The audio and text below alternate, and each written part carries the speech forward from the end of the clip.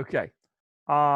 This is the ELC 128 Intro to PLCs class for Sampson Community College, and this is June the 11th, 2020, and I'm Durwood King, the instructor, and we're starting our session now.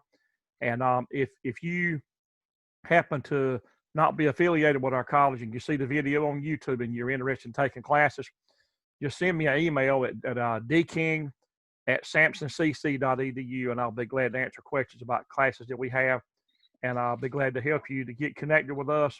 And thank you for watching. Hope you enjoyed the session.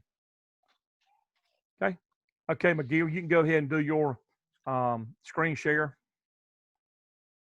Okay.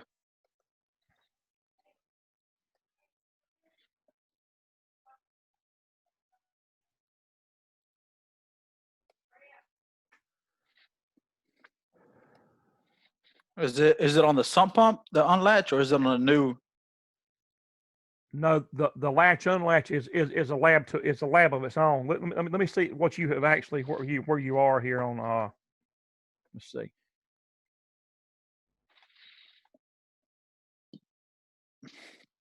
Okay.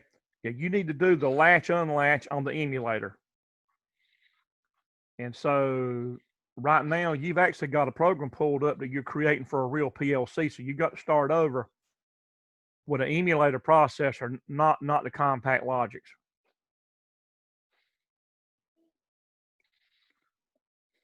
You have to go back exactly. You have to hit well,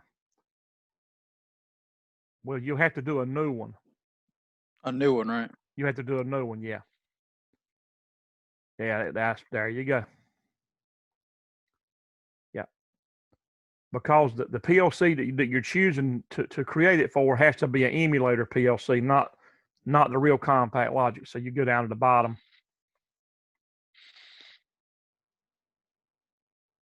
You go down to the bottom of that list.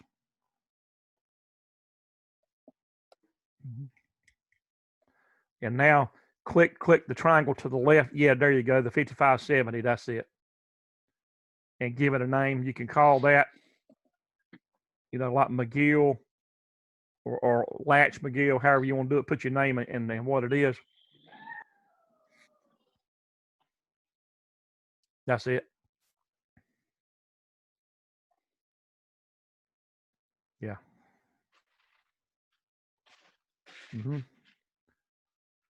That's fine there. Yeah.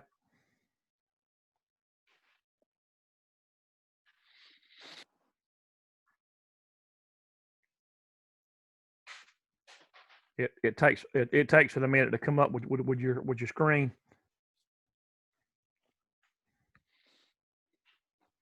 How's your day been? Been all right. I've been on vacation this week. Oh man. Woo. Yeah. It was good being out of work for a little while. Get a little break. How many weeks you get? I get 2 right now, but I just took one this week. I just took one. That's good. You look like you've had some rest. I can tell you look different. Yeah. Okay. You're gonna see the difference in a minute when Victor gets on, if he does get on today. Yeah. Yep. He had a long day. Yeah. Yeah, probably. I don't know. Yep. Yep.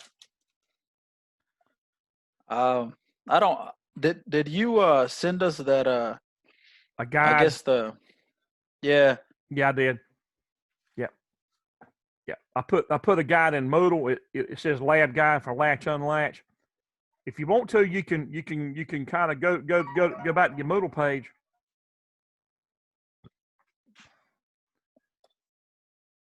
You can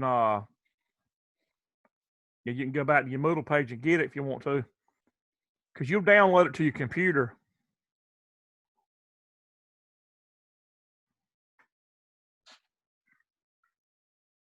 Yeah, all these guides like this, I recommend you downloading and saving them to your computer.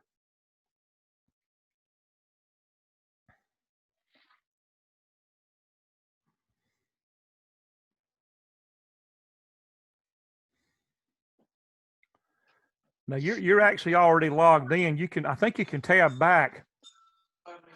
I think I X'd them out. Oh, you did? Yeah, I think I did. Yeah, you can leave those in the background. Yeah. And then if you had to back up in Moodle to get a lab guide or something, you could do it.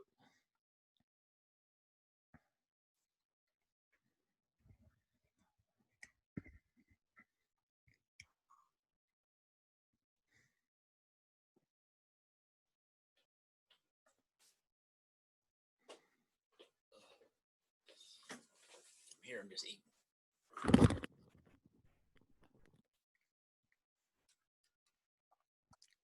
601. Heck, I'm right here. Right. You go on down, it'll be in section 2. Yum, yum, eat 'em up, mum, mum.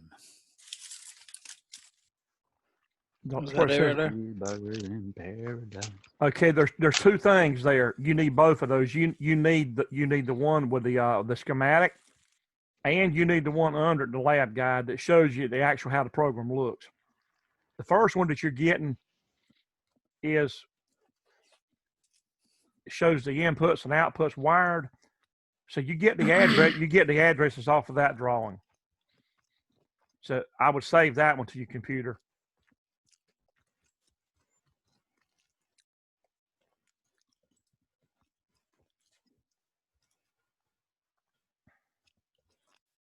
I think I got that one. Did I? I see it right there. Yeah, I see it in your for saved pictures. I see it there. Okay, so I don't need that one, right? You've already got it. Well, what I would do, yeah. you can, yeah. So it's in your pictures folder. Okay. Just say no. Oh. And then you can go right back to your Moodle page. Mm-hmm.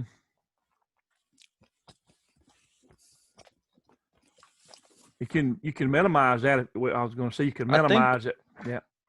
I think I did download this one already. I think I did it yesterday or today, I think. Okay, it's just a matter of knowing where it downloaded to on your computer, if it's in the download folder or somewhere else.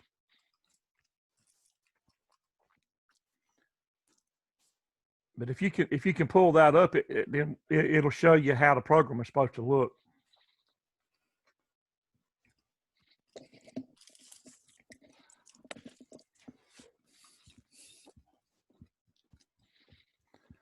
This is a challenge for all of us. You know where I could find it? Is it? Well, right there. That's what it is. Right here? Yeah, that's it. It says pass. If that's in your download folder, yeah. So I just pretty much get out of here and you can yeah, if you can get back to that folder, you can click it and open it. So you can minimize. Yeah.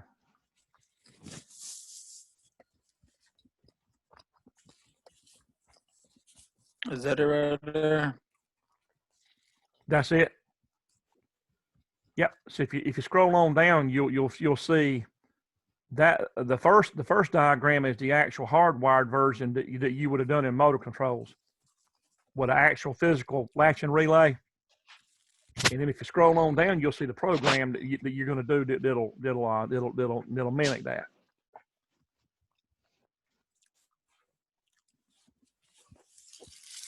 Okay, right there. So your program is going to look like that, except it's not going to say B30. For your emulator, on your latch and unlatch instruction where it says L and U on the right, you just simply put in their motor starter. For the B3? Yeah, those are addresses that are used in RS Logix 500, and that's like for a micrologic PLC instead of a compact logic. The micrologics uses the older 500 software. That lab paper is written for 500 software, not Studio 5000. And we're just going to use the same logic and just relabel everything.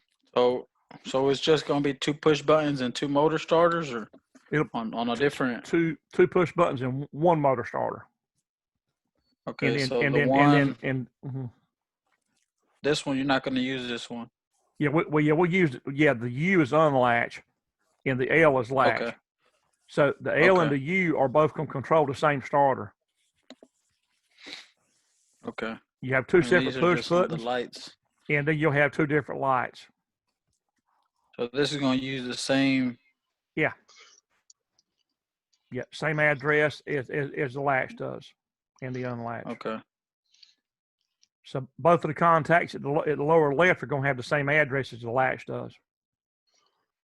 So you can minimize that, hit your minus sign, and it'll hide for you, and you can come back if you need it to. So you're, there you go. Yep. Test. There you go. Very good. Yep. And you can just call that latch PB for latch push button if you want to.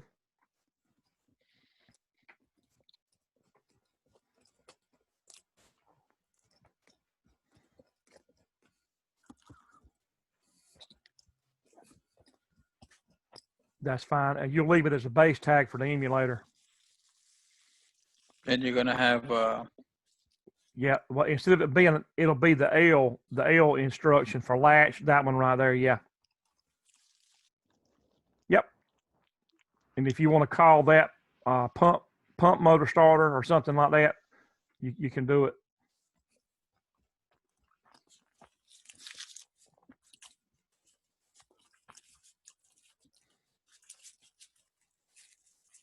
Yep. Yep. And then you create another line. Yeah. Yep. And so, yeah.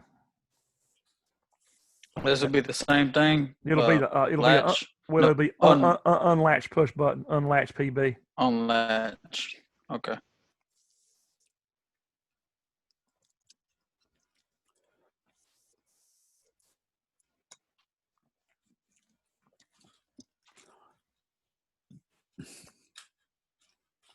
Yep. Oh, I'm using the wrong. And now there you go. That's it. Perfect.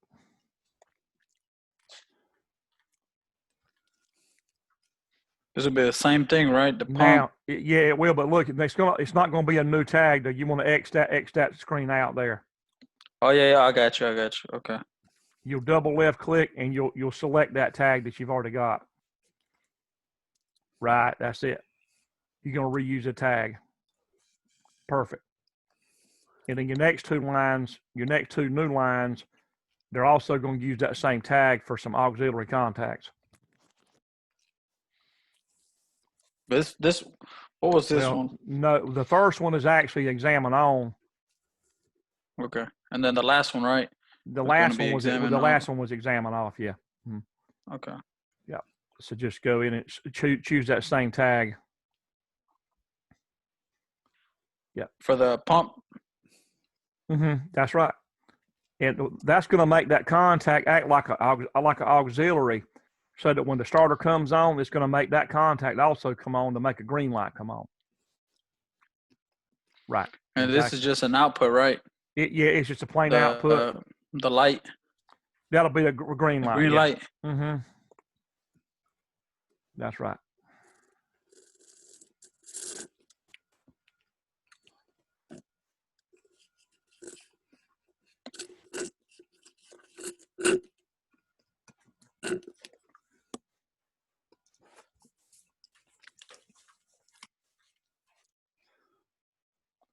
And we're going to use that same one, right? That same tag. That way the contact acts like an auxiliary on a starter. You know what I'm talking about? When the starter pulls in, it makes auxiliaries change whatever state they're in. Yeah. And what was this one, a red? That's right. Yeah, that's right.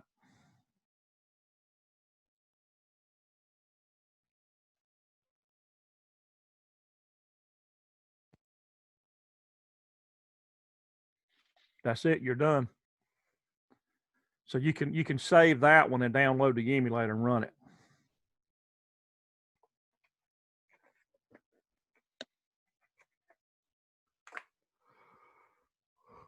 I don't know if you got the emulator turned on or not. You have to have it on before. Yeah.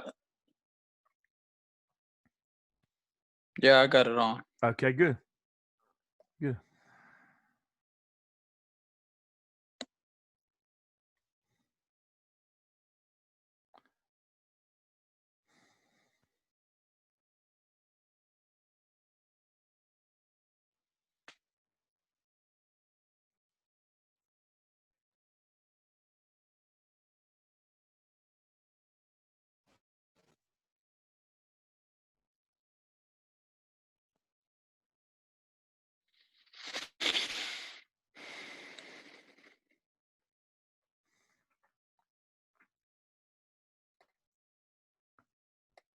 There you go.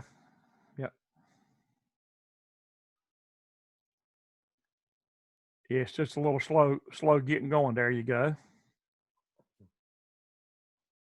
Now, yes, sir. Yep.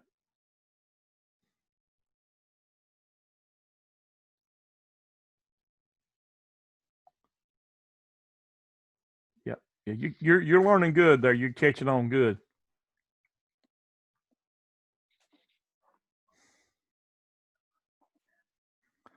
I just hope they open things up more where you're at work to allow you guys to get in there and do this.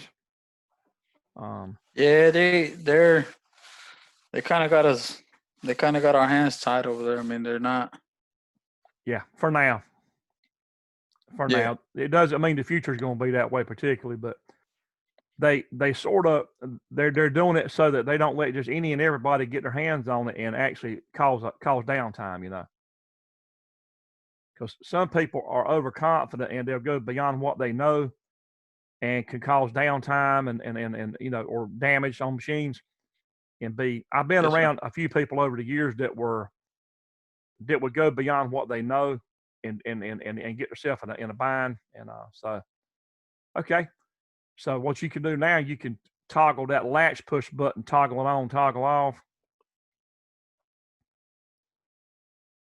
And now toggle that same push button off. Because it's going to be like you pushing and releasing the button. It's just a momentary button. So now you see how the latch instruction stays on. And the U also lights up. And the L and the U always, either both of them are actually lit or not. And the reason why that is both of them represent that tag. So if that tag is actually energized or latched, both of them. It's going to come on. Yeah, I don't particularly like the way that is, but Alan Bradley, that's the way they do latch. Is it both of them light up at the same time? I wouldn't have designed the instruction that way, but it's impossible to change it. When you use their instructions, you just use them the way they work. So that's the only thing I've seen about any of these instructions that I don't really that I think should be different. Is I think the L and the U should be lit separately, but there's no way to change it. So. You just have to know. First time I ever run across that a lot of years ago at our plant, I thought something was wrong. I thought that the program was locked up. There was a problem on a powder coating system that we had, and the area I was troubleshooting in the program, I saw a L and a U lit, and it was the first time I'd ever seen that, long time ago. And I said, well, both of them are on. I said this thing's locked up, but but it was not. Just it was not. That was not a problem there. So, but anyway, you see how your green light come on? Yes, sir. So now you can toggle on your unlatch button, kind of toggle it on, toggle off, and you'll see everything flip back to the other state. Okay. Right, and then you can untoggle that one. Yeah. Now, were you on with us the other night when we did it on the real PLC here, and I turned the power off and turned the power back on, and it actually remembered that it was latched? I don't think so. Okay. I'll go back and look at it. Well, when you send me your real one right now, you'll go and create it for the real PLC. And when you send me the real one with the address, yes, sir. Yep, with the addresses that you have, yeah. when you do that Yeah, one, yeah. and when we download it, with you viewing it, then I'll cut the power off and let you see when I cut the power back on. It'll actually still be latched because it keeps it through power outage. You know. Okay, cool. Yeah. Oh yeah. Yep. Yeah. If you want, you can go ahead and continue. Go ahead and start with your class and I'll go ahead and meanwhile I'll go ahead and start doing all that. Right. Yeah. You go back and do it for the compact logics with the addresses and all. So that was good. So I'll have to make a new one, right? I have to go back and make a new one. That's right. But actually download the. Yeah, I got you.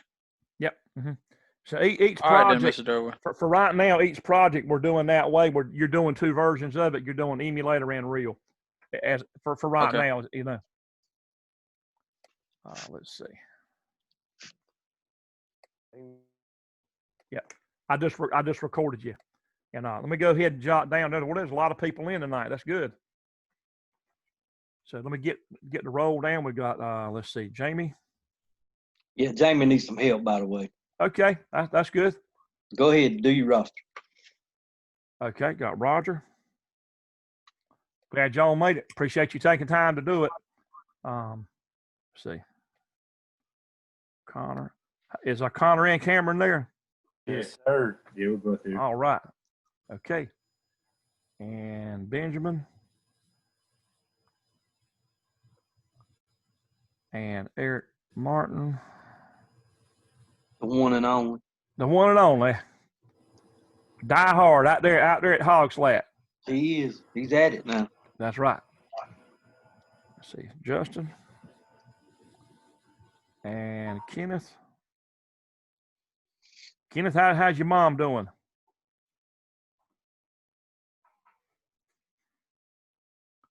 He must be away from it just for a second. And Nathan McKee. All right. So I've got everybody marked and Yep, I'm here. Okay. I meant to be on here on Tuesday, but I've been having to do some extra work at school. So Well, that's not. Well, you just do what you can do. The good thing is because the numbers of people enrolling for next semester don't look that great, and I got to hear about that. I'm here. I had my wrong mic turned on. It won't pick it up for some reason. Well, it's still kind of early on. You know what I mean, for as far as fall classes. Oh yeah, personally, I'm not really that concerned because I had more students this summer than normal. So yeah, we got double. This class is double what it normally is. Yeah. Usually in the summer it could be 6 to 8 or 9 or so, 6 to 8, and we got 18. So I'm happy, you know. Yeah, because I prefer my students to take this class as like an elective versus like an OST, like a Microsoft Word class. Yeah. Because most of my students, they know that stuff and don't want to like have to do it a whole bunch. They don't really learn some logic stuff or electrical. Yep. I think it's more beneficial, definitely. Yeah, you can believe that. And depending on, you never know what kind of opportunities is going to be there for them once they finish and get their degree. Mm-hmm. If they end up in a plant, even if they're in the IT department, the IT department is connected to the plant floor in a lot of these plants now. Yeah. And they're monitoring production, and they can tell from the office what machine's down and how many pieces it's putting out an hour, and they can plan shipping and all that stuff from the office. You know, so it's good. It's good. Like Kenneth is got that in mind, in that he could easily be one that could be the bridge between the office and the production environment. You know. Yep. So and that's a rare position to be able to do. You know. So most people don't know both worlds. You know. So okay. Jamie, did you say you need some help? Yeah, I'm lost in last year's Easter egg. Oh my gosh. Go ahead. I got my emulator fixed. I seen where I went wrong on that. I'm gonna do the screen share, and okay. I've printed off the paper with the schematic. Yeah, I've got that. But I'm I'm drawing a blank on starting. I've got it pulled up. Let me pull my screen up.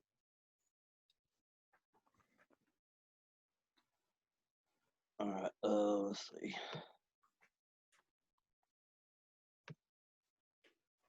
All right. You got me, Durwood? I see it. Mm-hmm. So I remember we done something with expansion IO and stuff, and I've just started this as new. Yep. But I am drawing a blank on where to go from here. I can remember how to put the addresses in, and I think I'm okay with putting the switches in and the latch and unlatch and stuff. But all right, just go down to expansion IO and right click and add a module. that's what I couldn't remember how to do. So hit new module. Mm-hmm. Yep. Yep. And if you're going to add however many modules you're going to add, or if you're going to add a VFD, well, no, not a VFD from that point. If it's going to be a direct add-in module directly on that within that chassis, then you do it from right there. I could not remember how to do this. Save my life. Well, see, you won't forget it now. Once you you just I have do to get. Yeah. And I'm about halfway through Tuesday night. I'm going back and watching everything That's good. that I missed because I really want to know this. But that's good. Yeah, you need it where you're at. I'm telling you, if you get really good at this, you can sure be a good strong right arm for Travis over there in Newton Grove, man. Or whichever plant you're in. Oh yeah. Well, actually, they've offered me a position as a serviceman, field serviceman, going out working on the equipment in the fields. Really? Yeah, I'm gonna sit down with them tomorrow, and we're gonna discuss it some more, make a decision one way or the other. But even if I don't take that, I'm still gonna be in maintenance. So that's good. I'm gonna have to use this stuff either way. So. Either way. I was a serviceman. Did you say on the farms? Yeah. Yeah. Oh yeah.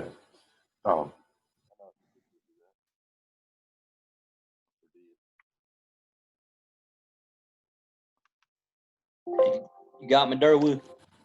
Yeah, I see. Yeah, you have to scroll down now and find the right module. Do you know which module to get? No, I do not. You go down to that bottom screen there, and you'll scroll down. Do you know which one to look for? Got it on the schematic. I got it on the schematic. 1760 L21. No, I'm looking at the wrong thing. You're looking at the actual model number for the PLC. This will be the model number for the output relay output module in slot 2.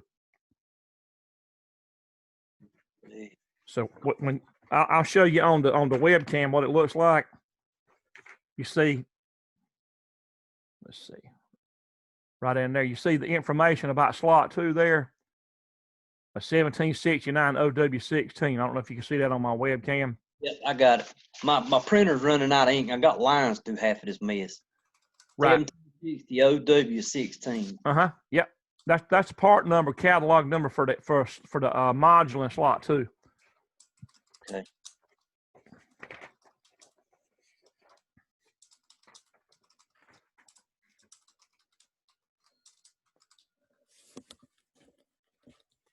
I must have went by it. Yeah. It don't take, but just yeah. There's a lot of different models that you could actually put in here. Is it 1769 or 1760? 1769. 69. Okay. Every module having to do with a compact logic is a 1769 dash something. W16. Mm-hmm. Yeah, my printer's about to run out of ink. I got some more order to do. Mm-hmm. So it's this one right here. Yeah. I had to buy ink the other day at Walmart, and that plumb hurt my pocketbook. I put a brand new. I ordered a cartridge to put a new one in when we started this class, and I printed so much stuff off. I've done run it slam out. Yep. It's expensive doing it at home, printing them at home, versus doing stuff at school. I'm trying to print everything though, so I can keep it all in a book and go back and refer to it. That's smart. That is very smart. I prefer to have it in paper too. So the little circle thing's working. So I guess it's doing something. It is. Yeah. It'll take it a second. Yeah. Kicks me out of Zoom. I get to do something, and then next thing I know, Zoom takes up my whole screen. It's trying to take control, Roger. No, it's because my internet keeps on cutting out like every few minutes. Yeah. And I have to keep on exit out on Zoom because it'll blow it up full screen where I'm working at. Huh. I reckon something I just got to put up with. Okay. You give it a name there, Jamie. You have to name that module. You just say relay out. It's a relay output module.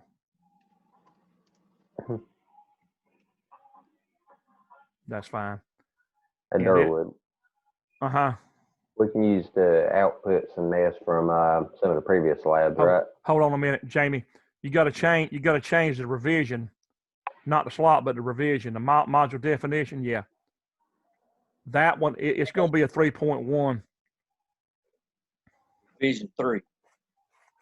Yeah, Okay. 3.1. Yeah, and that's because if you see where I'm holding up in the webcam, Yeah. that's the box that the module comes in, and it tells you the firmware revision of that module. I remember you doing that too. And what it is the software is a little older than that module. This module is newer than the software. Right. So you have to go in there and change it. All right, create. I say the default is older, you know. And so you don't hit create again because you've already added it one time. Hit close. Okay. Yeah. So if you scoot the screen over somewhere, you can see there, you'll see your modules in there now. Yeah, at the bottom of left part of your screen, you can actually hit the arrow to the left, and your organizer will come back over.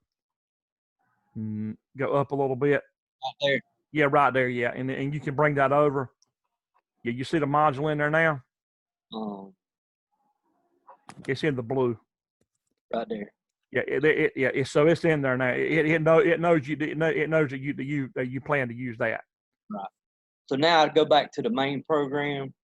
Yeah. That's right. Click that and do main routine. That's right. Okay.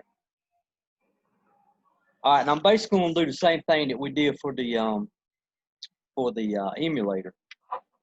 Right. But this time you're gonna be putting alias tags in with real addresses. Okay, and I had a question on that. I hadn't seen anybody run one yet, but I know when we done the unlatch and the latch, we use the same name and tag for those. That's right. You'll use the same name, same tag. And what I see printed off, and I've got, like I said, I got a line through it, but the latch is on the local 1 data 1, and unlatch would be local 1 data 7. That's right, it is. But are they still gonna have the same name, just a different? Well, no. On the push buttons, no, they won't have the same name. The push buttons, the top one will say latch PB, and then the other one will say unlatch PB. Have you got your sump pump? On the lights, I know when we put the latch and unlatch, they're the same name, and the contact that we put on there for the lights would be the same name also in order for them to work, correct? That's right, exactly. Go to your edit settings of the VM. So they're going to be using so I'm basically just going to repeat that tag on all 4. Edit settings, CPU. Yeah, on all 4 of them. That's right. Okay, all right. And then on your lights, of course, they're going to be different. You know, yeah. Yeah, but the light be the only thing different, but that's it. Okay, I got you. Okay, that's it. I think I can get it from here, Durwood. I believe you can. I believe you can too. Yeah. Thank you, Mr. Durwood. You're welcome.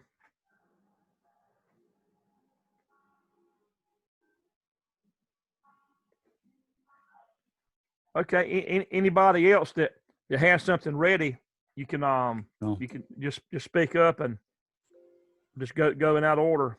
Oh. Hey, Durwood. Yes, sir. I want you to look over my TOF. I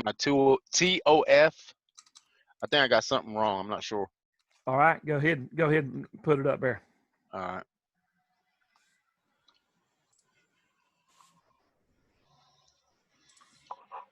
Sweet.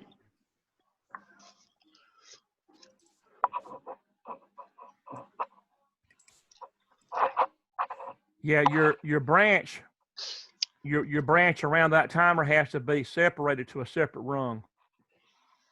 Oh, so this part needs to be on a different rung. It does, yeah. For a TOF, yeah. Okay. Offline. Mm-hmm. And So you just got to make a new rung, a brand new rung, and just duplicate what you have there on the new rung. okay. And then you have to delete that rung. I mean, That's what I'm delete that trying- branch rather. Yeah. You'll click one corner of the branch and right click and delete, and it'll get rid of the whole branch. Okay. Well, this side.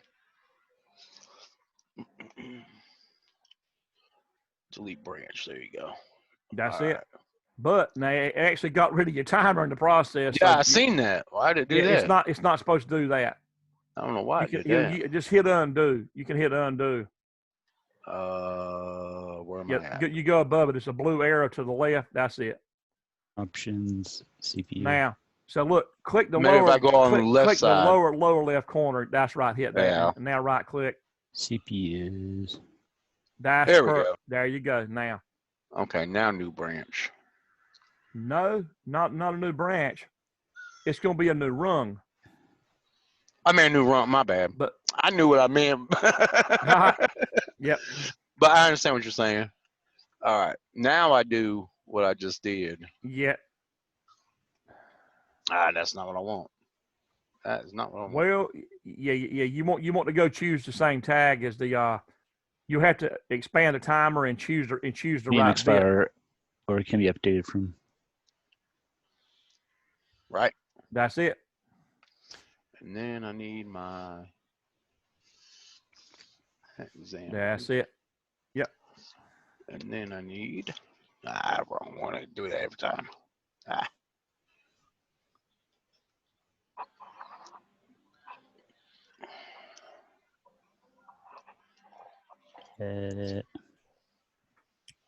All right. Now that's right. Right. It is. Okay. Now let's save it. Mm-hmm. I knew something wasn't acting right because it wouldn't count down or nothing. Yep. So I knew right then something wasn't right.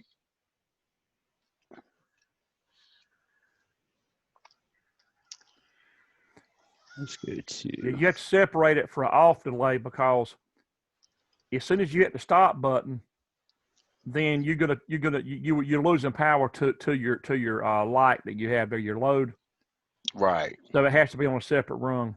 Okay. This timer operates way different than a regular on delay. Okay.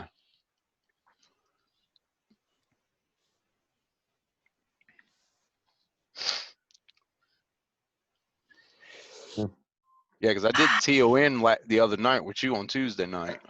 Yep. The emulator. That's right. Yeah. And the logic. Mm-hmm. We did logic too. That's right. Or do you want to just stick to 10 seconds for the timer? That's fine. Mm-hmm. Okay. That'll give you time to do your toggling and to still have some time left for it to run. Gotcha. 1080U. Can't have I was just curious, but you can't have what is it? The Logic Designer. You can't have two of them files pulled up at once, can you? There she goes, Durwood. Right. Yeah. What you needed to have done was you should have left the stop button. You should have left the stop button green. Okay. And now toggle off the start button. Okay. I see what you're saying. The VMX file. So you toggled off you toggled off the stop button instead of the start. Well, no, I toggled off. Oh, okay. Yeah. I did. You're right. Mm-hmm. Yeah. I mean, you got the same effect out of it, you know. Right. But I understand what you're saying. Real life, you need it the other way. Exactly. Yeah. So that worked fine, and that logic could be used. Usually would be used like on cool down fans for ovens or anything that you want to be running beyond the time of something else in a process. You know. So it'll let one thing run longer than something else. You know, when you cut something else off, it's going to let this load here work longer. You know, which fans is the main thing you would ever see it on. PH. Okay, so I'm gonna put you down here, Eric. Okay, I got you checked off. And anybody else that's got something, you can go ahead and do a screen share. Be fine. I'll save.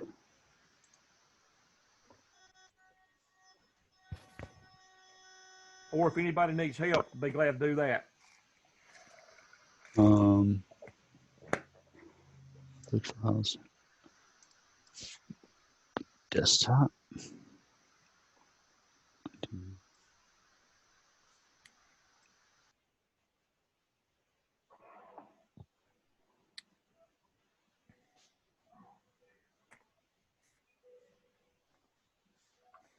Dum dum dum dum dum. Okay, Branch Mason. Emulator. Power on. Hey, we checked my latch and unlatch emulator, but we never checked my my program on the on. Your sound just cut out. We never. What was the last thing you said? We didn't check. I was saying we checked my emulator, but I never. And then I emailed the other one to you, but we never got to check it on the board. We didn't check the real one for latch. Yeah. Okay. All right. We can go ahead and do that. Yeah. Now, I emailed it to you later Tuesday night with Connor's email, but I had Cameron, my name in the subject. I think I've already got it. Let's I think I've already saved it.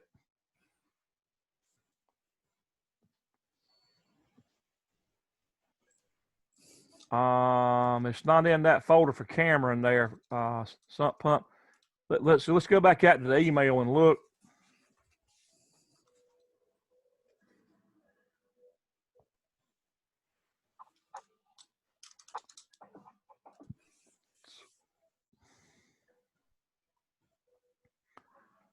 Okay, so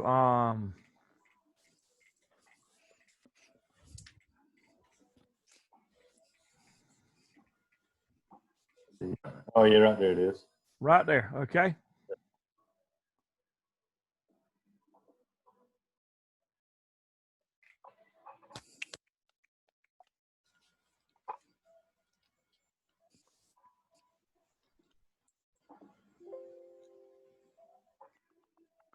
Oh, in other words, yours doesn't say latch in the file name.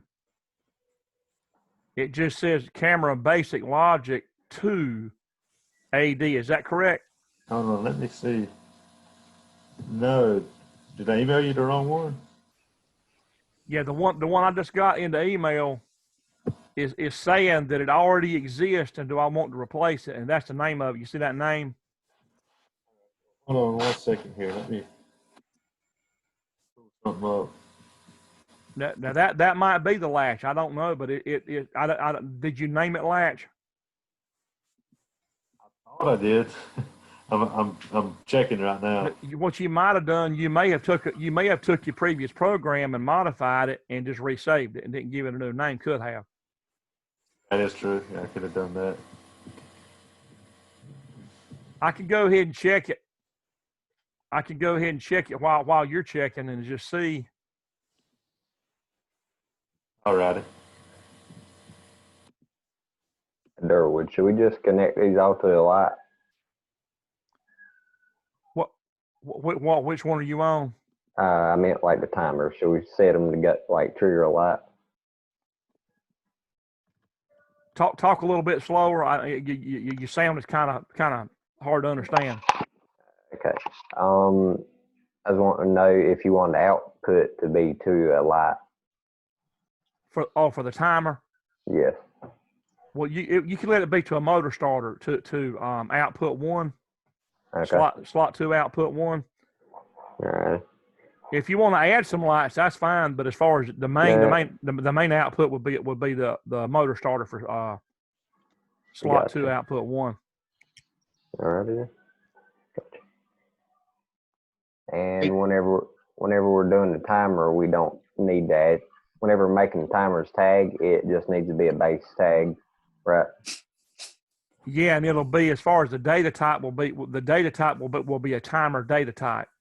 Okay, gotcha. Mm-hmm. Hey, Durwood. Uh-huh. I lost you just a minute ago. I don't know what you said or anything right there towards the end of mine. Toward the end of yours? Yeah, I lost you. I had to sign out and sign back in. I lost volume, everything. Okay. Well, I checked you off on that TOF, so you're good on that. Okay, now question. On my what is it, the ROS? Am I saying it right? Say it again. The ROS? ROS? Yeah, am I saying it right? The restart? RES. RES. That's what I was on reset. Now do I make it the same way I just made it, but a separate line for the EN and the DN, right? The reset, the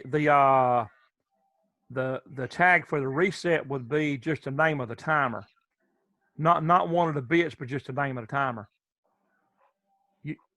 Is that what you're saying? How would you label the reset instruction? Well, all right. Like my TOF I just did. Would I make it out the same way as a reset on the rung? I'm not sure I understand what you're asking. The next program that you're doing is a RTO, right? Yeah. For retentive timer on delay. Yes, because that's the last one I got left. Then I got to do the do all the logics. Yeah. So the program is going to look just like TOF. It's just going to say RTO in the timer block, and then you got to add another rung in there with an extra push button. That's going to be a reset push button, and then the reset instruction that will have the same tag as the timer name. Okay, see, that's the one that I'm having a hard time understanding on the paper. You have to do a screen share, and I'll just have to tell you what to do because okay. The lab guide didn't really give you everything. Okay, hold on. Let me get you. Yeah, I'm getting it all set up now. Right, you do that. Let me go ahead and check Cameron while you're getting it together. And, okay, that'll work. Yeah, because we're okay. Let me go back out to the email. I just checked it, and I pulled up the sent items, and that should be the right one that I sent you. The one that I've already got, or yeah, the one that you've already got. But I also resent it as well, just in case.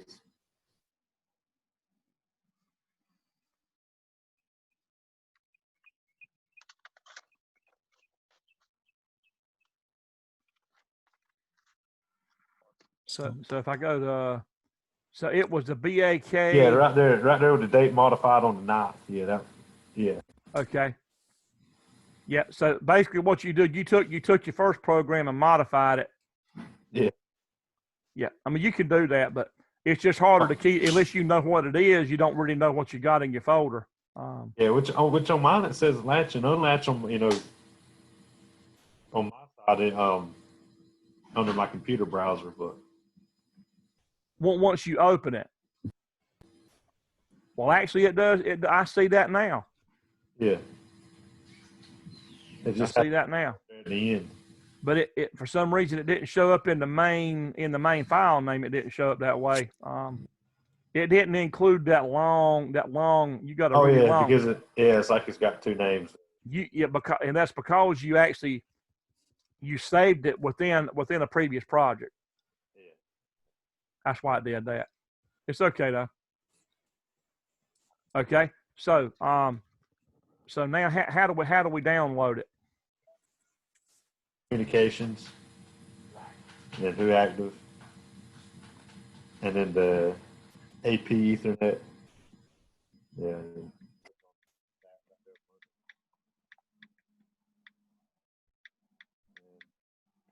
Download.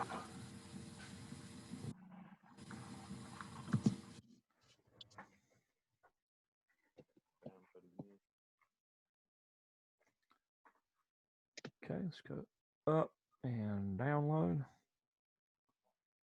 I'm going to move my webcam so you can see see it run. Yes. Hey, Durwood. Yes, sir. I just found out something. What's that? I think if you make the tag too long, it's hard to see the end part. Yeah. Yeah. So you need that. Okay. So I think y'all can see with my webcam. I believe you can see the push buttons and the starter and the lights over there, right? You see all that? Yeah. Okay. But that second starter, the one right there, that's the one that you'll be seeing with the red indicator whenever it pops in. So I'm going to hit the latch button and let go, and you see how it stayed there. So your push buttons don't have to stay on. You just pulse those. You just pulse them on and off or toggle, and then that instruction, it stays latched in. And so you got your green light on now, and then I'm going to hit the unlatch button over here just momentarily, and now it switched over to the red light, and then your L and U they're now they're not illuminated. So that was perfect. And the camera, did you see the other night whenever when I powered the PLC down and then it remembered it when it come back on?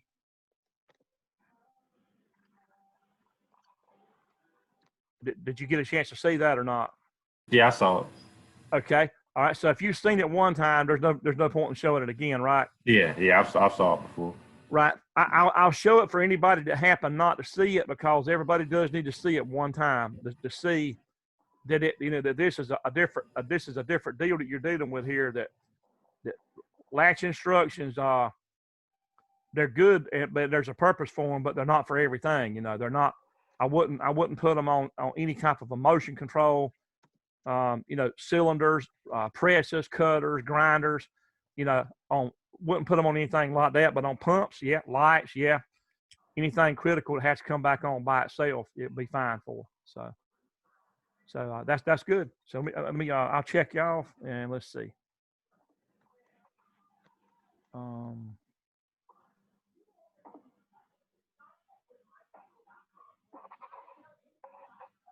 Okay, I got you down, Cameron. That's good. All right, I'm gonna start working on my timer, the on delay. Yep. Okay. So anybody else? You ready, Durwood? Yeah. Help me on the RTO. Okay. I think I got it started right. I'm not sure. Yeah, you're starting out good. Yep. Okay. This is where I was going. This is where I question after I get this. Hold on. Okay, now new rung. Well, no, you're not done with that one yet. You still got to put you're holding contact around your start button. Okay. See, that's why I was questioning. Yeah, you still have to have a holding contact. Okay.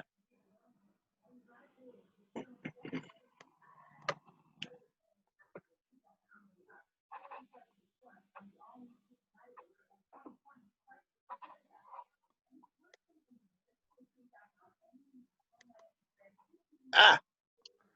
It's because of where the cursor was. Yeah. I figured out after I did it. Yeah, you'll get that straight after a few times that happens. You'll figure it out. You see that? Yeah.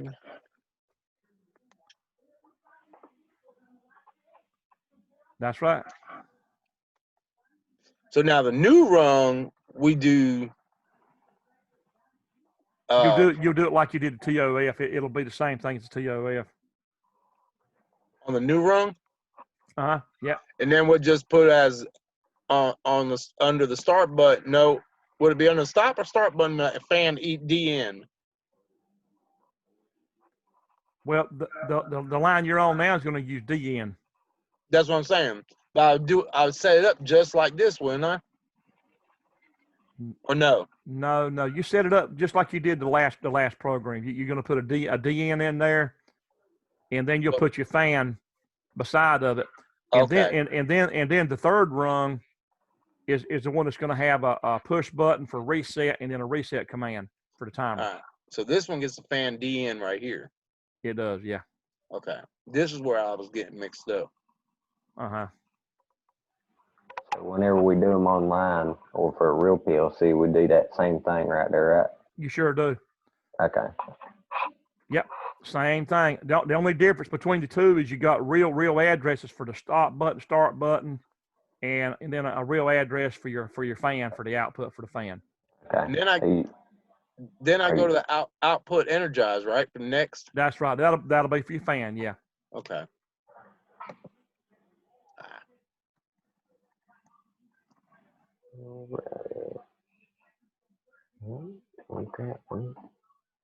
No, you don't want. No, you can't use that. No, it can't be the same tag as the timer. Oh, it can't. No, it's got to be listed because it's not the same thing. Oh, so I can put that as a fan motor starter then, right? You can say fan motor starter, yeah. Okay. But you're not. You got to remember that timer is a thing of its own, and the motor starter is a thing of its own too. You know. Okay. Usually keep it from being too confused. I just hit timer after the timer tag. Uh-huh. Yeah. Yeah, that's a good idea. Yeah, that's fine there. Yeah. All right, now new rung. Mm-hmm. I want that. Want that.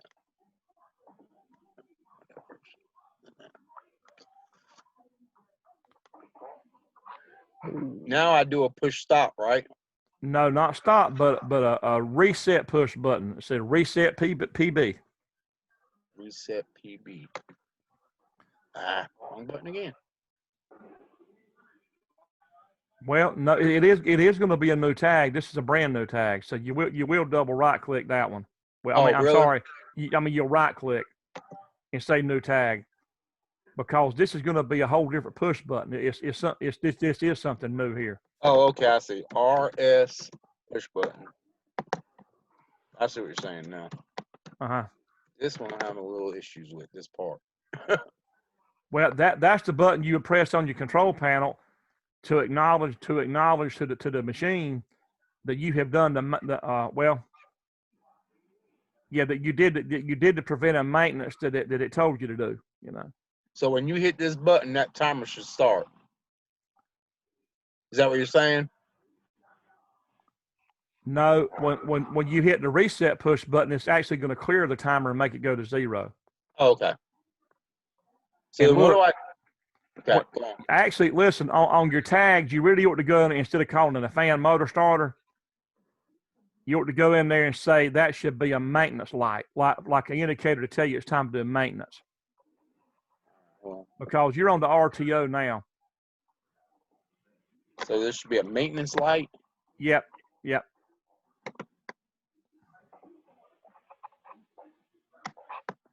A service light or something like that tells you it's time to change oil or change a filter or change some component on the machine that wears out over time. Mm-hmm. Yeah.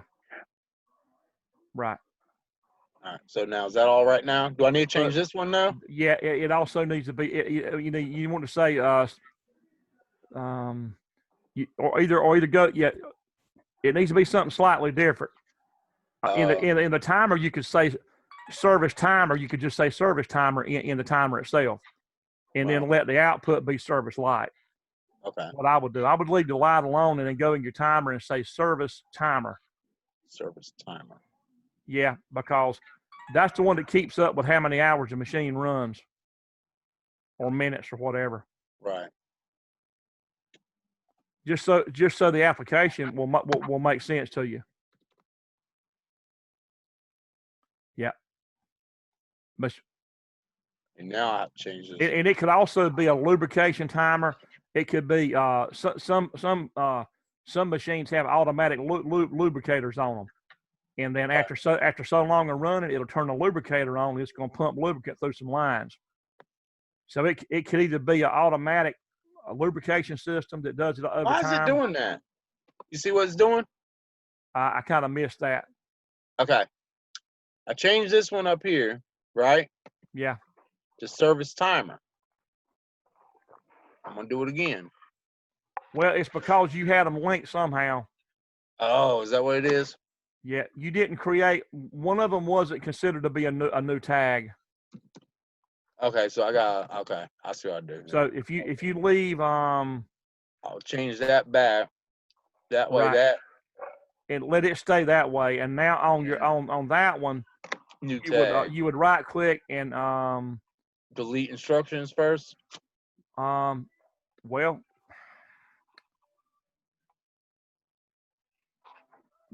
just for the sake of time, yeah, go ahead and do that. I think there should be another way of doing that, but just for speed, you could just go ahead and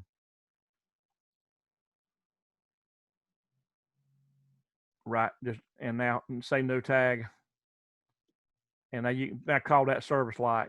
Yeah.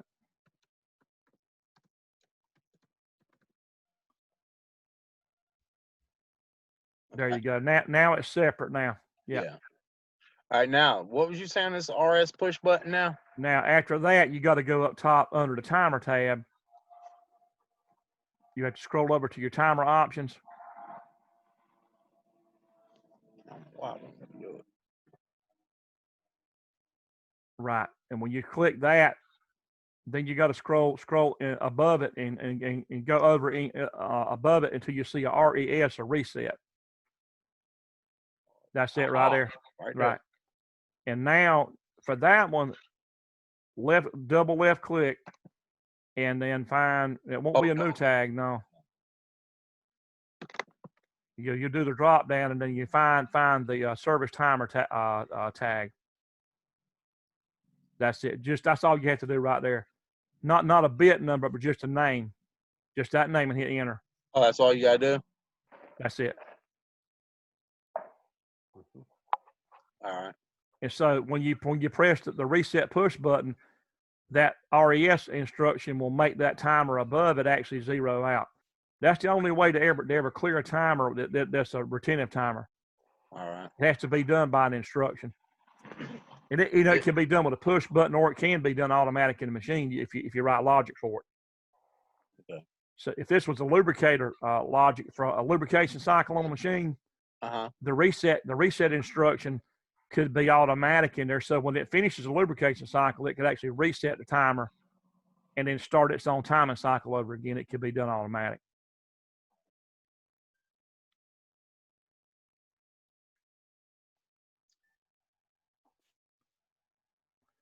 I've seen that done down in Rayford at a plant at Unilever, where they make deodorants and body wash and all, and they had a machine that lubricated itself. Oh wow! And they were using this kind of timer to do that automatically. They had these small lubricating lines all over the machine and a pressurized lubricant pump.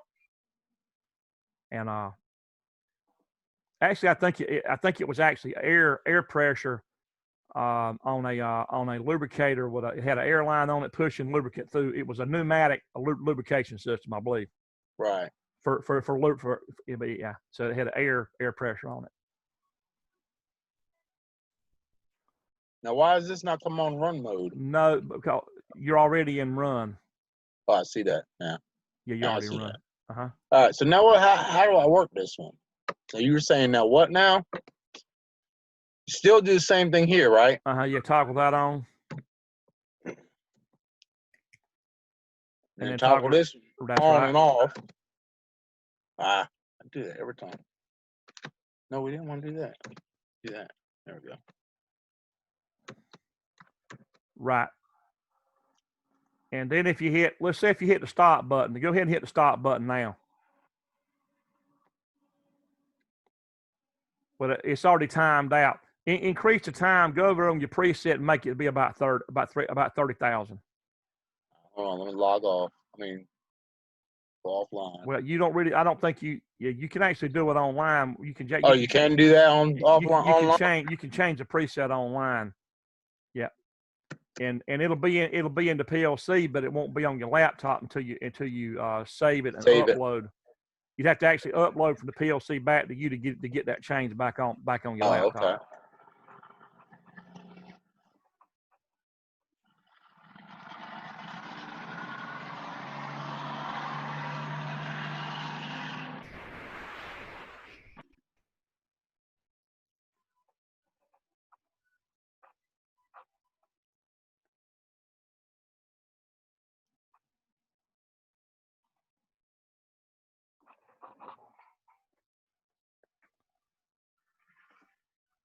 Okay, Roger, I see a program you just sent me, and then Jamie just sent one. So we'll check the email right after this, and see what you have. And there's a lot of other people in the class, and I know we're going to have to be careful how to rotate around to make sure everybody has a chance to be seen at least one time, and hopefully a couple of times. Well, that's fine because I can still be working. Right. Stuff. Yeah. I still need to do a couple too. Okay. Yeah. Let's try to kind of divide our time up where some people that are kind of quiet in the background that we get a chance for everybody to get in. Yeah, I'm still working on the other two. So. Right now hit stop. Okay, now do you see the timer stayed where it was? Mm-hmm. So that's why you would use a retentive timer for a service timer. Uh-huh. Because if you had it sit super high for say a whole pile of hours, then it would keep up with run time on a machine. Even when the power goes out, it's going to remember that. So it holds that time even though the power goes out like a latch does. Right. Because it's backed up by your lithium battery in the processor if it uses a battery. So then I hit the RS push button, right? Now, when you hit that, now let's say, for instance, that you let it time out. Go ahead and let it finish. Okay.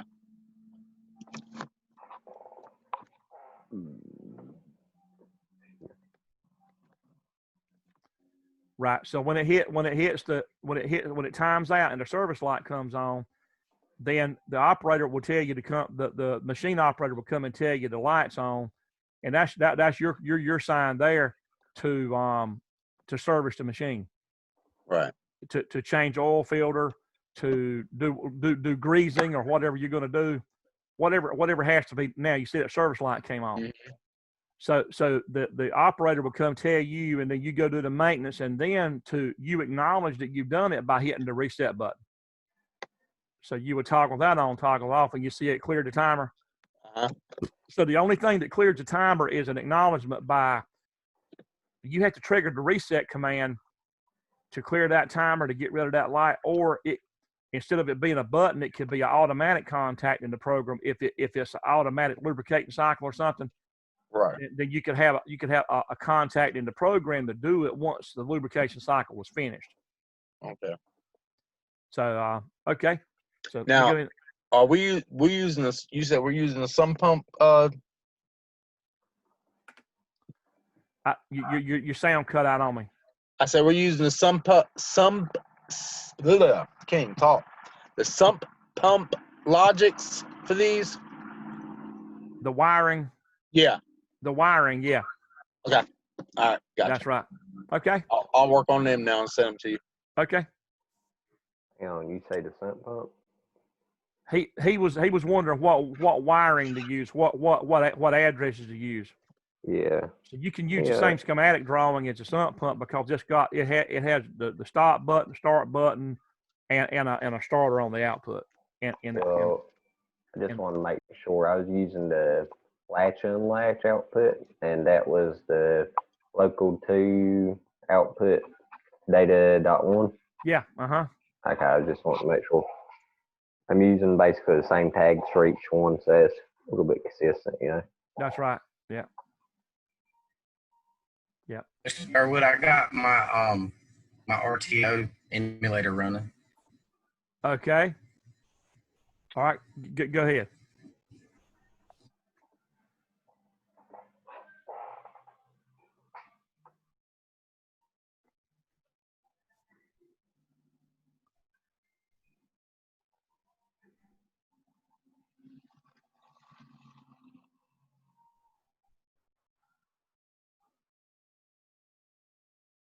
Okay. Now you would want to actually, yeah. Mm-hmm. That's it.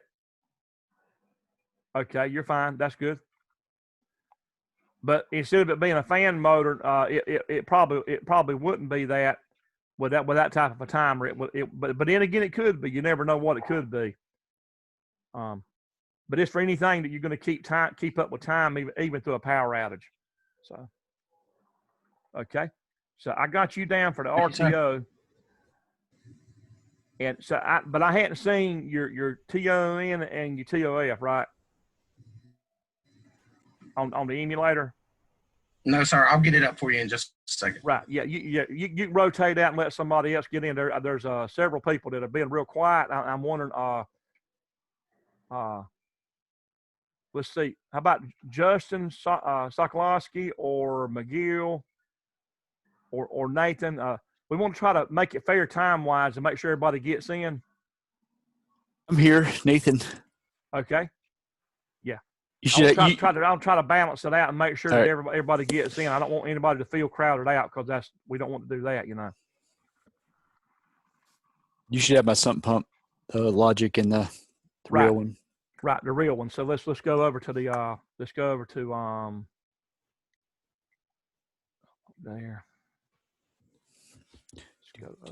to open.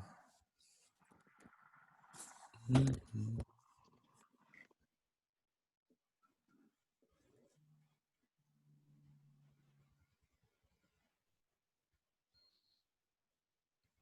That's latch and unlatch. Let me go back out and check email for Nathan there. I sent it on Monday or Tuesday. Okay, so is it called sump pump in the file name? Yes. All right. Let me make sure though.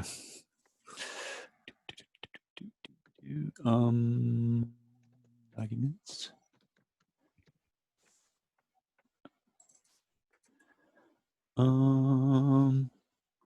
Yeah, it should be sump pump compact logics and sump pump logic. Right. Okay. So I'm just going to pull up the one for compact logic is the one I'm going to look at. Okay.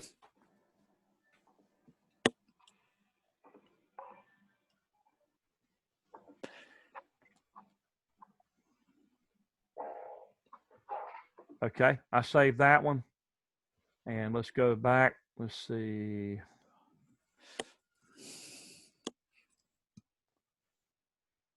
Okay, there.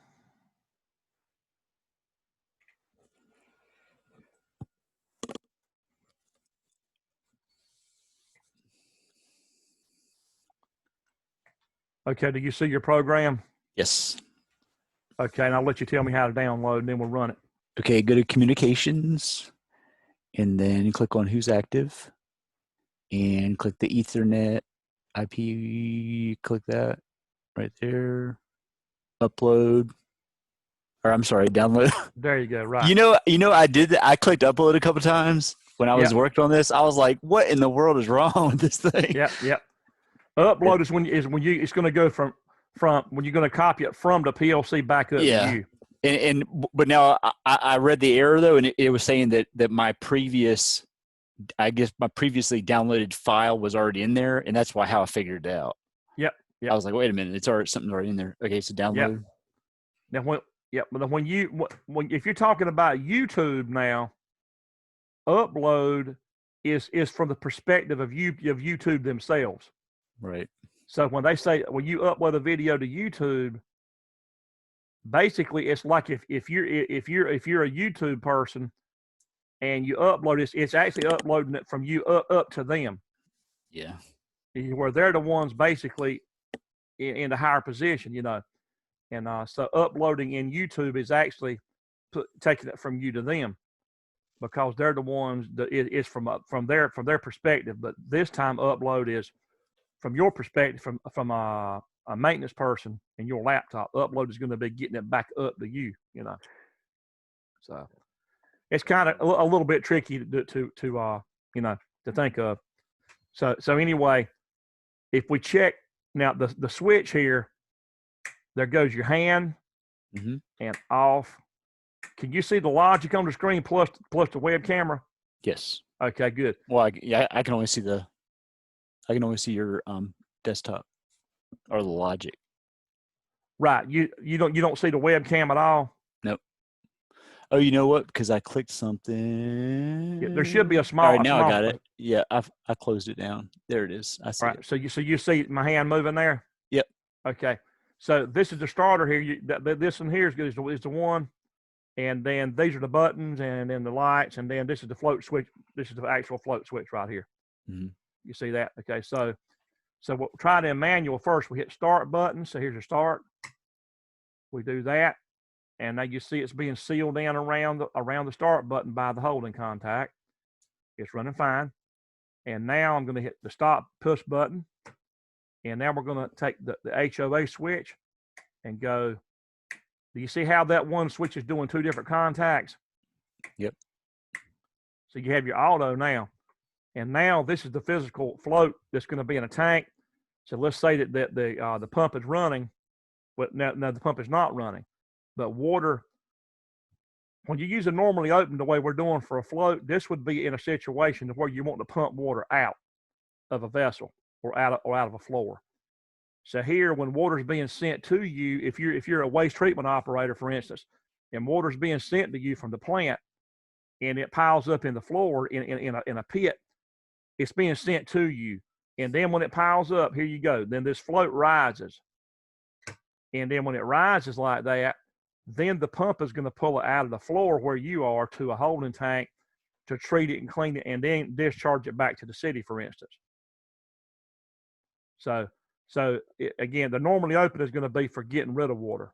So when the water builds up like this, then it's going to turn a pump on to get rid of it.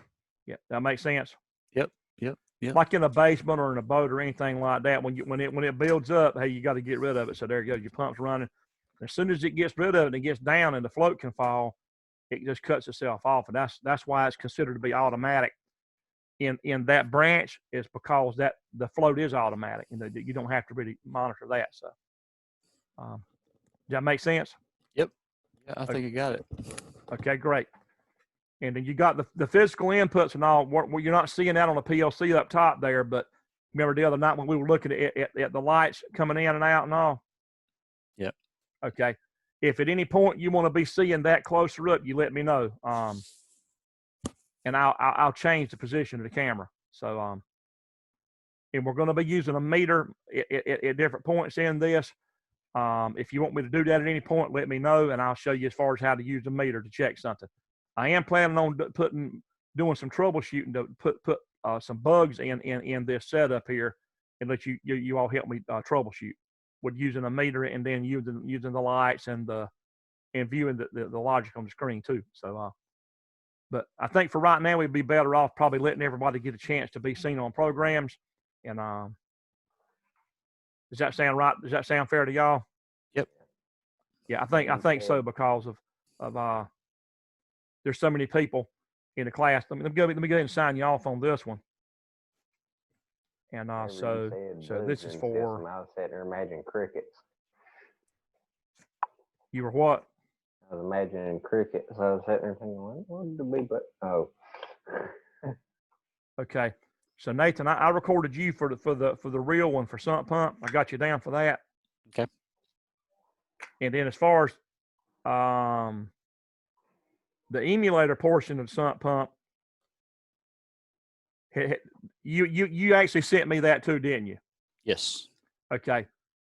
And so we can just skip that for right now to let somebody else be seen. And okay. And did you run it on your emulator? Yeah, it ran fine. You ran it fine. Yep. Now you can do a screen share and let me see it run instead of me pulling up if you want to do that. It's up to you. Yep. Let me get it. Something logic.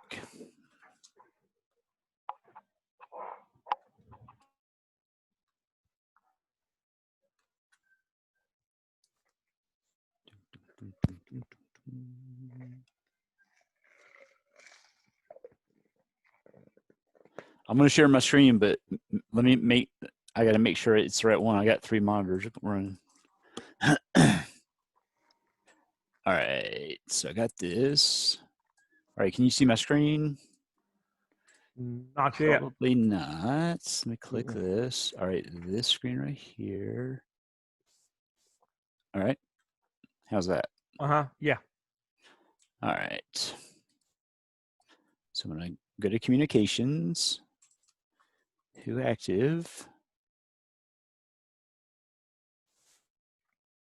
Right there. Real quick, yeah. How do you feel about the class so far, Nathan? Do you feel like it's beneficial to you pretty good, or? Oh yeah, yeah. Good. I'm glad. I'm glad that you're enjoying it. It's definitely not like a give me class. I had to pay attention. Right. You know what I'm saying? Sometimes you take like a give me class, and you're like, I didn't really learn anything. But yeah, this is like awesome. Yeah. Because in our programming class I'm doing right now, we're doing similar stuff to this, like the logic and stuff. Really? We're just doing it through little Raspberry Pi computers. But yeah, we're controlling humidity and temperature sensors, and the only thing they're not as robust as the stuff that you have. Mm-hmm. You know? Yep. You got the heavy duty stuff. All mm-hmm. right. So let me. But you were already in the swing with doing it. If you were doing it that way, even though it was a little bit smaller, you know. Yeah. All right. So I'm gonna turn this on. I forgot what I'm even doing on this. Let's see. Toggle. Right there. Or this has to be on too. Your switch will be on, and your stop will actually be on first. Yeah. Okay. And now you can toggle off your start button, because it would be a momentary push and release, mm-hmm. and so it would actually run around it through the holding contact. Does that make sense? Yep. Now you would cut your you would actually leave all that alone. Just cut off your hand switch. Your hand switch to the left. Yeah, mm-hmm. You'll toggle that off and toggle the auto on. Okay. And now toggle the float. And now it's gonna branch. Do you see it coming on? Your starter's on now. Yep. So it did a OR. It did a OR around your manual portion. You have the hand, which is one part of it, and then the auto is a branch that can be considered to be an OR branch, you know, around it. So that starter can run hand or auto, you know. Mm-hmm. Yep, that's good. You toggle your float off, and you'll see the starter go off. That's it. Okay, very good. All right, I got you down. Let's see. Yep. To me, I think it's good to run it in the emulator because you got your hands on it. You know what I mean? Instead of seeing me do it, I mean, to me, I think the two together is about as close as you're going to get to being in our shop, you know. Yeah. So we are everything is planned to be doing hands-on stuff, you know, in August, August through November, and then the lecture hours are going to be Zoom like we're doing now, which is going to be interesting. It's going to be a hybrid class, so you got most of the hours are going to be on campus doing the labs, and then the lab portion, it will be done remote, you know. So, I mean, the lecture portion will be done remote. So, anyway, okay. Yeah, it shouldn't be too bad. I think. No, it won't be. It won't be. My only question was, like on residential, we're going to do our labs from 6 o'clock to 8:55, and we would normally be there till 9:55. So, the hour we're missing is at the end of the night. You know what I mean? Yeah. So to make that up as lecture time, not to make it up, but to just to get that lecture time in, the only way to do it is for me to basically to pre-record the lectures and then put them in Moodle, and you go click a YouTube link and watch the lecture when you can, you know, because the Tuesday and Thursday night for residential wiring are going to be labs. They're going to be labs from 6 o'clock to 9, basically. And then, you know, they're telling me that the lecture portion needs to be online. So how do you schedule that with people when they've already been there 3 hours and they're leaving at 9 o'clock? So I'm asking for everybody's opinion that's going to take residential. And how, like have it recorded like the day before, and they could watch it and then come in. Yeah, I'm going to have to. I mean, I'm definitely going to have to pre-record them and put the link, put a YouTube link in Moodle, and then you go click it and watch it to get the book portion. There's a lot of book stuff in residential, man. You have got to have it. It's definitely not a class that you can go without the book on. You can't do that, or you're not going to really understand the whys and of a lot of things about wire sizes, amp ratings, voltage ratings on wire, and picking the right breaker size, right fuse size. There's lots of things that has to be explained. It's not a self-service, self-reading thing that you can really get far on like that by yourself. So, yeah. Yeah. Cam? Yeah. Hi, Derwood. Uh-huh. Ooh. What were you saying, Roger? Yeah, I guess me and it up, but yeah, today was the first day I actually had to look at the book while I was on the job site. I was alone at the house, and they had me doing a bunch of switches today. So I ran to the 4-way switch for the first time in like a few weeks. So like, which wire goes on which side, and I had to look at the picture real quick. And Right, exactly. I'm glad you had a chance to do it. That's good. So it paid off. That class has paid off for you real good, hasn't it? Yeah. And I didn't even have the book there or pictures. So I just Googled it online, and it popped up the little diagram from the book on Google. Okay. What you can do, Roger, you can take basically for what since you're doing residential wiring with Andy now, go to your book. You go to your residential book. Go to chapter 13. Yeah, I know. And you take your camera and you take a picture of every diagram in chapter 13, and that's going to take care of most of what you're going to do with him.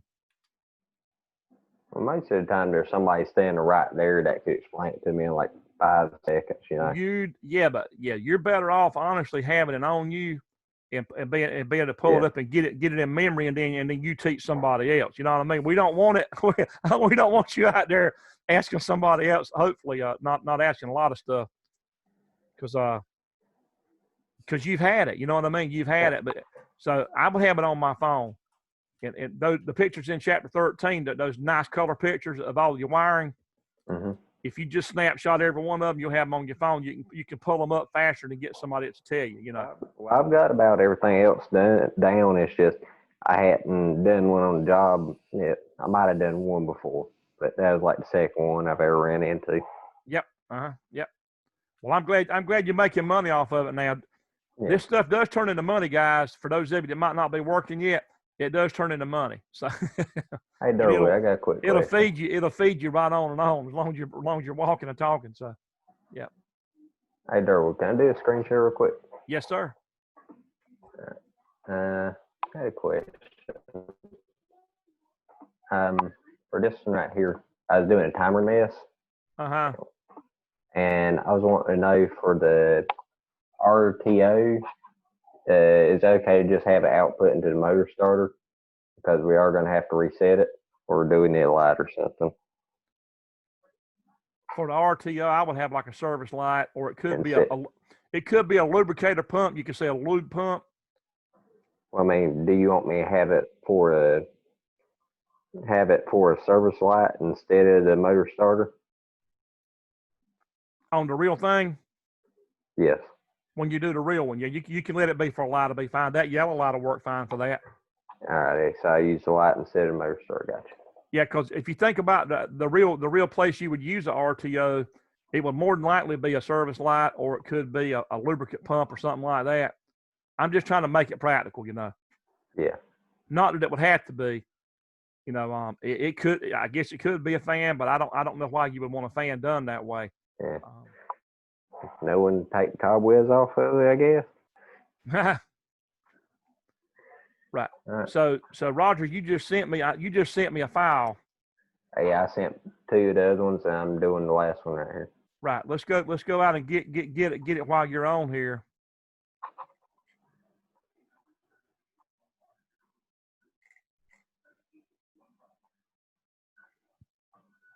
Okay. Plus Jamie had sent one too. Let's get everybody in reverse order here. So Jamie sent a latch unlatch. Let's go ahead and store every one of them in my folders here while I'm at it. Okay, I got that one. And Roger, you sent 2 TONs. Hey, hang on, I sent the 2 labs. Did I name them the same thing? Okay, so what's the difference between these two? Hang on. TON. Hang on. One of them's a lot bigger than the other one. Look. Or did you send the emulator? No, you didn't know that yet. No, I don't know why there's two. I only had one. It might have been something with the internet interruption, but it should be the 2 megabytes too, right? That's how big it was on my screen. Right. One of them is real small, which is unusual. Yeah, I don't know what that is. Okay, so we're going to save yours. Yeah, because mine was only like 2 megabytes each time. So. Yeah, the other one is like 310 kilobytes. That would be unusual there. I reckon it could have been something I accidentally clicked on. And yeah, there's the other one. Okay, I'm also saving your TOF. And then McGill sent one. Latch, unlatch. So let's see, where's McGill? Right there. Okay, I think I've saved everybody's that's been sent. I've saved everybody's been sent recently, and so let's see.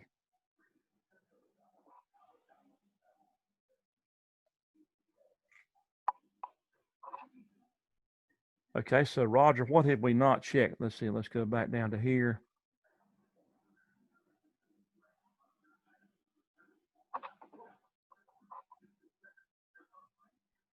Roger, I think we've already checked your latch. It's the timer that we're on now. Yeah, I'm on the timers. If you want to let somebody else go real quick, I'm working on the last one right now. Well, we can go ahead and run your TON while you're on. We can go ahead and do that, and then we'll rotate out. That's fine. So your TON is the first will be the first one there, and let's go up. Now this is going to be for the real thing here. So if you can tell me how to download it. So have you already downloaded it from the email? Yeah. You hold on a second. I didn't click my screen back over. Do you see your program now?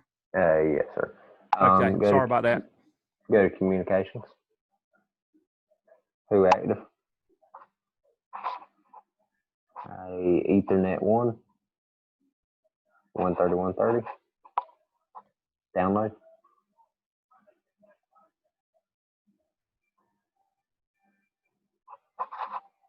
Download.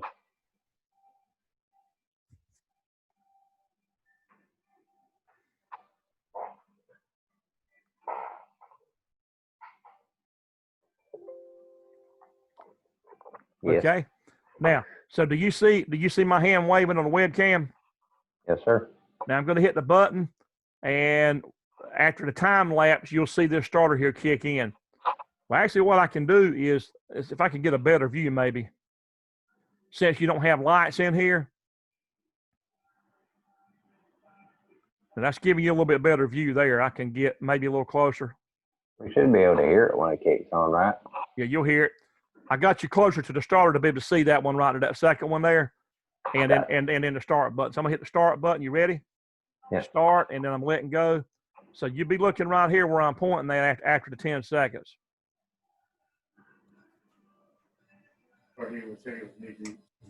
You see it pull in? Yeah, heard it too. Right, you heard it pull in, so that was it. Now your on delay timers can be used on real motors. For instance, McGill, where you're working at Smithfield, you got chains, overhead chains that actually that have hooks on them to put the hogs on, and they go over an overhead chain that moves. Well, when you go to cut that chain on, before the chain actually comes on, there'll be a delay, and when you hit the start button, there'll be a horn to come on, like an alarm horn. It's going to give you some alert, like a bump, bump, bump, like a horn blowing, and then after so many seconds, then the chain, the motor drive for the chain comes on. That so you would have a delay for the motor, and you would have a horn that would precede it, so that there would be a audible sound to say the chain drive is getting ready to come on. Everybody stay clear from it to get your hands out of there. Does that make sense? Yes, sir. So that You're familiar with that, aren't you, McGill? It sounds familiar. You have a horn. In other words, when you hit the start button, the horn would start right in instantly. So you could actually go in there and go in parallel in here and put a horn that would be instant with no delay. And then, so the horn will be sounding while the timer times. And then after the timer finishes, then the chain drive will come on, the starter will come on for the chain drive. And then you could have the actual horn to go off.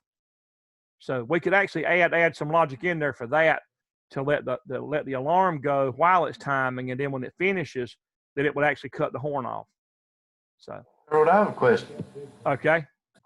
Like on Rogers right here, the motor starter timer EN. Put that in there. That's a tag that's already existing. You gotta left click twice on it to pull it down and look in there. Well, Roger, I can barely hear you. Hang on. We can let you do a screen share. I'm gonna cut mine off. Okay. Better? Okay. Go ahead and do a screen share. All right, give me one.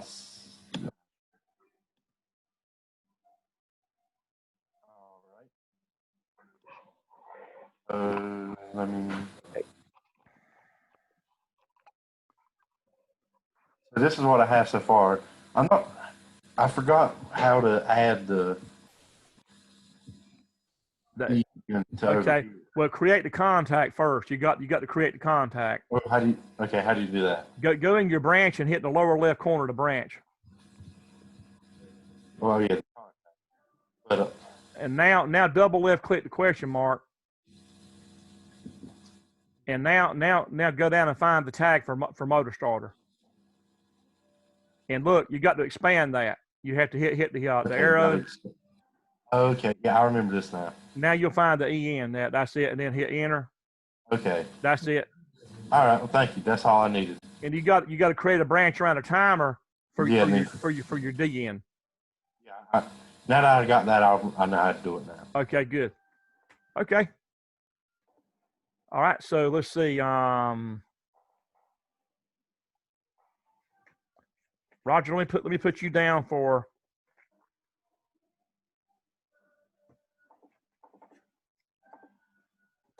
Hold on, let me.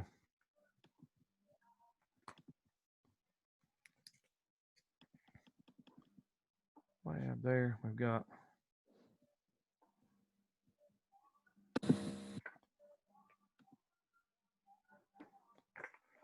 I'm keeping track of each one when you do them on the real one and the emulator. So let me draw some lines through this on my paper here to show all three. Okay. So that was Roger on the TON on the real one. Okay, I got you there, Roger. So how about some people that hadn't really how about Justin Sokolowski? Have you got anything you want to I'm not ready yet. I'm getting caught up a little bit. Okay. How about Benjamin? I'm watching some names on here, and I'm just concerned about people that are kind of quiet. Don't want you to think that things are crowded out. We want to make it fair on everybody.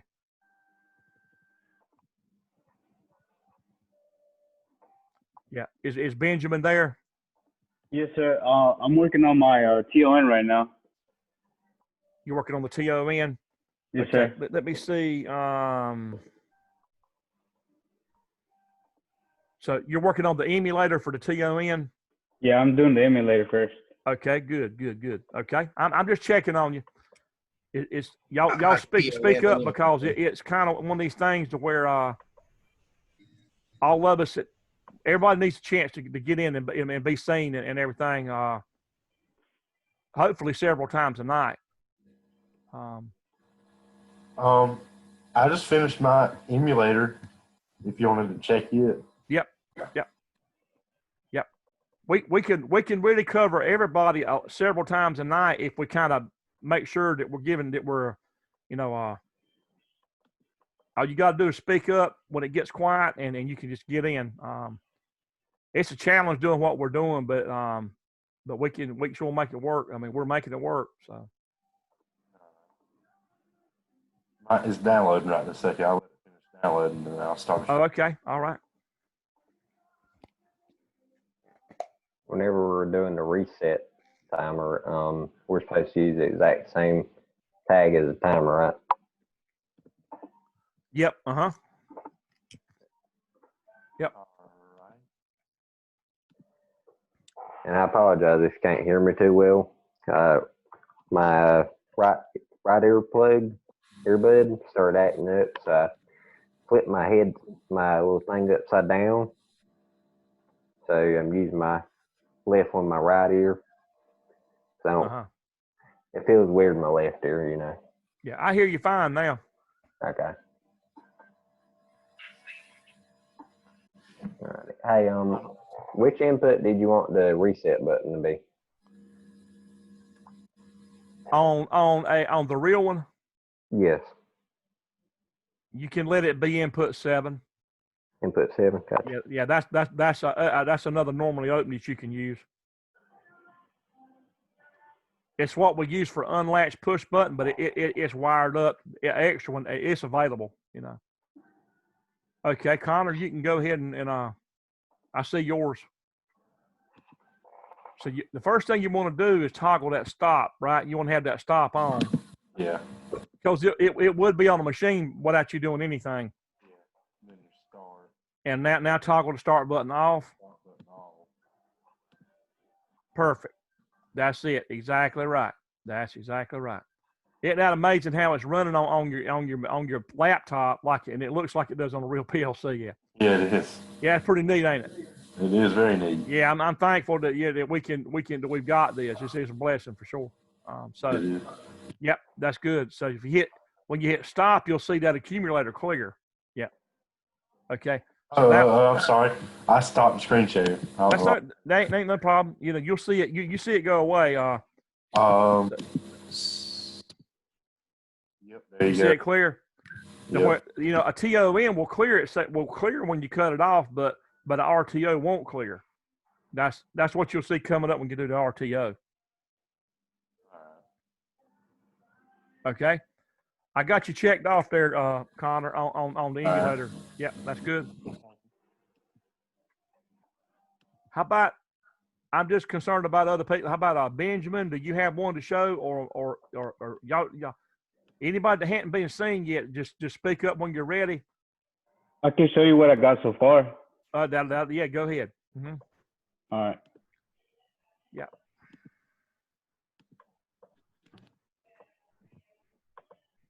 Give me a second.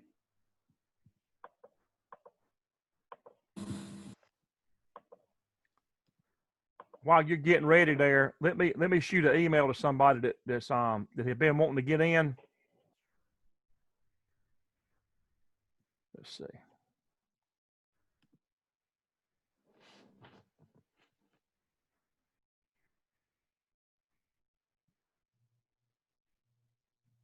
I talked to Kobe last night. He said it was very informative. You know, he liked the class. Good.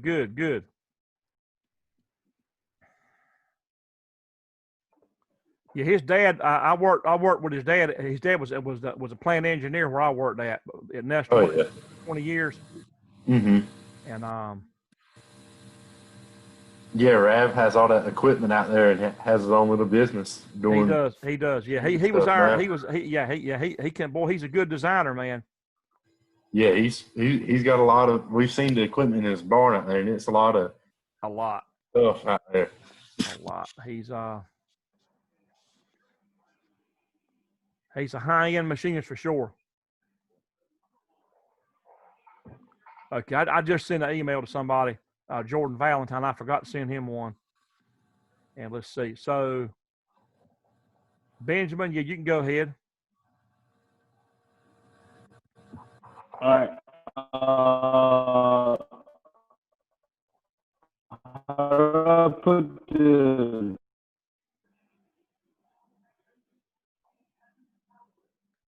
Okay, can you enlarge it? Can you make it bigger? Where do I go to do that? or maybe it's just on my end that it looks small. It may be just on my end.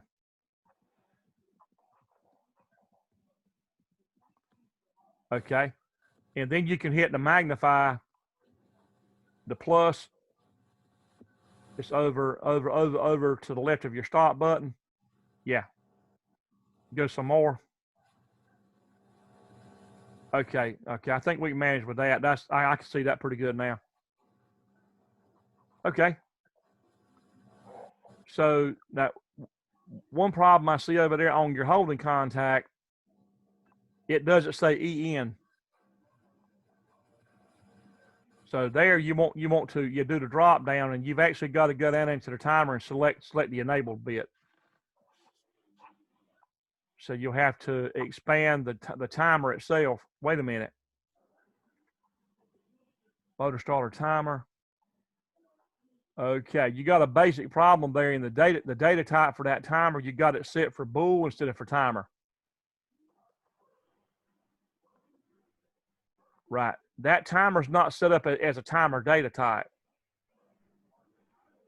So you got to go over to the timer itself.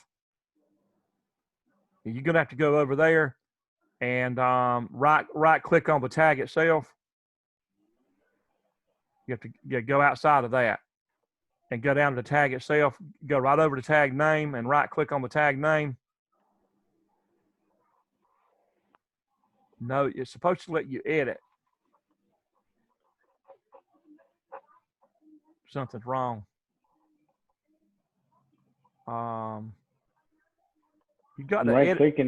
You got to edit the Did you not create a tag? I guess not. Okay, click outside of that, and then go back up to TON and right click.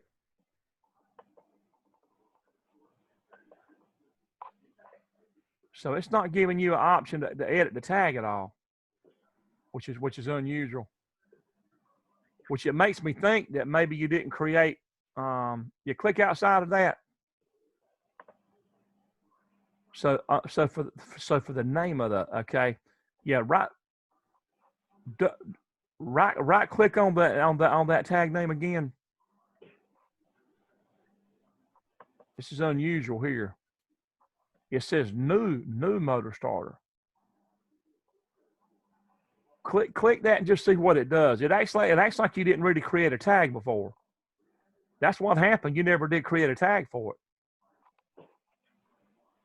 it. So you got base tag and timer data type. Now you hit create. That's fine. Looks like you hadn't really created it yet. But now go on to your holding contact and double left click. And you should be able to do a drop down and go down and find the enable bit for the timer now that you have created it. So look now, hit the triangle to the left of motor starter timer, and now you go down and select the enable bit. Yeah, you hadn't created a timer tag.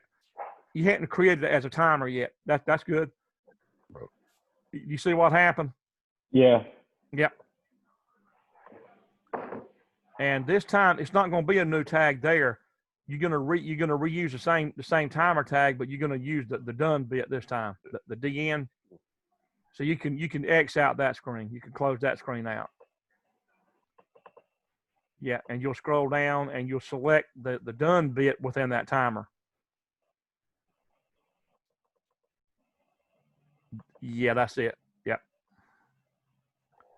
Now the output will be a new one. That's going to be the fan itself, or the fan starter coil.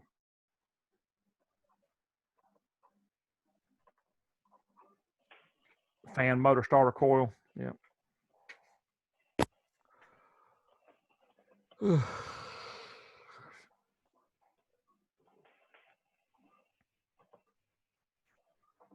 That's it. How do I set the timer for it? Do I just go ahead and okay? You can put say 10,000 in there. Yeah, 1,000 is only going to equal a second, so 10,000 would equal 10 seconds. Yeah, and the accumulated it runs accumulated by itself. You want me to go ahead and put in my emulator? Oh yeah. Save it and download and go ahead and run it. Yeah.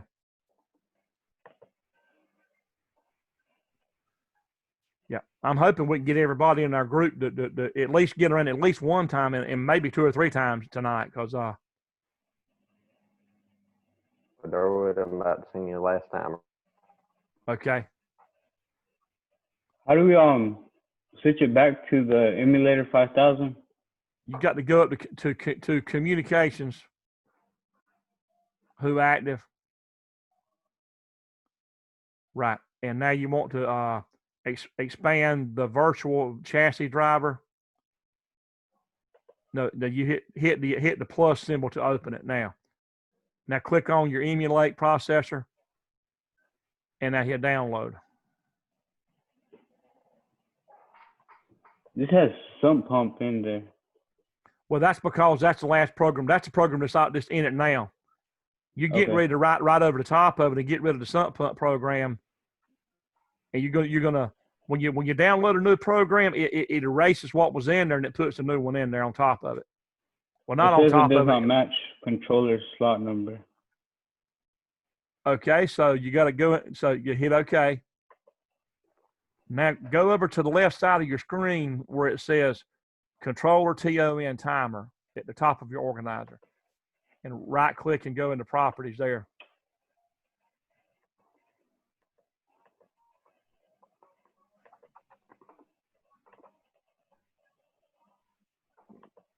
Well, you got a problem here. You're trying to look.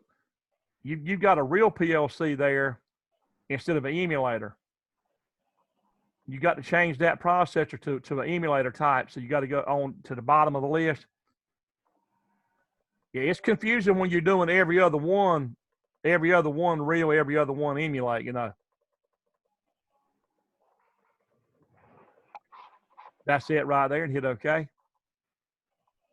You're changing the controller type from a real one to an emulate type now. And then you'll have to put in the slot window, you're going to put slot 2 whenever it lets you do it.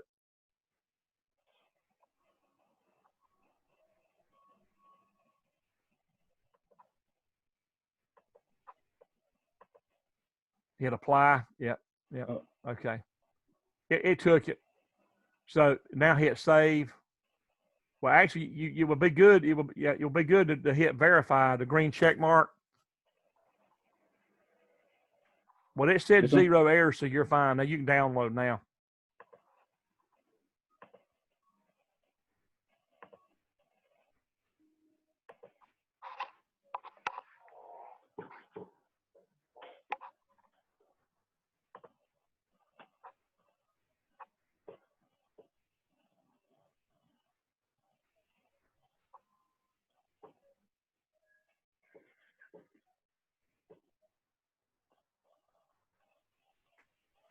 Yep.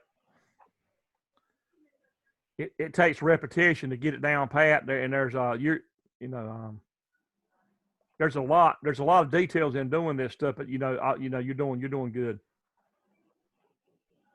Okay, so go ahead and toggle on your stop button, because that would naturally be on already without you doing anything on a real one, because of your normally close button in a panel. So now toggle on your start, and then toggle it right back off. Right, you see it running out. Now toggle it back off. Yeah, there you go. That's good. So see, it's running now by way of your enable contact is functioning as a holding contact. There you go. That was it. Good. Pretty cool. Does that make sense what you're seeing? Yes, sir. And it works exactly like the real thing. So when you do the real one and send it, it'll be it's the same thing. Where do we find the addresses for the real one? Okay, you use the same. You can use the same paper that I gave you for. If you look on here for the same one, like for the sump pump. Okay. And you just use the stop button, and I'm putting it in front of the camera now. Yeah, so I see it. Stop and start button, and then you can use the motor starter 1. Output 1. So just base it off of that. Yeah. Because you're just going to use part of what you did on the sump pump. You use the two push buttons coming in and then one starter, you know. Yeah. There's no point in me sending you another diagram. You've already got enough to do it with there with the sump pump diagram. That's true. Yeah. Hey, Durwood. Uh-huh. Have you disconnected anything from the original ones that we sent you? Like it was the first set of instructions you sent us to do the real one. It was the basic logic. Are those still set up on the PLC? Yeah. Okay. So technically we could go back there and that has them all, right? Yeah, I didn't change. Yeah, all of those are still wired. All the switches and all, they're still wired. Is that what you're asking? Yes. Because I used the yellow off there for the light. Yeah, the wiring for the lights is the same. Yeah, I haven't changed any of that. Yeah. So yeah, you can use those previous drawings for lights and everything. Well, I haven't moved anything as far as wiring goes. All those switches are still wired. I've just added some inputs, but I haven't got rid of anything. Okay. Yeah. Some of the drawings I didn't include, like all the limit switches in there, but they're still wired in. They're still wired in. Yeah. Because see, I got 16 inputs and 16 output. 16 inputs on 16 DC inputs I can use. So we got plenty of room. Yeah. Okay. How about Justin? Do you have one ready, or are you still working on one? I'm still working on it. Okay. Okay. So pretty much just open to whoever would like to, or if you need help, you can go ahead and do a screen share and I can help you.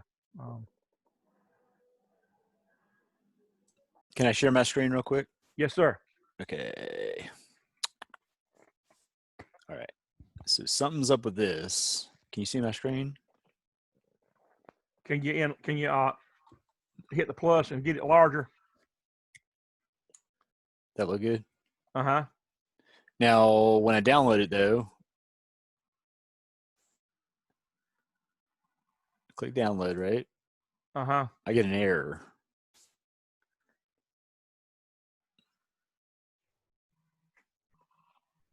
I can't really read it, though. What does it say?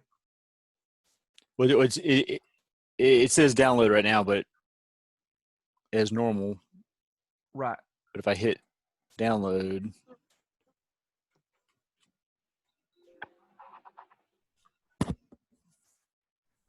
it says one error.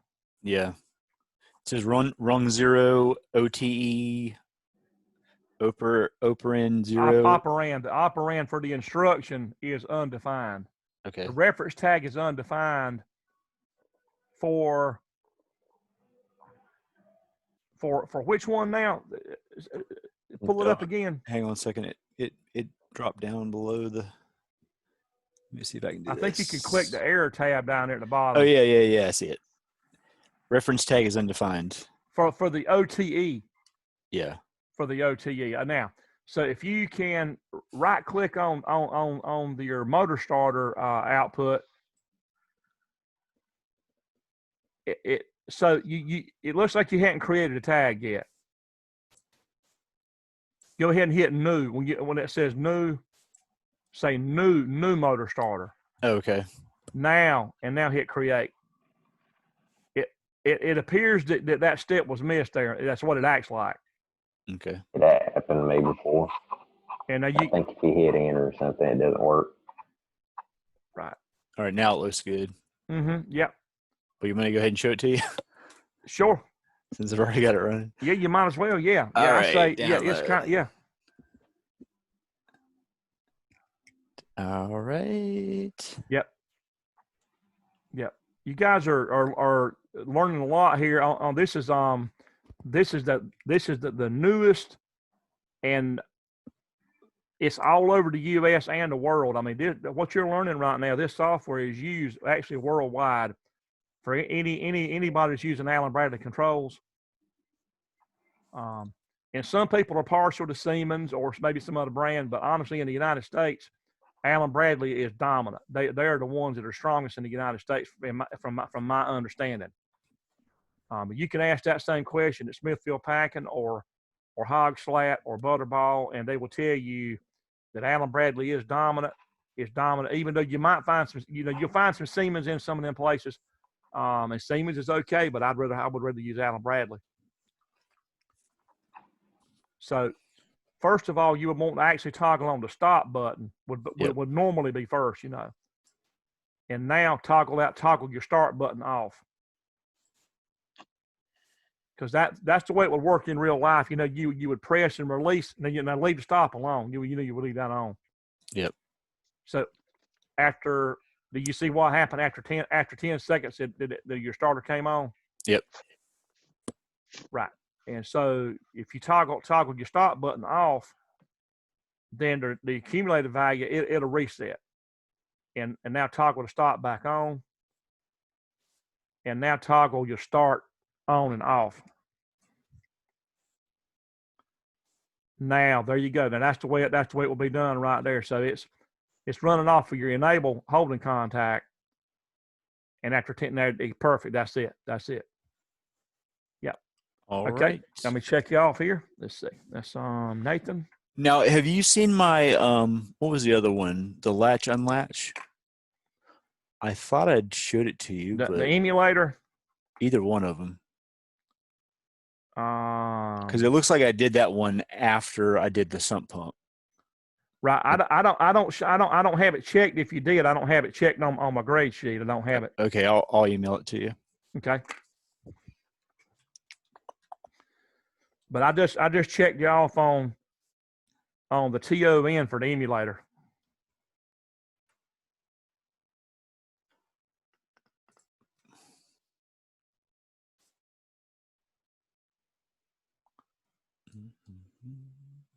Okay. Anybody else? Can I help anybody? Yeah, Darwood, I'm lost. Okay. Having a hard time with this one for some reason. What am I doing wrong? Because I can't get this to become an EN. Can you make your screen a little bit? Oh, yeah. Okay, I see. You see what I'm talking about? Do I have my addresses wrong or something? Right. Yeah, you chose. Yeah, you're not supposed to use a real address. You created an alias tag and a real address for the timer. You don't put an address in a timer. You don't. No. Okay. No. The real address is going to be for your fan, for instance. So that's always. So your timer's always going to be a base. The timer's always going to be a base tag, and the data type the data type has to be timer. Then you got to go change that because that was not right in there. What's that? The data type. Data type. The data type. Bool is a single bit, like a single output, like a discrete right. or digital output. Bool means digital or discrete single bit. So I need to go timer, right? It has to go timer, yeah. Somehow I don't know how that happened. I don't know neither. Well, I know how it happened. Whenever you made it an alias, and you actually tagged it to an output, then it became a bool or a single bit. That's what it became. Okay. You had a sophisticated bug there. You had a pretty sophisticated bug right there. All right. All right, now go to here. Right now you can go down now and find the EN now. Now I'll be able to find it. So that's what I was doing wrong. Yeah. The timer hadn't been set up as a timer. Yeah, it was set up as a thing. It was actually set up as a real output, and it won't work that way. Yeah. Yeah, okay. You're doing good. Yeah. So when you do logic on the TOF, you don't put logic, you don't put no data on this or this. No. Because they're not real outputs. It's internal base tags. Okay. The timer is internal. It has no connection to the outside world. None. All right. So do this next. Yeah. All of your timer bits, all those are inside the PLC, so they're base tags. And this is going to be a DN. Yeah. Victor just sent me a text and said he's just getting off work. He's still at work. Oh wow. All right, that'd be a DN. Then I do my output.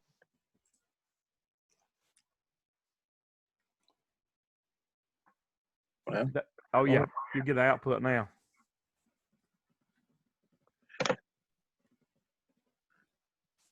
Okay.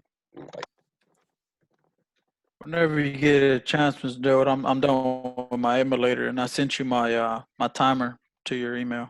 Okay. Now this is the one that I'll do the local 2.0 data O, right? Or data 1. That's right. I meant to say data because 1. that's a real output. Right. Local 2.0 data 1. Mm-hmm. See, for some reason, I'm having a problem with this part. It's because you're switching from emulator to real. Emulator. Is that what it is? That's what it is. All right. But you're stretching your you're getting better at it, but you're having to get to where you can switch from one to the other. And I've never run a class like this before in my life. I've never taught with an emulator because we really never needed to do it, you know. Right. But okay, so now that's right, the way it should run like that. Yeah, it will. Uh-huh. Okay. Now when I do my RTO, all right, I do start stop, my RTO right here. Well, hold on now. The one that you got right there for TOF, that branch has to be separate. I didn't catch that you were doing a TOF. Oh, so this is even got to be separate right here? The DN? Right. Listen, have you already done? Hold on. Let me see what you've actually done. I already done the TON. Right. On the real one. Yes. On this TOF, you got to separate that branch like you did on the emulator. It still has to be separated. Oh. I thought that was only on the No. It's on emulator or real. Either one of them. And the reason for that, the reason for that is this. Because when you hit the stop button, it takes power away from the entire rung, which it would actually cut off your fan, and you can't have the fan cut off because the fan is supposed to stay on longer than after you hit the stop button, right? You mean the light? Or the light, yeah, whatever load that you have, the load has to be on a separate rung because the load is going to stay on after you hit the stop button for X amount of time after you hit the stop button. Does that make sense? Yes, sir. So the power for your load has to be on a separate rung when you're using an off delay. So the EN's fine where that's at. Yeah, the EN is for the holding contact, and the DN is for the load. Okay. Yeah. Mm-hmm. Where's the?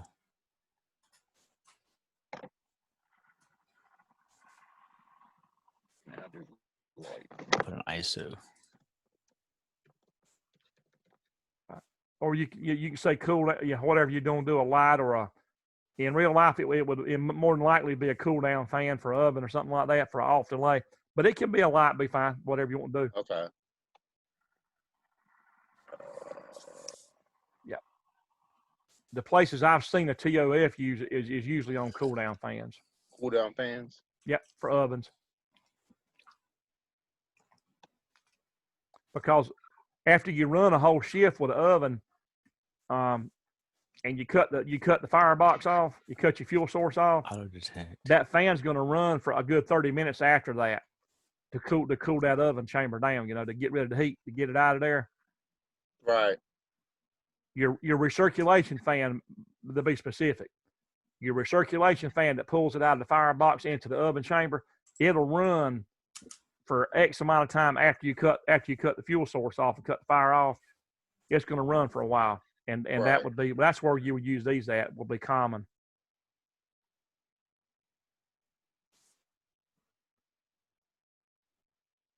Mm-hmm. What in the world is that doing? Why is it doing that? Why is it doing what? What local 2.0 data one instead of putting light there? Wait a minute. You just clicked the wrong thing there. You hit find instead of you want to edit the properties. Yeah, I don't know why it's doing that. Right. You right click on it and hit edit properties. What you did, you didn't create a new tag. You actually went in there. I'm not sure how you got to that point, but I don't know neither. You're better off canceling that whole room.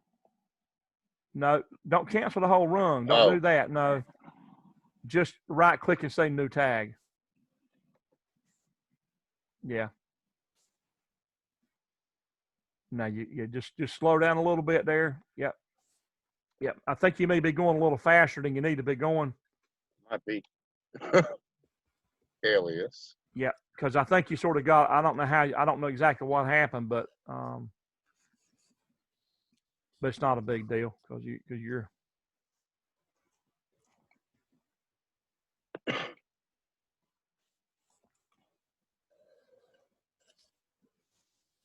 This has failed to create a new tag already exists. Okay, it already exists. Okay, so that means that you need to go in and just double left click in the window and just go down and find it.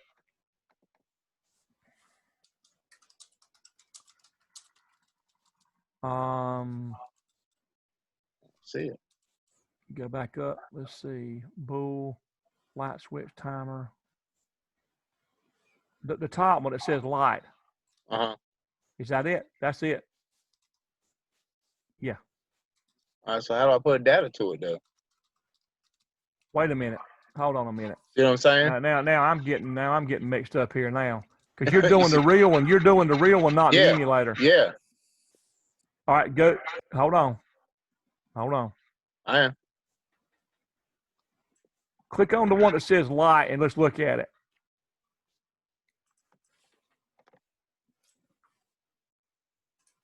No, just hit enter. That's all it does. And hit enter on the keyboard. Oh, there it goes. Huh. You might not have been hitting enter on the keyboard. I might have not. Yeah, that's my fault. When you're reusing a tag again, once you click it with the mouse, you got to click it and then also hit the enter key on the keyboard to get it to go in. All right.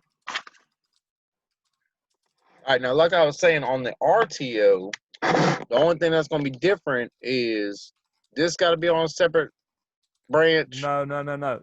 It'll be identical to what you have now, and then you got to add a third rung on there for reset. That's right. That's what it is. Because I won't put my output till I get to my reset, right? No, the output stays where it's at. The output stays where it's at. But that third rung is going to have a reset push button and then a reset command. Reset push. Oh, yeah, that's right. Yeah, you can go back and view your emulator version of it and make it look like that one, but have the logic to it. Yeah, matter of fact, you're already finished. Listen, on your third rung, when you do the reset push button, you're going to let that be a physical address of input 7. Remember that. On your third rung, hold on, write this down. When you make a new rung. Okay, you've already got the rung there. Go ahead and put an examine on in there. But you click that rung. Yeah, and then go up and choose another examine on. But this is for TOF right now. I'm still on TOF. Oh, that's right. You're on TOF. Here I am. I'm getting brain frazzled myself now. That's all right. So, what in the world happened just now? Okay, I got it here. There we go. All right, so that one you save that one, and we go ahead and do an error check up top. Hit your Yeah, that's what I was getting ready to do. Your verify. We good. So you can send that one to me. That'll be fine. Okay. But what I was questioning was this: was when I do my RTO, this would be all the same that's up here, right? Except it'll say RTO instead of TOF. Right. But would the EN still be in here, or would that be a separate rung? No, same thing. Okay. So DN be a separate rung. Yep. Then I do my reset button and my reset instruction. Yeah, reset instructions. Yep, that's it. Okay. All right. Yep, that's good. I'll send that to you. Okay. Phew. Okay, how about Justin? How are you doing there? First submission will be. I'm working on it. I'm trying to get caught up where I missed Tuesday. So We want to make sure. Yeah, it don't take long to get behind at the rate we're going. And if you were on campus doing it, you would actually be in there 5 hours a day, 2 days a week. That seriously, in the summertime, when you go to 8 weeks like we're doing, it would be 5 hours a day, 2 days a week. It would be 10 hours 10 contact hours a week in this class. That's why I'm having to give you all these worksheets outside of class to do, and these hours that we're not getting connected like this, you're having to put them in outside of class. It's the only way you can get all that done is if you put the extra hours in outside class. And again, I apologize for it being that way, but that's just kind of the way it worked out this time. I didn't, a lot of this was not in our control. So we looked at doing longer hours, and then the people over me in management decided it would not be good for y'all to go longer than what we're doing now. And you probably wouldn't be able to tolerate it anyway. What we're doing right now from 6 to say 9:30 or later is about all anybody can take anyway after you've worked all day. So, but I'm ready for my emulator, Mr. Darwin. Okay, good. All right.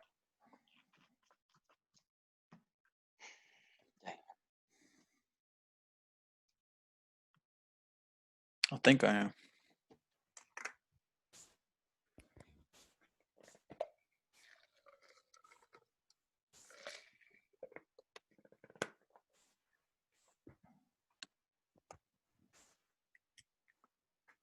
Now you can toggle that off. Oh yeah, yes sir. What do you think, McGill? You doing it to it, man? That's it. Yeah, that's it.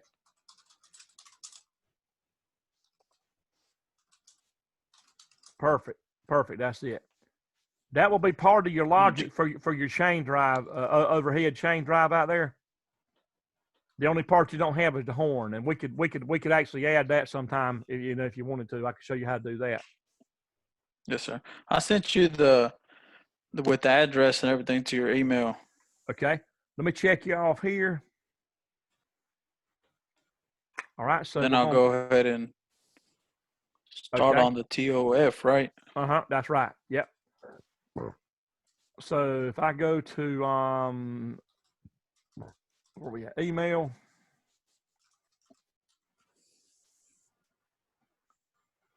And let's see here. Let's back up. We got Benjamin just sent one.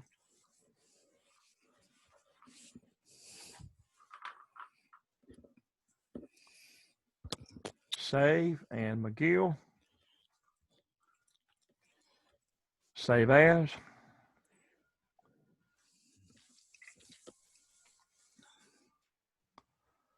And also Nathan just sent one for latch unlatch, or have we already sent? No, that's actually just been sent. Yeah, I don't know if you got that or not. Do I get off screen share? Or did you want to look at the address? Yeah. Well, the one with the address, I'm going to run it. I'm going to run it on my end. Yeah. Okay. Or right, I'll go ahead and stop the screen share. Yeah. Latch already exists. So let's see, Nathan.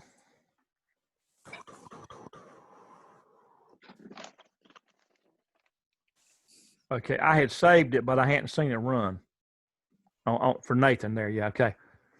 So I just copied on top of it just to be on the safe side there. Okay. Okay. All right. So let's see. I'm gonna need some help, Durwood. Okay. This is Jamie. All right. Let me cut my screen share off. Go ahead. Go ahead and do it. Let's see what you got. I'm trying to do the emulator. Okay. The timer. Okay.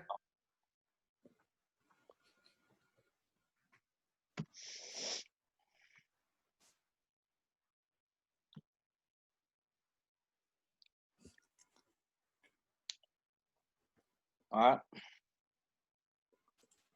Let's see. Power. And I think I figured out how to attach this to the timer. You did. Yeah. Everything actually looks fine. But when I run the check,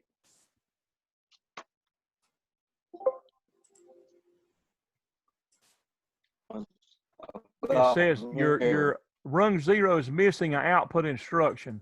Oh, I see what it is. Your motor starter is not. You don't have it as an output. You got it as a contact. Oh, I'm supposed to have that. Right. You don't have an output. See, it's actually telling you what's wrong. It says you're missing an output instruction. So you've actually got here's basically what you've done is you're creating a short circuit between your hot rail on the left and your neutral rail. Well, there's no load there. It's going to be like a short circuit. So it's going to blow a fuse or pop a breaker. you get ready to trip a breaker there, Jamie. Yeah, I see this. So, yeah. I was reading it, trying to figure out what it was, but I need output energizer. There right? you go. Yeah. Yep. That's it. Now on this accumulate, I hadn't got that far on Tuesday night's video yet. Well, the accumulator runs itself. Okay. That shows the current timing as it runs. So we don't do anything to that. Okay. I was just supposed to put in just a preset and a tag. Yeah, that's all. Timer, correct? Say it again. You have to put in some kind of amount on the timer. Correct? Oh yeah, you got to give it something to reach toward. Yeah. Okay. And and they're all in milliseconds, so you got to say 1,000 times whatever you want. Right. Because they're all of them are in milliseconds. That's used to be 10 seconds. Yeah. Okay. So you can save that and go ahead and download and run it if you want to. All right, let's try that.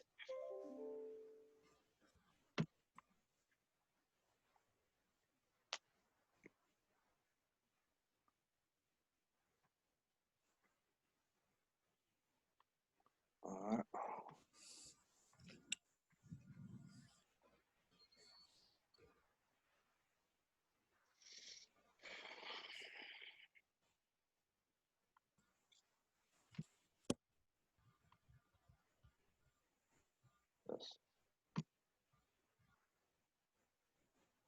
My brain's fried. You got to expand. You got to hit the plus symbol on that driver. There we go.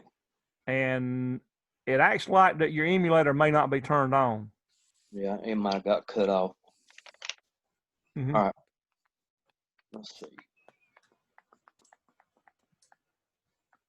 Yeah, you got to manually cut the emulator on independently. I had it on a while ago. I don't know why I stopped. I got to go back to the back to your desktop to cut it on. Yeah. Yeah. Do this.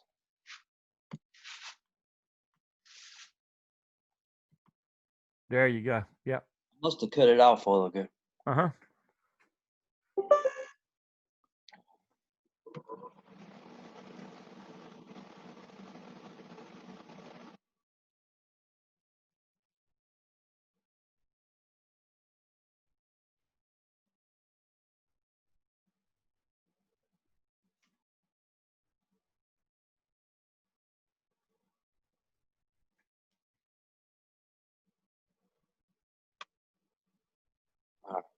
Communications.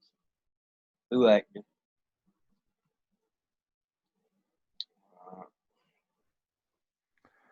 Go to my emulator. Uh-huh. And download. That's it.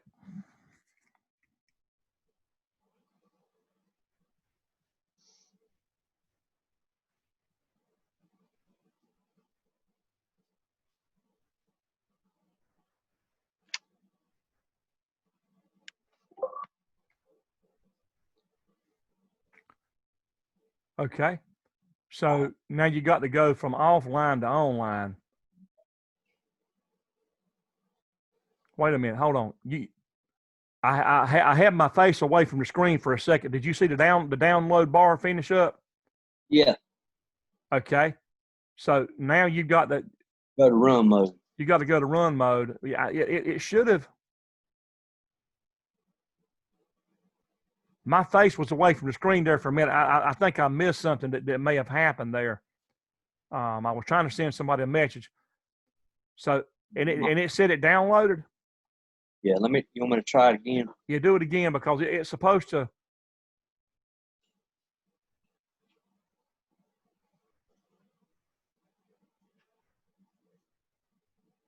Yeah, normally it lets me go to the run mode, so I don't know if I got something wrong. Right. Let me keep my eyes on the screen first. I'm trying to send messages to people that ain't in the class, wondering where they are. We got some people that are like 3.5 weeks behind, man. I don't know what's going on with some of these people. And they paid. I mean, you go pay a few $100s for this class, and you're not participating. You're throwing somebody's money away, your own or somebody's. I don't understand it. I mean, I've offered to help people in between classes, and then some people are just not. Now it says remote program. Wow. Right. So you want to go to the remote program and flip it to run. That's it. All right. So now there you go. You can. Yes, sir. Do the stop button first. Okay. Okay, and then toggle on, toggle off. You start. And then toggle it off.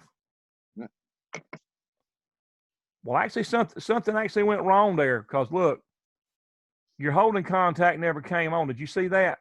I did. I'm not 100% sure I've done it right.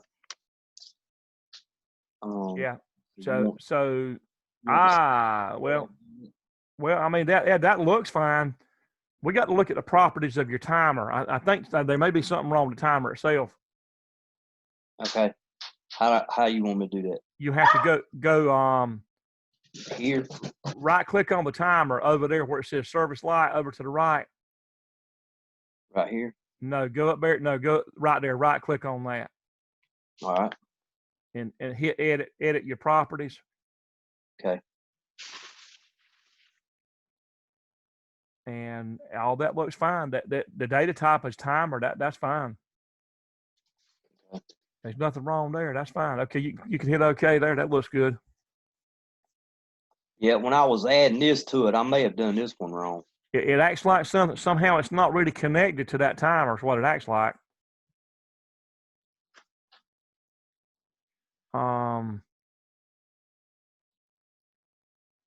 It's a local tag.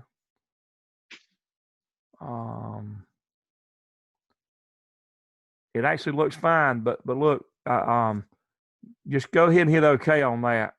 Right. But go to where it says remote run and hit go offline. We're going to have to try to go back in and fix that tag. Okay. Okay. Now, if you can double left click on that, and now do the drop down, and now go under service light timer. Yeah. Okay. So the EN. Right. That actually looks fine there. So if you hit enter or click it and then now hit the enter key on the keyboard. Right. It looks fine to me. So save and re-download it again. sure what I did. You say you're not sure what you did? Yeah, I'm not sure what I've done. Okay. Yeah, I've never seen that happen. All right. So you download and let's see what it does. I've never seen that happen. So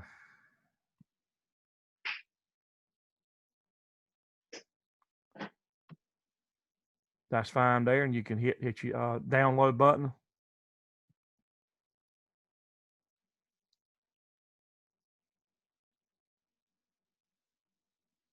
Yep.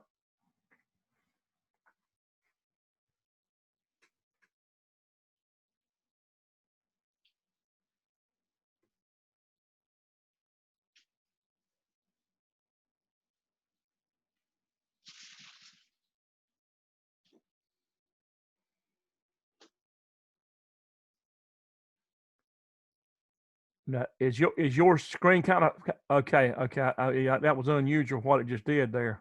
Yeah, it's working. It's just taking it a little while. I think my internet's kind of spotty tonight. Yeah, maybe. Yeah, it happens to all of us. But we're sure putting our internet we're putting it to the test, ain't we? See, now it's doing that same thing. So I'm on remote run, right? So I should be able to see toggle that, toggle the start button on.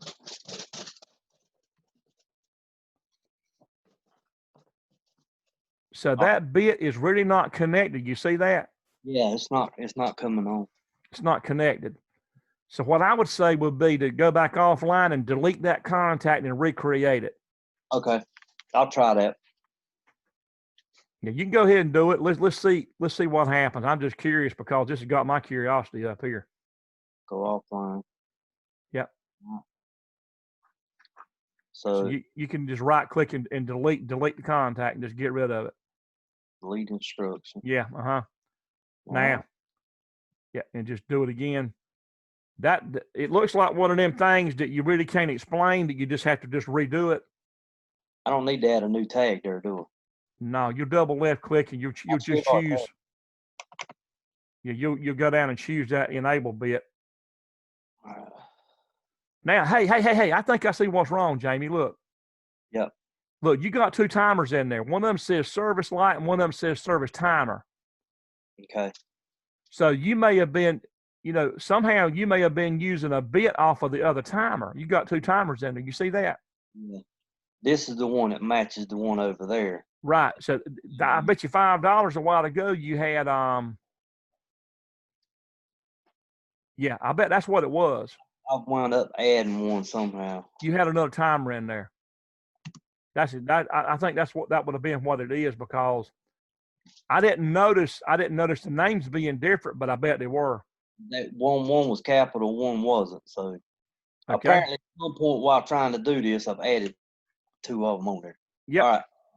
I need to save this. Right. This stuff is, if you got to kind of slow your brain down and and then you can see it. Then it's like being in a plant.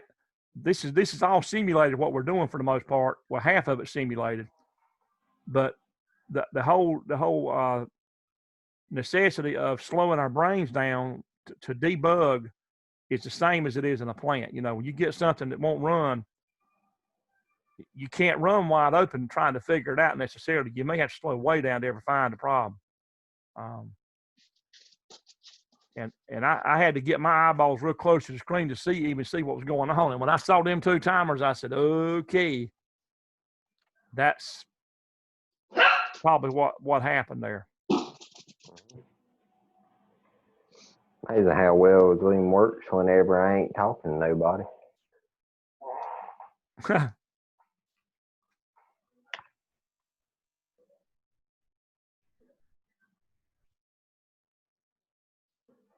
I'm serious. I don't think it's cut out once since they quit talking.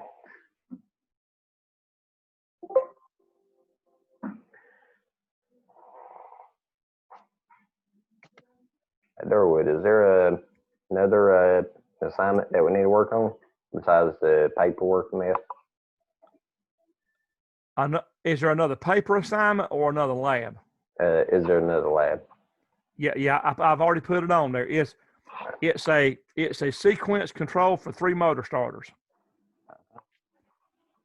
So after you finish all 3 parts of this one, of the real one, it's a brand new lab I put on it about 5:30 today.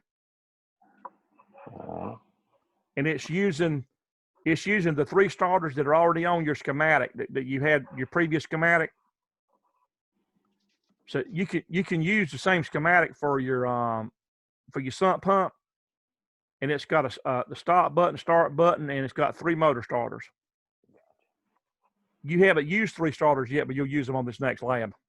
So does that mean they start in sequence like one after another? It will. Yeah, one starts instant, and the next one is delayed, and then the third one is delayed after the second one.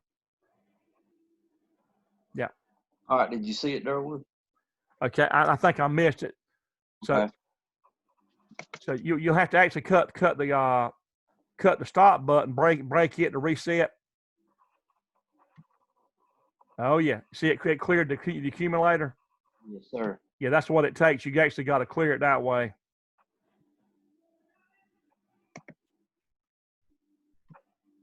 Yes, sir. I see it. So you're cooking with gas now. All right. That's funny how that worked out. Yeah, that's perfect. That's good. Let me jot you down for that one. Durwood, I got another question. Okay, I just marked you down for that one. Okay.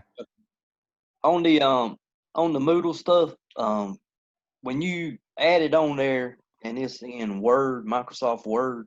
Yep. It don't allow me to open that up and print it. Have you downloaded it to your computer? Yeah, I've tried it both ways. I've tried downloading it to computer, and then when I open it up, it still don't give me that option because I'm not. I guess it keeps telling me I have to activate the Microsoft. So in other words, you don't have a copy of Word running on your computer. I do not. No. Okay. So now, well, I can convert it to a PDF, and you can do it. Yeah, the last one, when you converted it to a PDF, I was able to print it and keep. Okay, so which one is it that you need done that way? This one we're working on right now. For the timer. Yes, sir. It's all on that. It's the guide. It's the lab guide for timer. Mm-hmm. Now, so look, if you cut your screen share off, let me go ahead and do that right now while we're talking before I forget. All right, thank you. Let's see. Let's go. Let's see.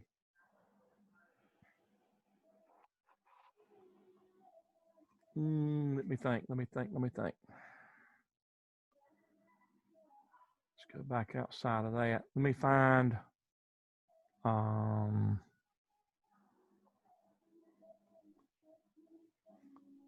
Okay, I can't minimize that.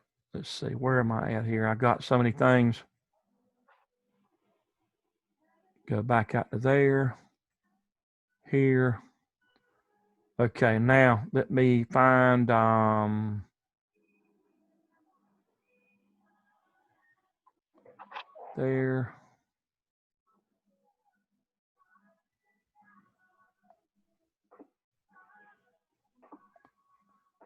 We do share screen, and I've got a pile of stuff opened up here. This is crazy here. Hold on.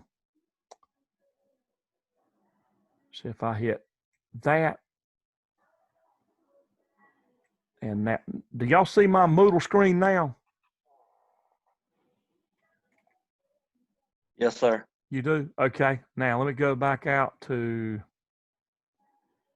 how about, do you see the welcome mat now? Yes, sir. Okay, so let me get this file in the format that you can use it if you don't have Word.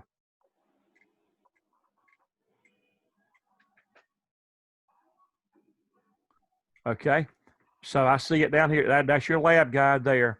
Now, let me think.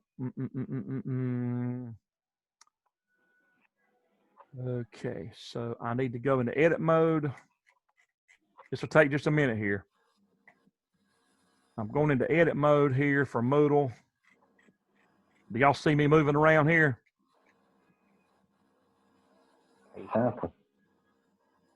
You see me in modal moving around? Yeah. I was looking at something else, but yeah, I see it. So now for the lab guide, I'm getting ready to go into edit mode there. And the file itself, I'm going to delete the file and hit OK. Now I've got to go back out now and convert that over to a PDF using Word. So let me go to Word and let's see if I can do that without any major problems. Hit minimize, minimize, minimize, and go to Word. And I don't know what you're seeing now. Do you see my desktop or not? You probably don't. No. Desktop. How about now? You see my desktop now? So you do. All right. Then let me go in to get that file.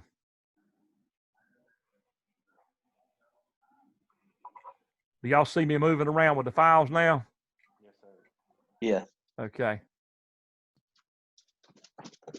Okay, let's see, labs, and this is going to be for the timer. 7-1, right there. Whenever you're done with this, I have a question for you. Okay. If I save my logic, it says it can't save because file isn't found. Okay, hold on just a second here. Now I'm going to hit save as, and let's see if it'll let me do it as a PDF. Yes, sir. See that? Yeah. So I'm gonna hit it as a PDF. That's wonderful that you can do that. Save. And so it should be saved. Let's see, file. Open.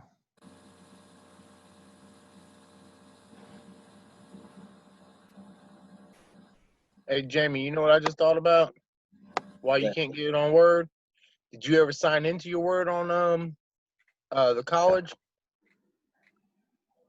Yeah, make sure you. Yep, but the problem is I've got like 3 different accounts, and one I can't access. And when I try to do it with the one I sign on, No. You use your college account. I'm explaining that to you now. Oh. When I try to do that, it says that was the incorrect password. I can use it to get into the school, but then on these Word documents, when I try to sign in, it tells me it's incorrect. It won't let me do it. It won't let you change the password neither? It might, but I'm not going to because I got it set up now where I can get into the class. Oh, I see. Well, you could always call the school and ask. Okay, Jamie, do you see my screen? Yeah. You see, I'm getting that PDF. I just converted that timer guide to a PDF. Yes, sir. I see it. Okay. Upload. Thank God this will work, man. This is I tell you what, y'all ain't the only one getting stretched. I'm getting stretched myself. This old dog is having to learn some new tricks, and I'm telling you. Like some of them old skills you forgot you had. I'm telling you, man. But it's all good. It really is. Okay, let's see. Now, do you see how it looks different now? Yeah, I got it. So it's a PDF now. It's not a Word document. Right. The Word documents will let me open it up, but the taskbar at the top will not let me print it. And then if I download it to my computer and go into my computer and open it up, it don't give me the option of print. And when I do try to print it, it pops up and says I don't have access to it. So okay, so I'll know from now on. How about up there on the latch guy? Did you have the same problem? I did, but what I wound up doing was screenshotting the whole thing all the way through and printing that out. Okay, so I don't need to backtrack on that one. No, I'm caught up on that. Matter of fact, you should have that both of those already. Mm-hmm. Oh yeah. got them. I didn't know if you needed them as far as a print to print it out, but you already did it. That's what I did. I screenshot the whole thing, went through it and screenshot it, and then printed it off. Wow. Yeah. Okay. That'll. Okay. Now we know why I'm out of ink. Right. All right. Thank you, Mr. Durwood. You're welcome. You're welcome. Yeah. Okay. So I got that. So we're back to that, and let me see if I can get back to the screen now. Durwood, if nobody needs any help, I'm ready for my RTO to look over my logic. Okay. Let me see. I think we lost somebody that I was going to try to see if I could help them out. I think they've actually. I was asking about. I'm trying to save my file so I can send it to you, and it ain't wanting to save. All right, go ahead and do a screen share there. I don't know if I have just too much stuff on my computer or what, but here's my. Can you make it a little bit bigger? I can't hardly read it. Here's my logic, and I go over here to file or save, and I hit save. It says failed to save project, file not found. Can you go larger on your screen? Can you maximize the whole thing, or? It is maximized. Oh, it is. Yeah. Hold on. The little box isn't. It's just a little pop-up box. So it said failed to save the project. That's weird. So you throwing me a curveball here, man. Let's see. I don't know what's wrong with it. Let me see where you're going to do the save. Just to the little save icon in the top left. Okay. Now, hold on a minute. Let's take a look at the file name that you've got up there to begin with. It says Connor Time on Delay Compact Logics. Okay, I see that. And so that name looks okay.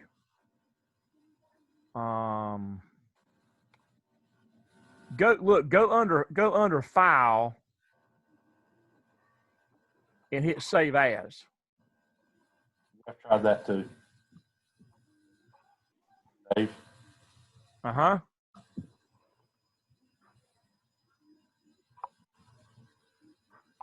Lord have mercy.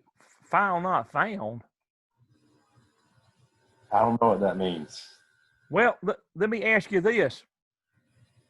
Do you have you got files in different folders? Do you have them located in different places? No, it's all under a projects folder or it's under Studio 5000. Then there's a projects under Studio 5000, and then they're all in that folder. Well, okay. Let's see if we can't trick this thing. Go hit OK. Now give it a different name.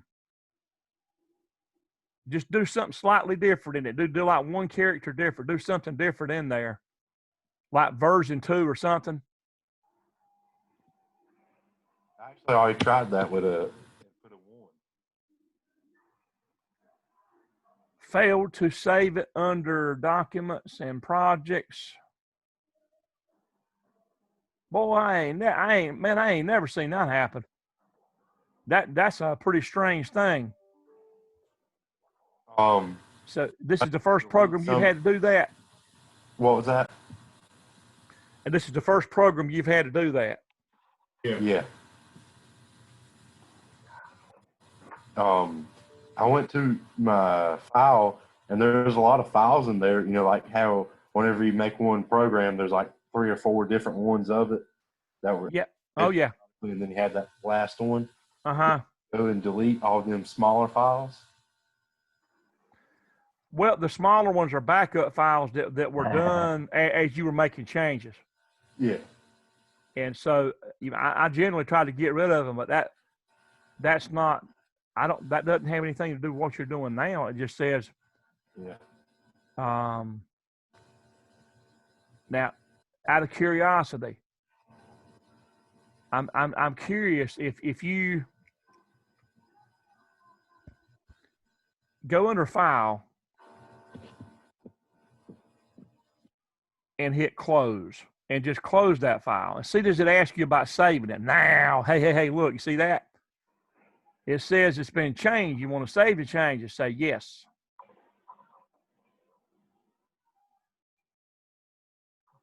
Failed to save it, file not found. I ain't never in my life seen that. But all those numbers that are under there, which I can't read them, would be a clue to search out why that is. But instead of doing all that stuff, what I would do is, and all of your other programs have done fine, haven't they? Yes, sir. I don't know what's wrong with this one. Well, look, go under your controller organizer to controller, counter, timer, on, delay, compact at the top of your organizer.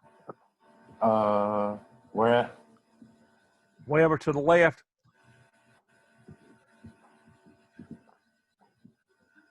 Yeah, I don't see your mouse moving. You want to go down further down. Controller organizer, right here. And then go a little bit lower than that. A little bit lower. And right there, right click on that name and hit go to properties of your controller. Okay, so I'm just curious about your controller itself. No, that controller's fine. There's nothing wrong there. Hit OK. I didn't know if there was maybe something kind of strange going on with the file itself. Honestly, the fastest thing to do instead of trying to figure out why is just hit close, go to the file, and just write it again. Okay. Because I don't know what's wrong with it, and it's going to be faster for you to just redo it than to figure out why. So if you go under file,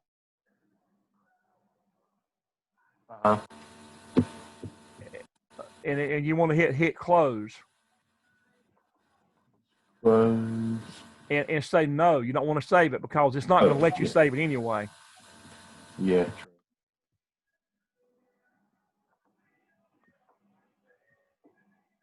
Save the changes, no.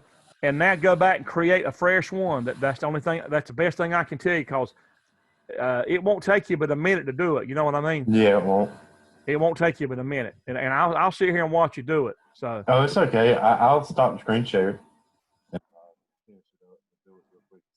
Okay. If you want to do that and let somebody else get in, that'll be fine. Yep. Okay. Sherwin. Yes, sir. I got a question about the next lab.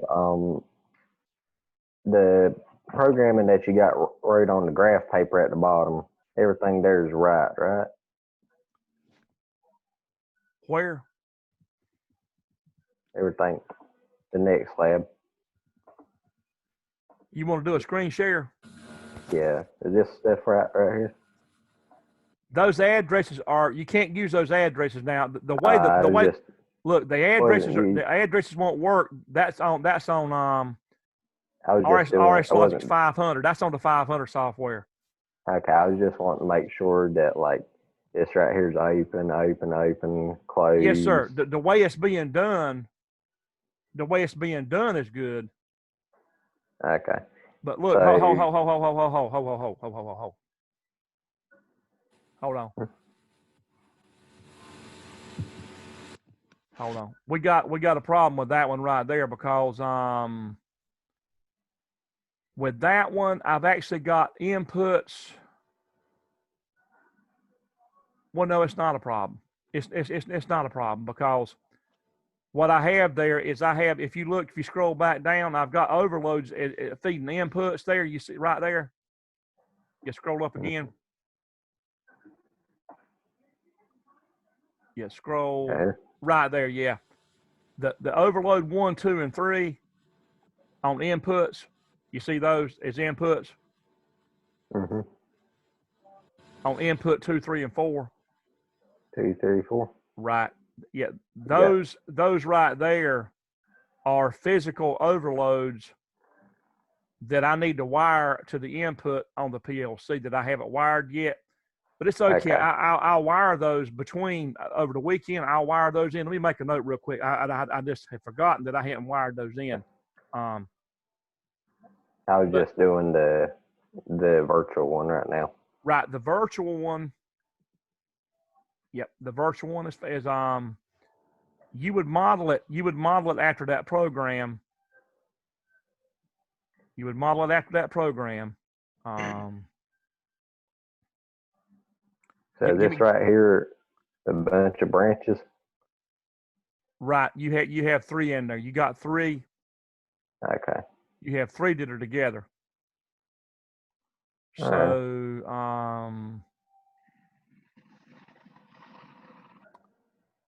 let me see here.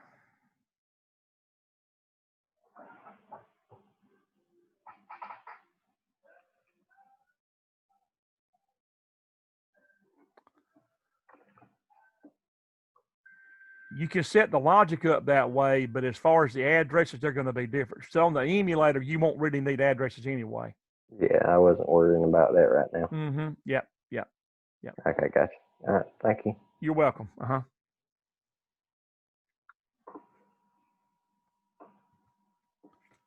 Let me make myself a note right now that tomorrow I need to get the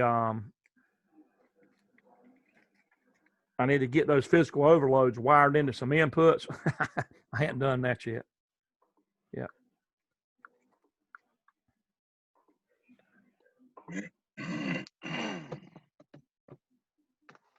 You ready to check out my RTO logic? Yes, sir. All right.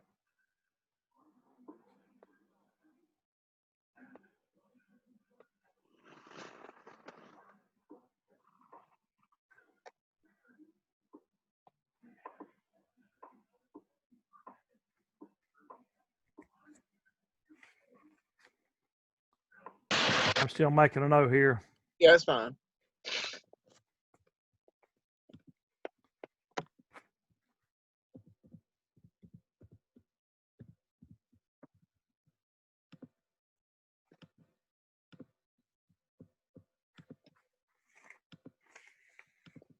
Okay.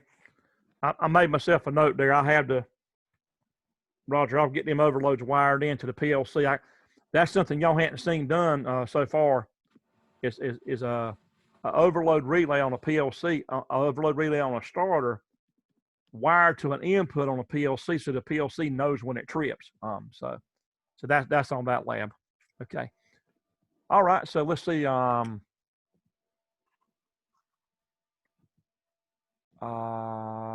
Okay. So input 1, 2. So is your push button, does it say data 7 or does that say data 2? I can't make out what it says.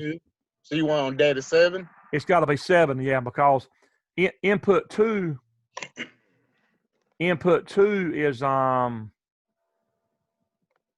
is physically a HOA switch right now. Okay. So let me change that then. Yeah. So to be a momentary button, it would need to be using input 7, which is the same push button I use for unlatch.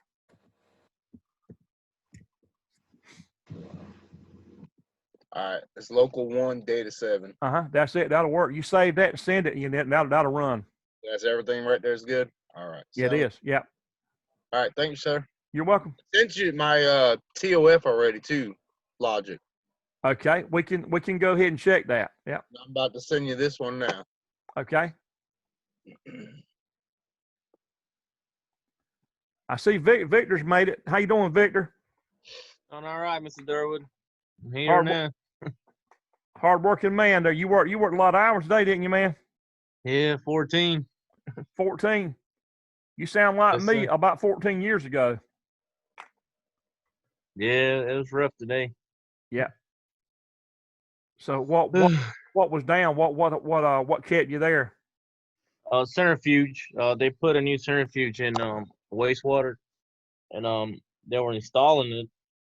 Then we had a panel view 700 go out, and then we had a analog RTD card. Yep. That went out. We had to replace that. But what took us a little bit more on our side was the panel view. They usually have like flash drives already to download the firmware, flash the firmware. Yep. And put another flashcard for the program itself. Yeah. So we were trying to locate it, and you know how that goes. Yeah. And then they didn't want to take the IP address, and we were messing around with it till we got it. I think we got it. Me and my supervisor and superintendent. That's good. You had your hands full. Yeah. Panel views are pretty tedious. Yeah.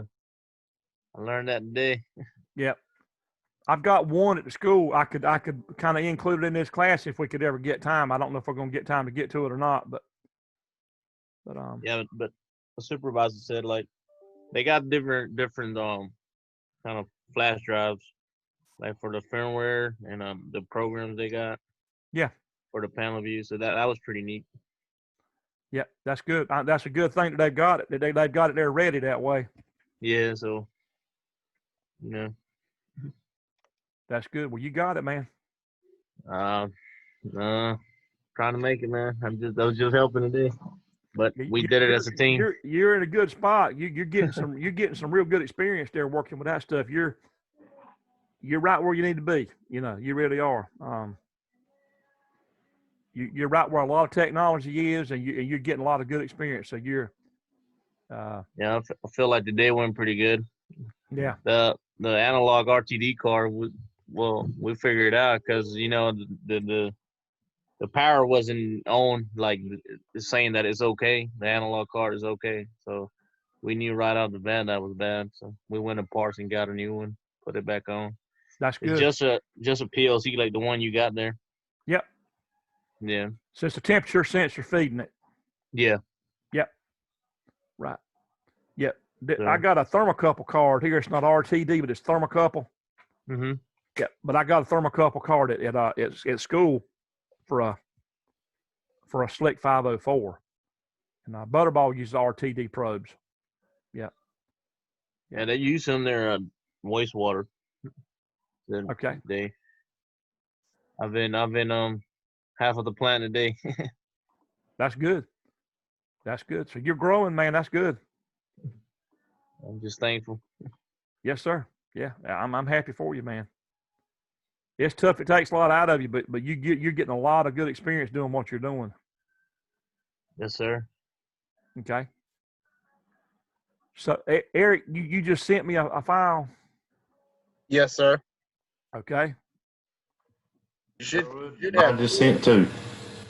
Right. I see two there. It worked this time. Right. So I see. Yeah, you got my TOF and my RT. Right. So if we go all the way back to that one, save as, that's Eric. And McGill.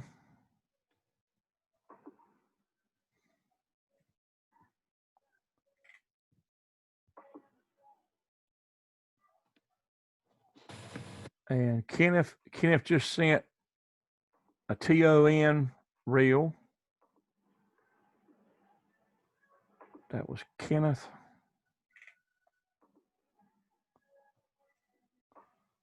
And a TOF reel.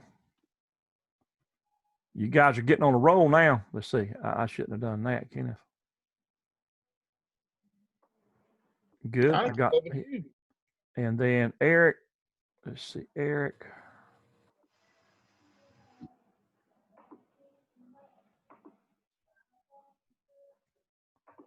And Connor. You guys have got it's popping like popcorn now. Y'all on a roll now. Okay, Connor. Okay, so I think I've saved everything that was recent coming in. And let's go back to I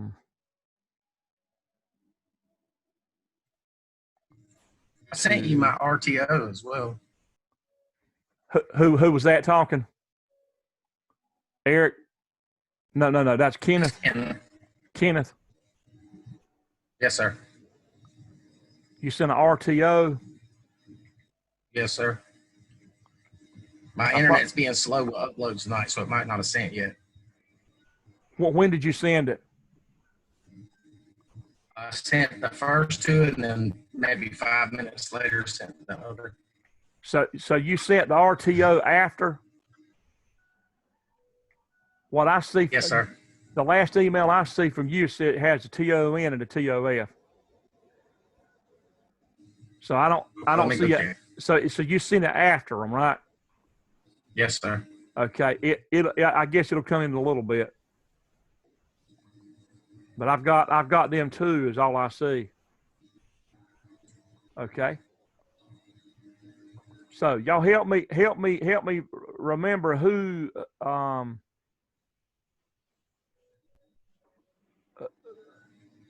was there anybody I was talking with first to look at a file? I've already forgot who I was talking to. Eric. With Eric. Okay, Yep. so I had gone out to get your file.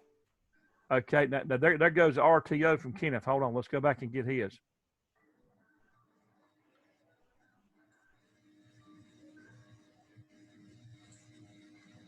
So there. Kenneth. Okay, Kenneth, I just got your RTO right there.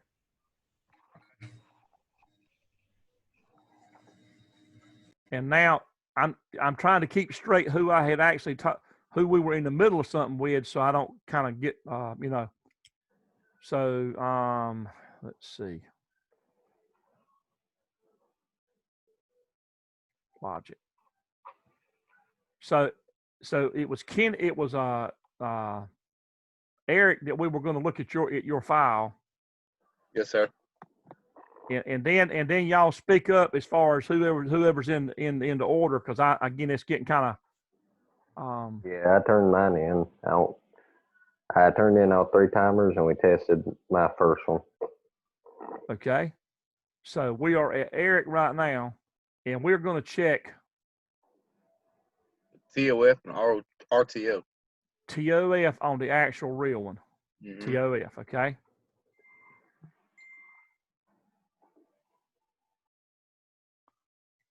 Okay. Okay. Now let's download it and try it.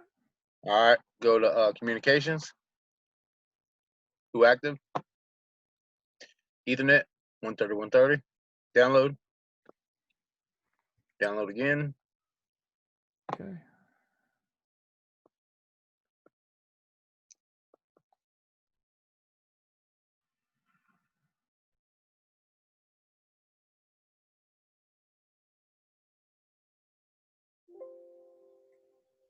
Yep. All right.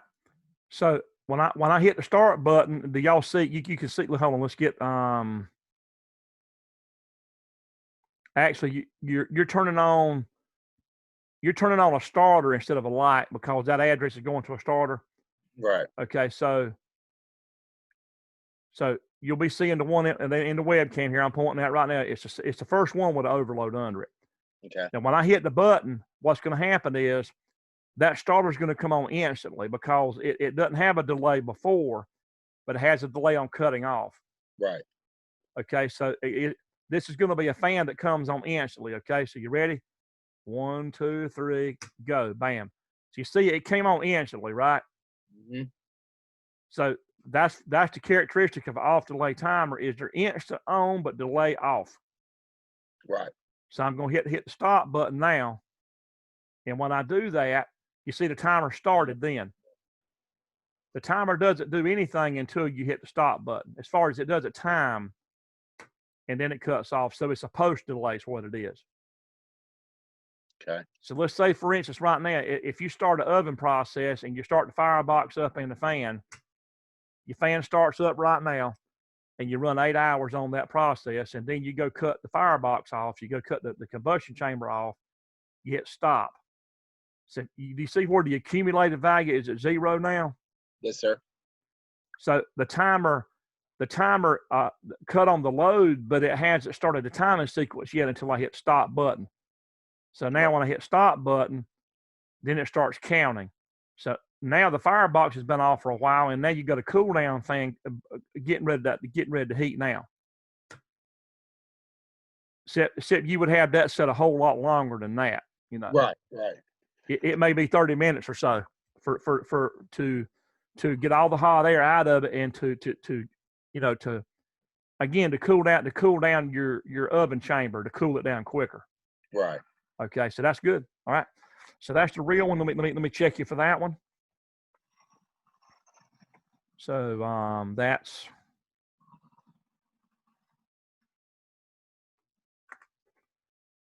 Eric on that one. Okay. So I've got you for both of those, and you said you sent the RTO also. Yes, sir. Okay, let's go back out.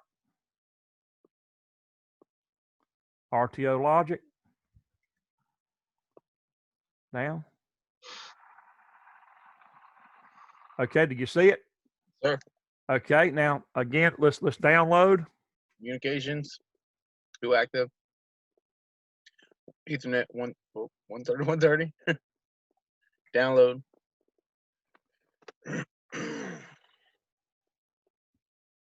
Download.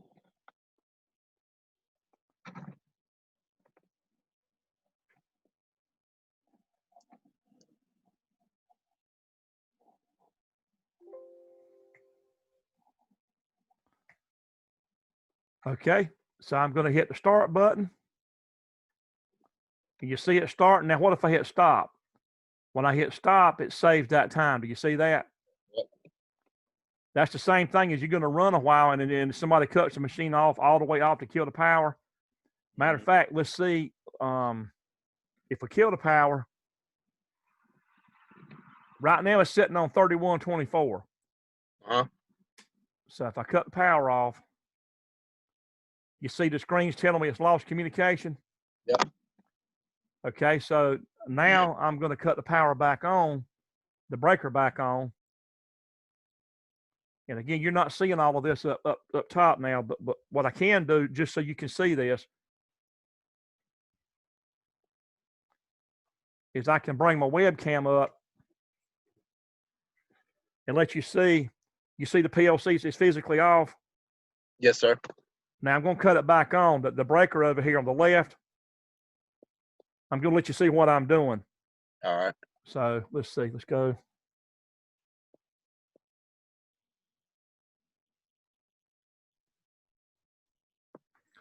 You see my hand over here where this breaker is? Yes, sir. So I'm going to cut it back on. So the power's coming back on. And if you look at the PLC, you see the red light. Yes, sir.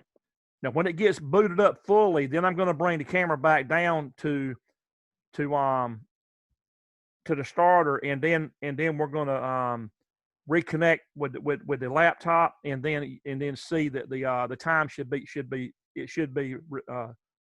saved in there. All right. So right now you're getting some blinking lights. Y'all see all that?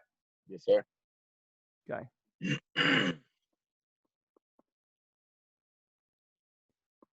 And by the way, I found out on these PLCs here that they don't have batteries in them. The newer ones don't. They've got actually internal flash memory. It's like a thumb drive. So the built-in memory in this L24 ER PLC here they got away from the batteries on the newest ones. Now on the previous ones, they got batteries in them on the older ones, but these newer ones, they don't have to have a battery because they actually use flash memory, like a thumb drive. Plus they've got a SD card in here. If I open it, y'all see that door open up? Yes, sir.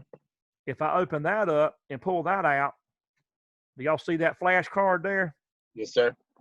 It's called a SD card. It's a SD card, secure digital card, like goes in cameras. This is actually backup memory. This is not the main memory, but this is like a backup card that you can store it in. And we'll go over that, say Tuesday, how to actually transfer it from the main memory in here, the main flash memory, to this SD card. And then you've got an extra backup right there on that card. Okay. So we'll go over that Tuesday.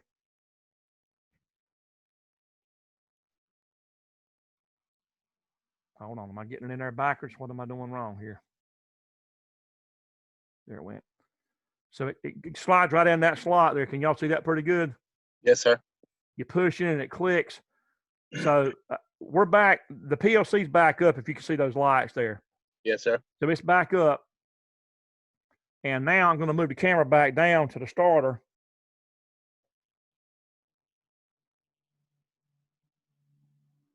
And let's see, let's get it where you can see the push buttons and the starter.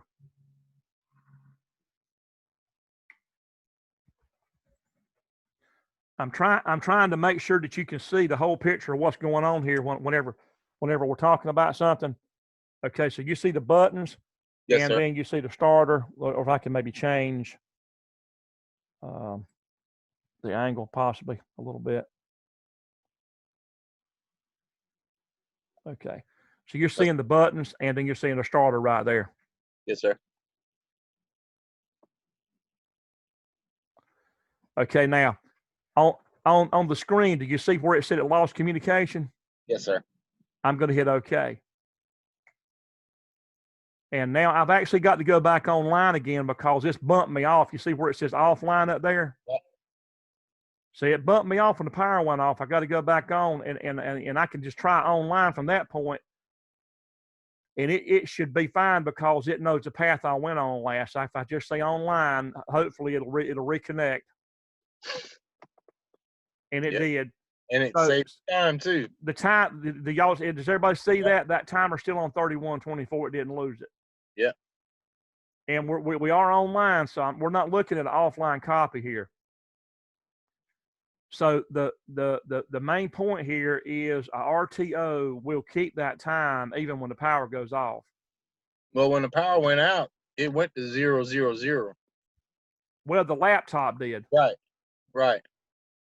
The laptop might have done that. Like right now, if I go offline, if I just go offline, let's see what happens. They'll go to 000. I'm going to hit offline. See? Now, the reason why it went to 0 there is because the offline copy on the laptop is what you're looking at now. Right. It's not really getting a true reflection from the PLC. Right. It's not getting a real update from the PLC through links. So when you view it offline, you're only looking at the actual copy you created before the accumulator ever started working at all. Okay. Right. So if I go back online, now it's going to be getting the update from the PLC, and the updates is that it's the same as it was before the power went out. Right. So now if I go back to the button and I hit start again, it's just going to continue where it left off. You see that? Okay. So that's where a service timer can come in. They use them on air compressors. They use them on a lot of things, and on lubrication timers on machines. They can be used that way to keep up with total run time over a course of, days or hours. I mean, hours or days or whatever. Right. So when it hits 30 seconds, your service light comes on, or in this case, it's a starter coming on. You see, right. Okay. And now, here's another important point about this timer. Everybody, watch. When I hit the stop button up top. Now watch. Hit stop. I hit stop, but listen, the accumulator didn't clear, did it? Nope. It's not going to. A stop button will not make that thing clear because it's retentive. It's not going to forget it until you give it a RES command, a reset command with input 7 there, and that's going to be my button up top. Let me bring the camera back up top there. You see up here? Yes, sir.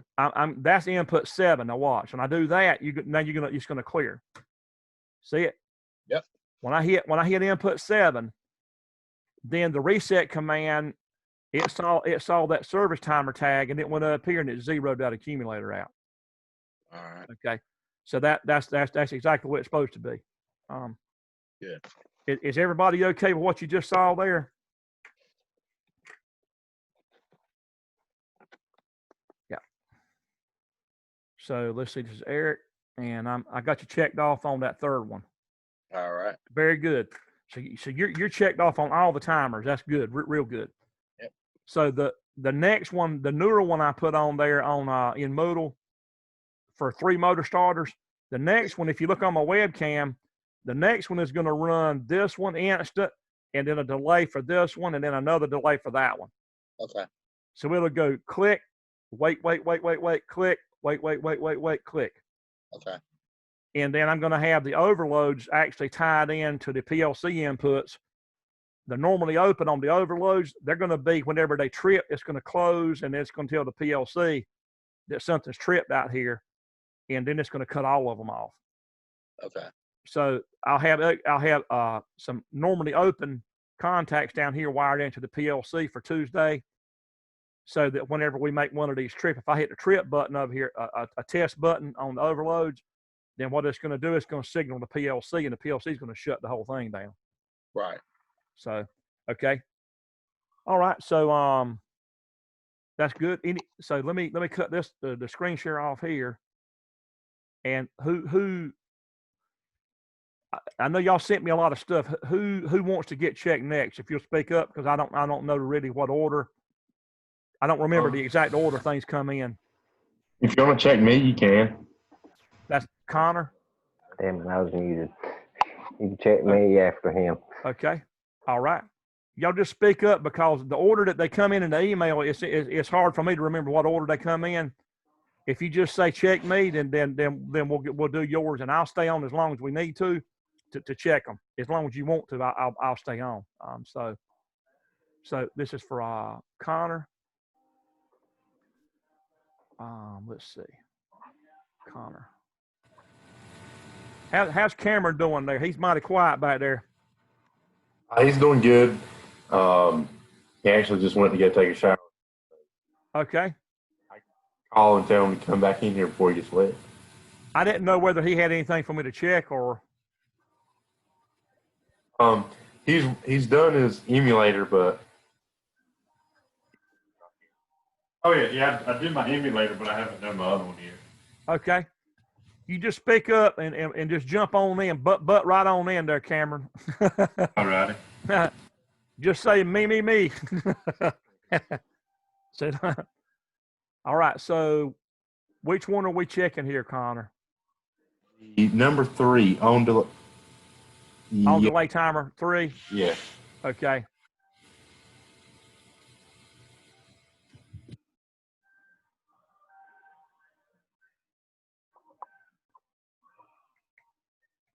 All right, you see your program?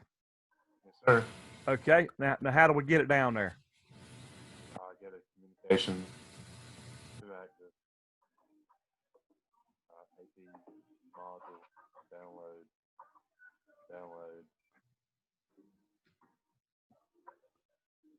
Yeah, I don't mean to sound like a broke record, but it's for y'all's benefit. It's better if you tell me what to do instead of me kind of rushing through it. Yeah. That way you remember. Right. I'm trying. I wish we were on campus, but at least we're doing what we're doing now, and that's a whole lot better than just a bunch of Moodle stuff, you know. Mm-hmm. That would have made me. I'd have been really upset. Well, I was upset in the beginning because I thought that's all. I thought that might have been all we could do, you know. So okay. So I'm gonna hit the start button. I did that. I let go.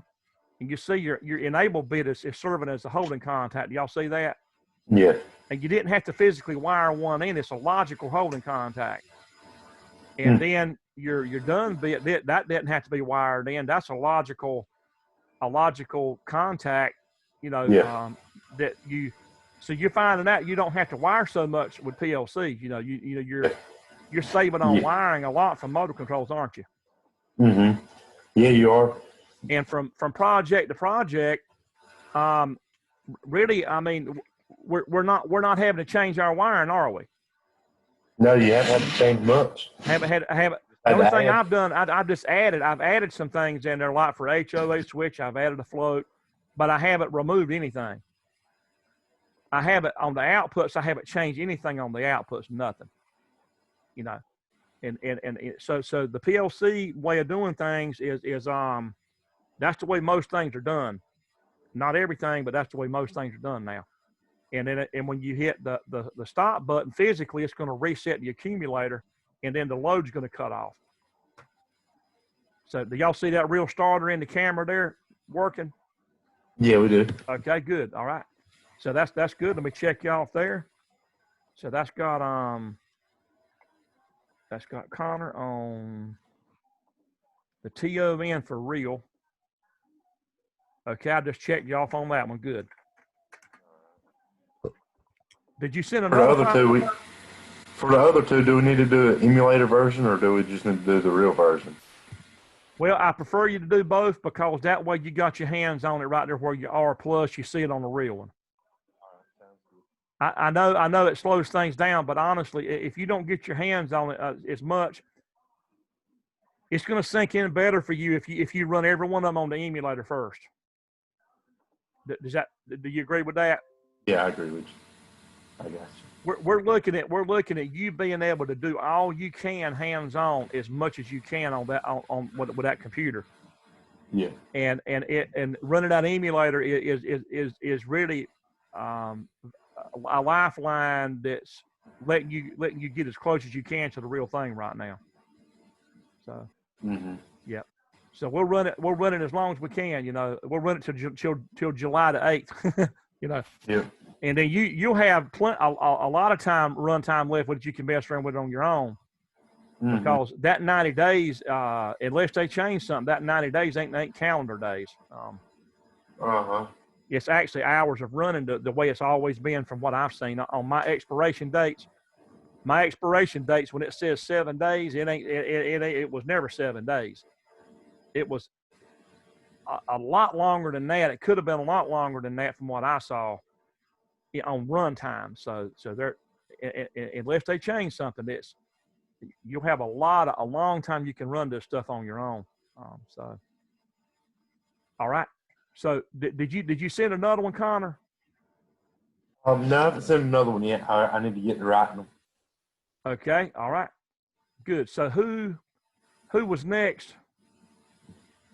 I think Roger said something. I'm not sure. Roger, you were going to see one run.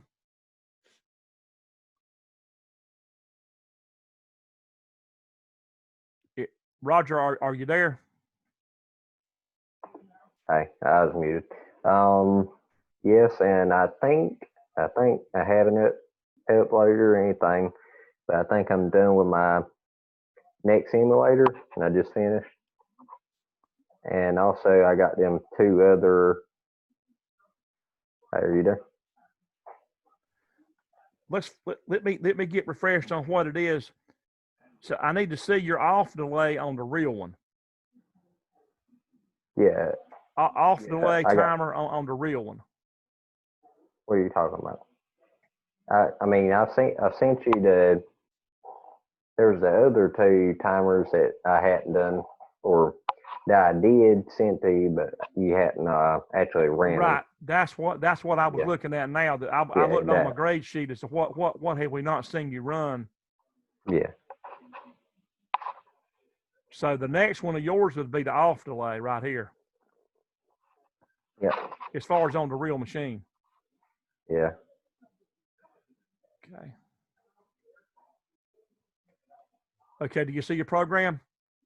Yes, sir. Okay, let's go ahead and download.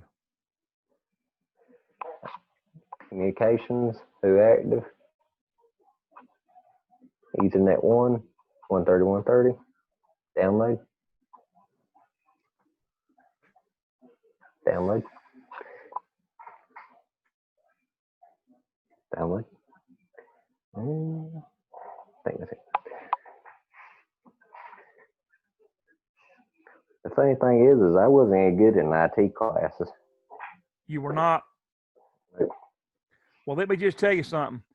When you put a computer on something you can touch, like starters and buttons and limit switches and floats and all, that changes your whole outlook on it, and you got something. Yeah, I think that was the problem, because we were just sitting in there in the classroom and it wasn't clicking with me. That's why I chose to do industrial systems, but still wouldn't mind learning a little bit of it, you know. Well, let me just say this: now that you're getting into this and you're getting where you like a computer better, then you may want to go back and take some IT classes to go parallel with what you're doing now. Yeah, I still got the book for one of the programming classes. I don't think I just think I didn't pay attention well enough in classes. I might want to go back and sit in on one. Right. With Nathan McKee, the guy that's in our class now that's joining us, and also Kenneth McKelvin. Kenneth is an IT major that's getting ready to graduate. You know, you can do like what they're doing. You can take IT classes as electives for what we're doing. I think I'm about done. I know. I know you can. I know there's several IT classes you can take as electives for hours. So I'm going to hit your start button, and then your starter's going to come on instant, like a fan, instant coming on. Okay. There it went. So it was on instant. That's going to be a fan. And then when we go cut the oven off, the fan's not going to cut off right then, but the firebox will cut off. But there'd be more to it in the logic than what we see here. We would be cutting off an oven process like now. And when we do that, you got a countdown timer right here for the fan. It's going to let the fan run longer to cool things down. That's a very powerful fan. It cools off in 10 seconds. Right. It would be more like 30 minutes, you know. So yeah. So that was perfect right there. Yeah. Did you want to go ahead and do my other one, or should I wait? No, we can do it. We can go ahead and just let it go right now. So let me check you off. That was your TOF, because it only takes a second to run these.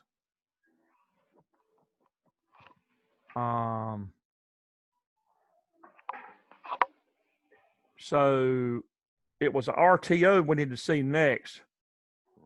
So I have to go back out and check the email because I don't see it in this folder.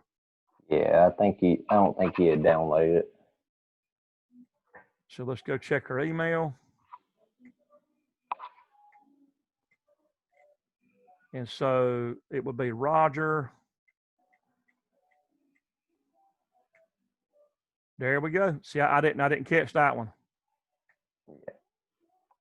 Yeah, y'all have to help me keep up with all this stuff because there's when they come in like 4 or 5 at a time, I'm liable to miss something, and I did there. So I just hope I'm not missing something if somebody that's not in here right now.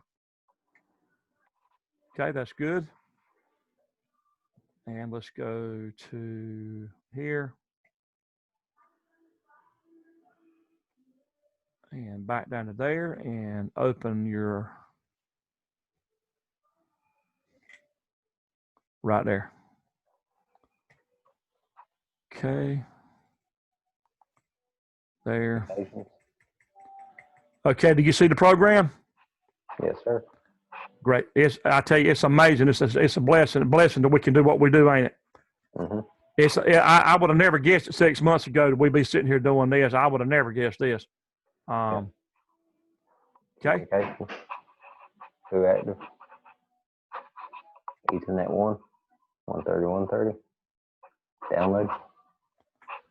Yep. Download.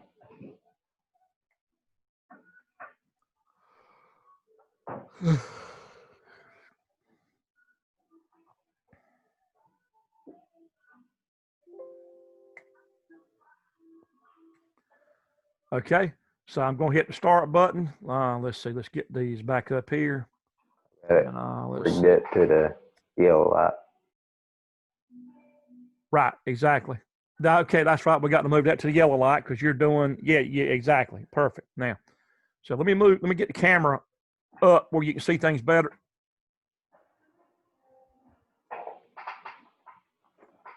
Yeah, right there's good. I think I see it. Yeah. Okay.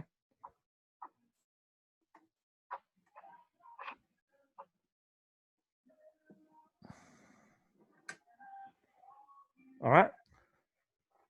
So there goes the yellow light, and I'm going to hit the, he's set on 20 seconds right now, so I hit start. And I'm going to hit stop. So you see it kept the time, right? Does everybody see the logic also as far, and the webcam?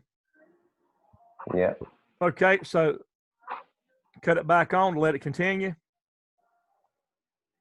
And no matter how many times you cut it off, it's going to hold that time. If I hit the stop button again, it still retains it. And if the power goes out, as you just saw a while ago, it's still going to hold it because it's got that flash memory inside the PLC. or other ones, older ones have batteries in them, lithium batteries. I've got the older one. I can show you how to get a battery out of it. We can save that, say, for Tuesday. I've got an older compact Logic that's got battery. So go ahead and let it finish out. And you get ready to see the service light come on now.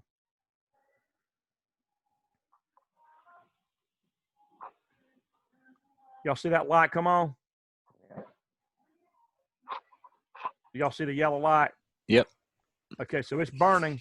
And what that will do, like where I used to work at, we had a yellow light on the machine, and then the operator would get on the intercom and call for maintenance to come to the machine. And then we would go over there and she would say the yellow light's on, and then we would tell her, you go ahead and run the machine till break time, and then we'll change the electrodes on there. We had automatic welding guns on there that had copper tips, and they would go in and beat and bang all day long welding on the machine. And so we would change the electrodes out on break. Or if this and was the website in your office last year. The have what? my info stream from home to a stack IP one. But oh, anyway, sorry, I didn't have it on mute. Yeah.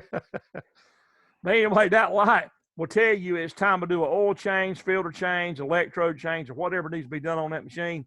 And then let's say I go to the machine, I go and I do whatever I'm going to do to the machine, and then I'm going to hit the acknowledge light, which should be input 7. Now watch me go over here and hit this input 7, and then the light's going to go out. You see that? It went out. Everybody see that? Yep. So that would be the acknowledgement button there to say, I did the maintenance on the machine. I'm going to reset that maintenance light, that service light, and then let the operator go back and run. Okay? They could go back and run like that. So that's just an example. That's just an example there. Okay, very good. So let me check y'all for that, Roger. Anybody else want to go right now? Okay, so that's got Roger completely caught up on timers, and who else can we check now? We had a lot of emails come in a while ago, and I can go back and look and see. You can check over mine if you want. Okay, good. Okay, Kenneth, how you doing? Doing good. I had to resend you my RTO because I wrote it with the data 1 instead of the data 5 for the light output. Okay, all right. Ooh. So we're going to go to Kenneth. I panicked for a little bit there because I accidentally hit the X button on a line, and I wanted, what do you call them, the bars, the rungs. I had to delete them, the rungs. What were you saying there, Roger? I didn't understand you. I was tying up my tongue, but I deleted a rung by accident. I found the back button. You found what you were looking for? Yeah. Okay, all right. So for Kenneth, we're looking at your You need to see my emulator for timer on and timer off. I was getting ready to say that. That's what I'm seeing on my grade sheet here. Yeah, I got it all written. So I can cut screen share off. You go ahead and go. You go ahead and run them. I get them loading up. Wow. Okay.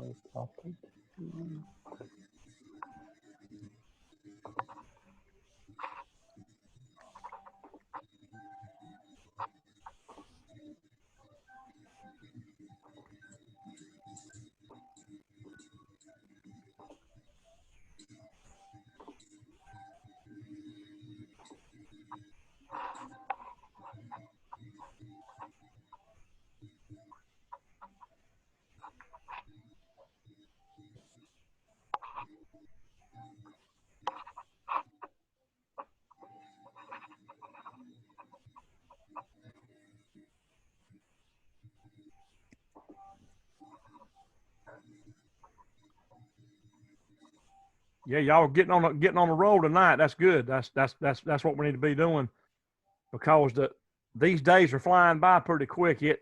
This class is just too short. I'm glad we can do it, and I'm glad for what we've got to work with. But it's limited on time for sure. All right, I got it up. Okay.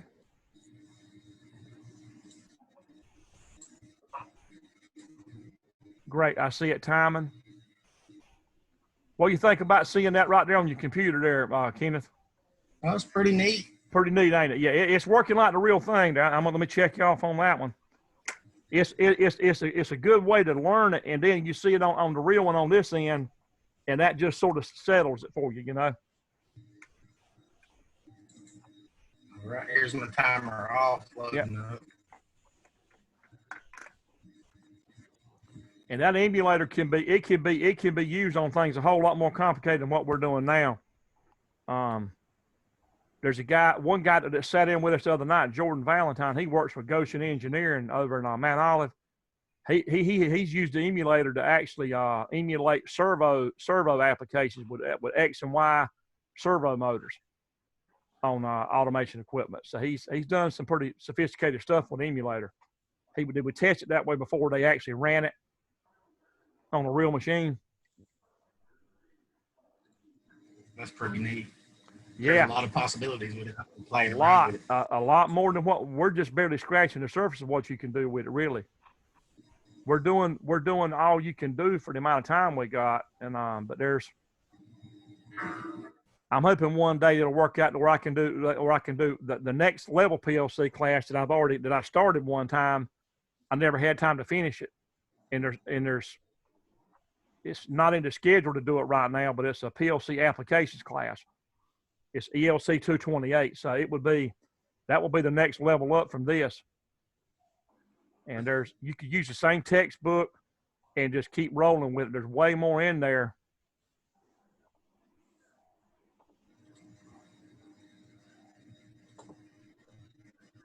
Okay, now to actually see it count down, you have to hit the stop, toggle it off, and back on. Right, now you see the timer started. You see that? Yes, sir.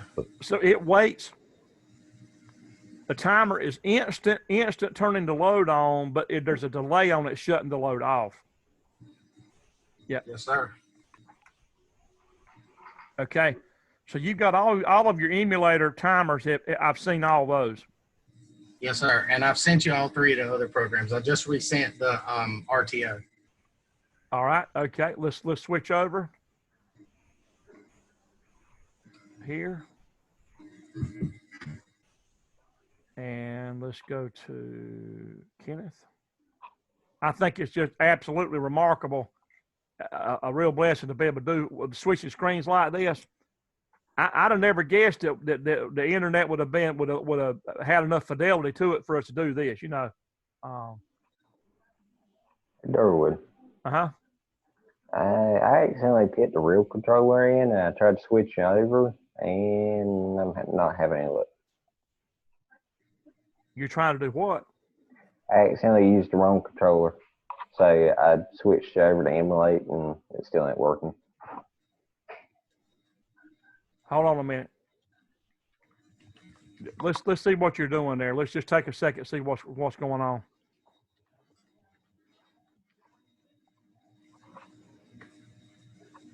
I didn't mean to stop in the middle of that, Kenneth. I just.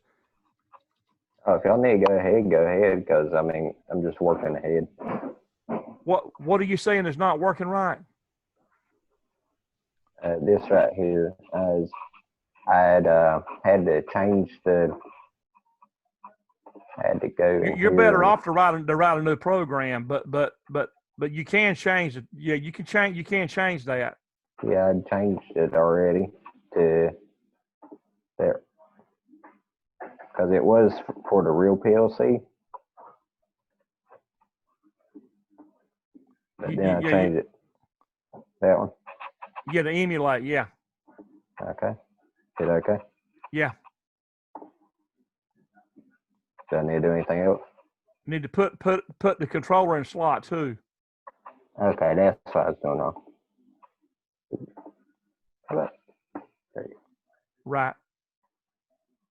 Apply and then okay. Thank you. You're welcome. Okay, so now we're back to so Kenneth, do you see the program? Yes, sir. Okay. So we're going to download. Yes, sir. Communications. Who active? Ethernet 1. 130, 130, 130. Download.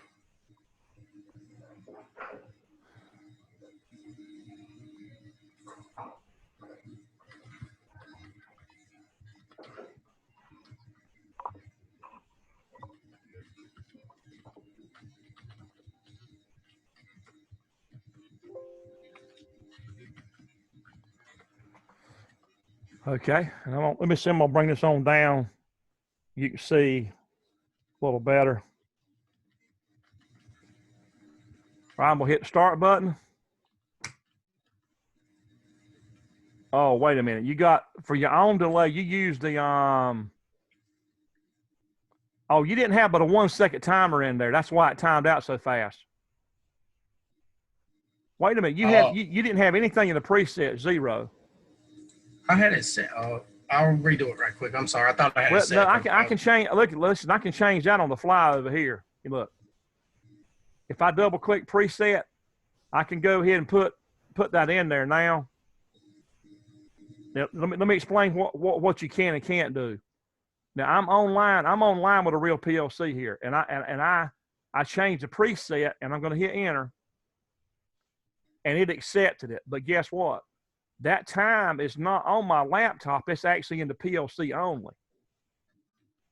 So it'll go ahead and run, but when I get ready to disconnect from this, it's going to ask me, do I want to upload the changes from the PLC back up to the laptop? And at that point, if you say yes, then it's going to get that 10-second setting, bring it back up to the laptop, and save it on your hard drive on your laptop. Does that make sense? Yes, sir. So you can change that. Like again, I hit start again. So we go start. You see it right there? Yes, sir. So it's resident in the PLC only. That change is only in the PLC right now. You see it happen there? And you heard that click. And if I hit stop, that starter will go off. Which I can bring it down close. You can see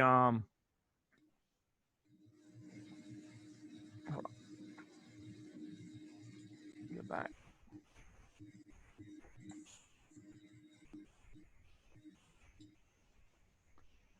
So I've got it back on the starter right now, and I hit stop. You'll see that cut off.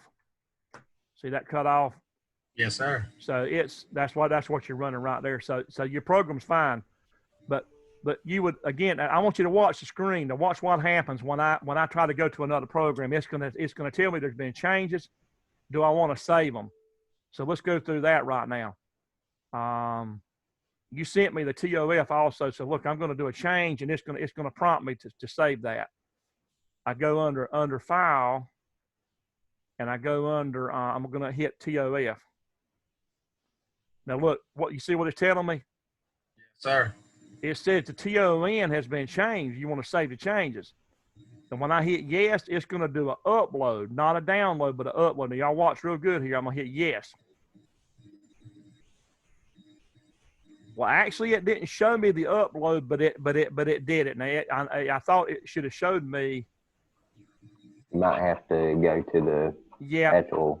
Right now, just for the heck of it, let's go to reopen that same one, that TON. So if I go in to reopen it offline, hold on.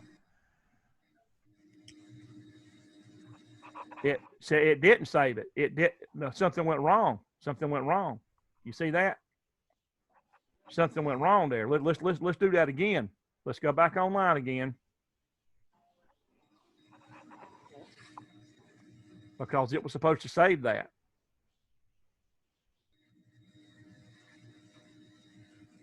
Now my offline copy does not have the 10 seconds there. If I simply go under file and hit close, then it let me close it. No, what's up with that?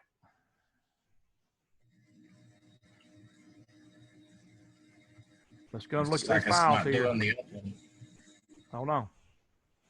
That's your TON. The most recent one was here.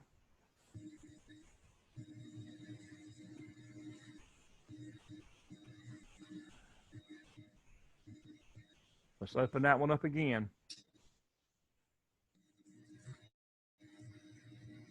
All right, let's open up the one right before it. Do y'all see me looking at those files? Yep. Yes, sir. All right, this has got me curious because it was supposed to save it. It didn't save it there. And on the very first one you sent me at 9, the first one I opened up, it didn't save it on either one of them, even though it said that you want to save the changes. That was unusual. Save it inside the PLC and not in the actual Studio 5000. Well, when it said there were changes, do you want to save them? It should have actually done an upload. If I go right back down through communications and I download this one again, I want to just see. There's something got me puzzled about this. And accidentally hit download, did you? Yeah, I'm re-downloading the one that has 0 on the preset because we got to go through this slow because what happened here was not supposed to go that way. Y'all see where it says 0 on the preset? Yes, sir. You do? Okay. So now I'm going to change it and put the 10,000 in, and I did that. So now, and if I hit run, it's going to run. I can go ahead and cut that back off now. If I try to go off and go to some other program, let's do that again. Now I'm going to try to go to its off delay. Now it says that the timer has been changed. Oh, do you see what it says here? Backup 1 has been changed. Backup 1 has been changed. Because you opened that first backup before you just did that. Save.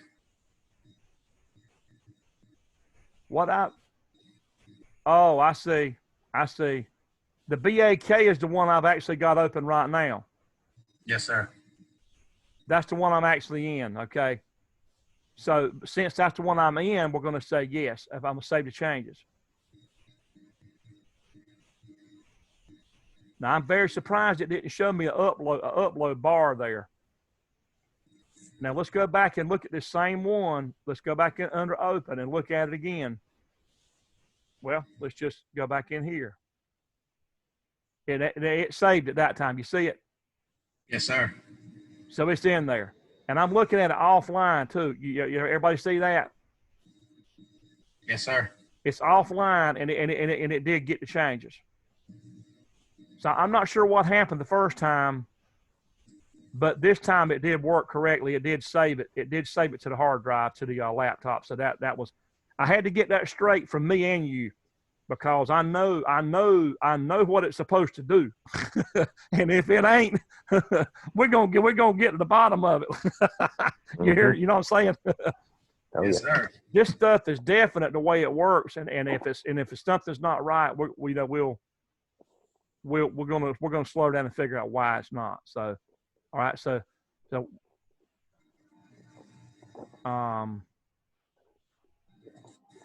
hold on.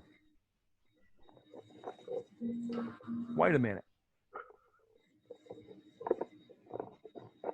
I just had a little brain freeze here. Hold on. We ran your own delay timer. This is the off delay timer. Yes, sir. Now, how did I end up on this one? Because you opened it to save the other. Right, I opened it to save the other. But what about the on delay timer that I intended on saving it for? That's what hold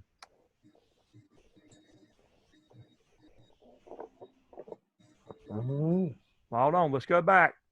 Maybe I did something that was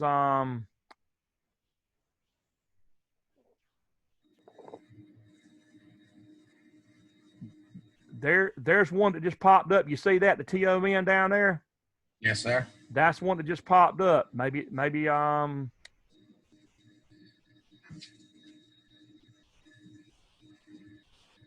so it didn't save it. It didn't save it on that TON there. Didn't save it on that one.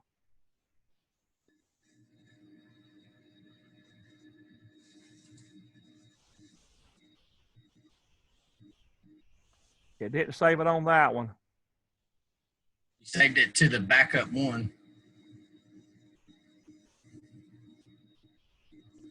The BAK1. Okay, let's try that one.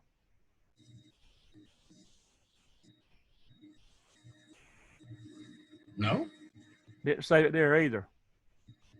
Now things are not supposed to go that way, really. Honestly, it's not supposed to be like that.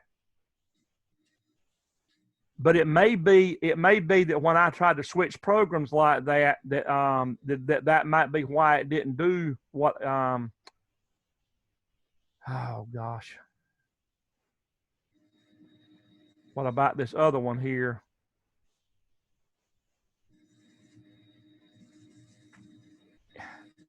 Let's should be under the back 001.acd, just above that, the third one from the bottom. The third one from the bottom. That's what it looked like. That's where it should be. Right. That's got the newest time in there. Yeah, that's where you would think it should be. But it didn't save the time for some reason. Now let me just show you I know that with the 500 software we wouldn't have had this issue. Let's go back. Let me try to correct something that's just not good here. Because this is just not we don't want to leave things the way it is here. This is your original program right here, okay? So let's go. I apologize for taking this killing up time with this, but it's something that we need to have a definite way for you to know if you change something online. Here's how to get it back to your laptop. I'm gonna upload manually back up to it, and to make sure that you see that it will come back. The number of backup files exceeds the number, or you can increase the number of automatic. Instead of doing that, I'm just going to hit continue. Yeah, that'll just overwrite one of the other. It's just going to overwrite one of the other ones. So right now you got your timer. I'm going to just do it on the fly right here. 10,000, and you see that it will run. If I hit that, it is running. Hit stop. Now, I know that normally. Let me try one other variation here. If I simply go and the safest way to do this is simply to do an upload from where you are right now, and it's definitely going to come back. So you can go under remote run and hit. It ain't going to let you go from there. Go communications, who active, and click here. I think it has to be in remote program, not remote run, right?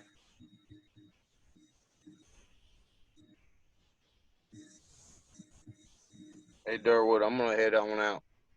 Okay, you have a good one. You too, man. Have a safe evening. Drive careful. All right, I will. So we're online right now. We're online, and if you go under communications, we need to have an upload option here. And normally you would be able to go under here and it's not giving you that option now. If I go to communications and hit who active, and I highlight the controller, it's not giving me an option to upload at this point since we're online, and that's unusual. That may be a change with version with this version 32. It could be, but we should be able to save the changes to this.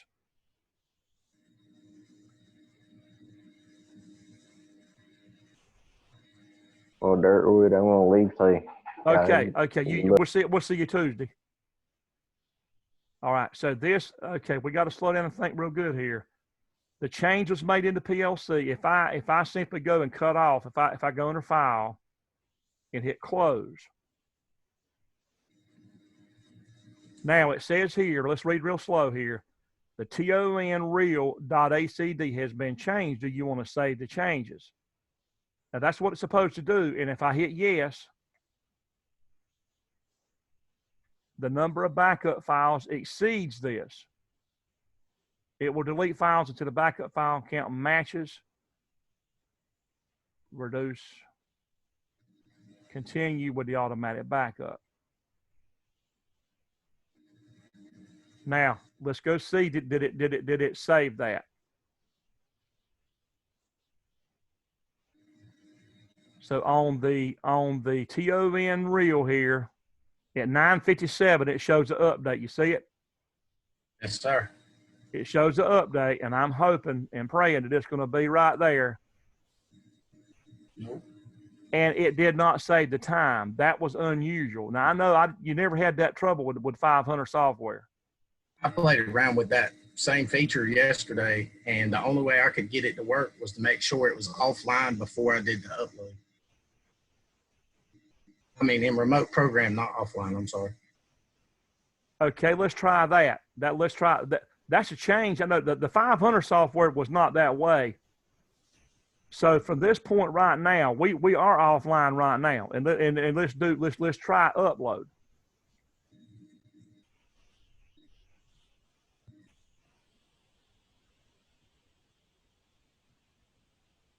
And now it's saying that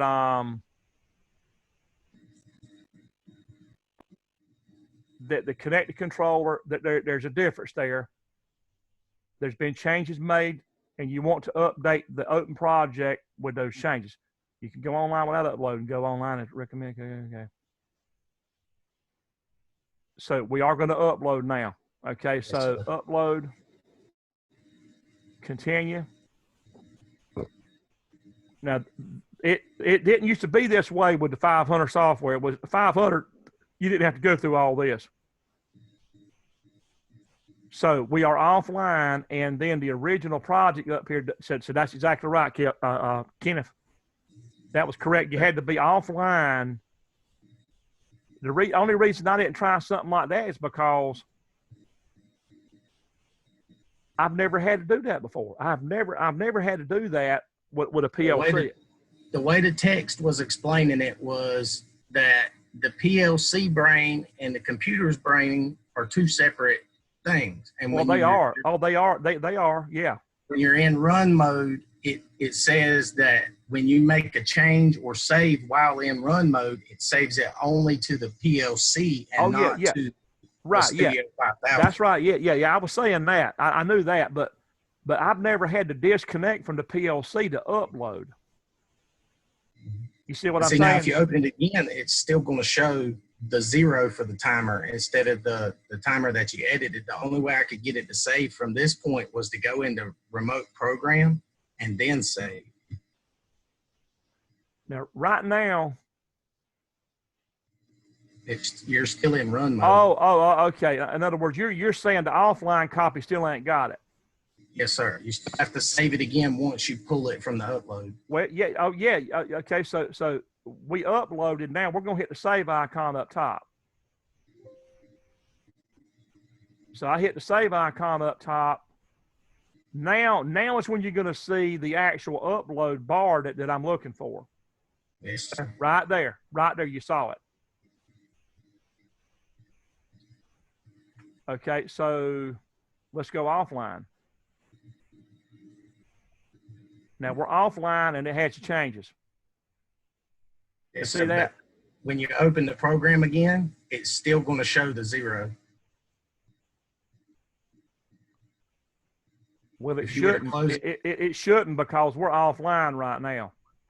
If you were to close it right now and then open it again, the same exact program with the newest save. Right. The file that we have up here is the original TON real without a back in it, without a backup in it. Yes, sir. If I hit close and then go into open and I go to this file that we just did at 10 o'clock. Yes, sir.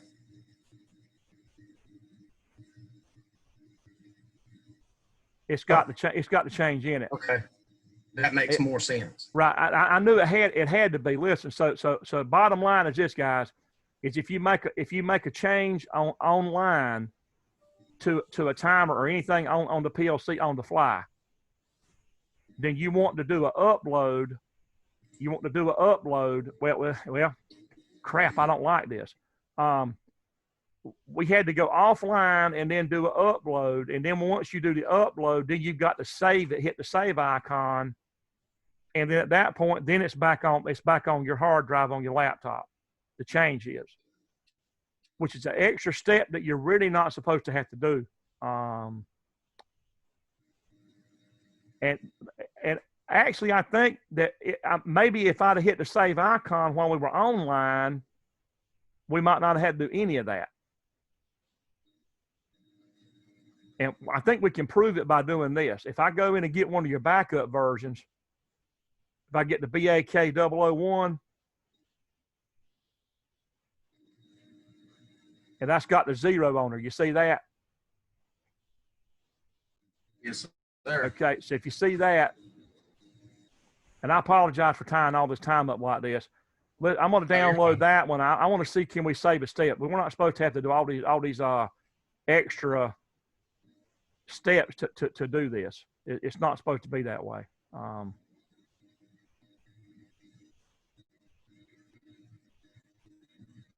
I know on the 500, even at school, using Studio 5000 at the school, we didn't have to do all this mess. On version 21 of this software, you don't have to do that. So now you got 0. We're online with it with this program and this version backup 001. So if I go in there and I put that the 10,000 in there and hit enter, now let's try this. Let's go up top and let's hit the blue save icon. Do y'all see that? Yes, where sir. I'm at way over here to the top left. Yes, sir. I'm going to hit save. Now we're cooking. So I hit the save icon up there, and now it says the online tag values have been changed since the last upload. To ensure the current values are saved, you should upload them. You want to save your tag values now. Yes. You see that? Yes, sir. That's the way it was supposed to be done right there. Now, so you got it online. Now let's actually close. And now let's reopen it offline, and it's the backup 001 that was saved at 10:04. And there it is. You see it? Yes, sir. All right. So I apologize for all that, guys. Look, so if you make a timer change on the fly on a PLC, then you want to go up here top left to your save icon, the blue save, the floppy disk. You hit that. And then it's going to prompt you to do an upload, and you do it, and then it really will be on the laptop. So that's the way that you do it without all of those extra steps in there that I don't know why. Anyhow, I'm sorry about all that, but we got it straight. So we had to get it straight for all of us. So anyway, because this is a very real thing that happens. And let me tell you, the only reason I did that is because in plants, when you're debugging and you're making changes on real machines, it's very common to go online to a machine and make timer changes on the fly to try to optimize the machine. Okay, to try to make it cycle better or get more parts out of it. And so it's very common to do that. And when you're satisfied with it, or your manager's satisfied with it, then you're going to have to hit that floppy disk symbol over there for save. and then it's going to come back to your laptop, and then you've got a true backup of those changes that you did when you were online. So that makes sense. Yes, sir. I used to do that pretty regular whenever a manager would come up to me and say, this machine needs to run a little bit faster. You know, he would say, he said, can you get me about another 3 or 4 parts or so many more parts an hour out of this thing? Or maybe, you know, in whatever time frame that was, I would start fine tuning timers, and then I would upload them, you know, to the laptop. So that's, again, I should have been thinking clearer on that, but anyway. So, okay. So that was your TOF is where we were really at before I got us sidetracked here. That's okay. It's a good way to learn. Yeah, and it is. So your off delay was here. I got myself twisted up there, man. My bad there, you know. And you already had that 10,000 in your off delay already. Okay, so we're going to download it and test your off delay. Ethernet 1, 130, 130, download. Yeah. When it gets later, I sort of get the little brain fog kind of starts to set in. Yeah. There's been a lot of brain fog this week. Yep. Okay, so I'm going to hit start, and you're going to get an automatic fan coming on real quick here. So let's get the button back out here where you can see it.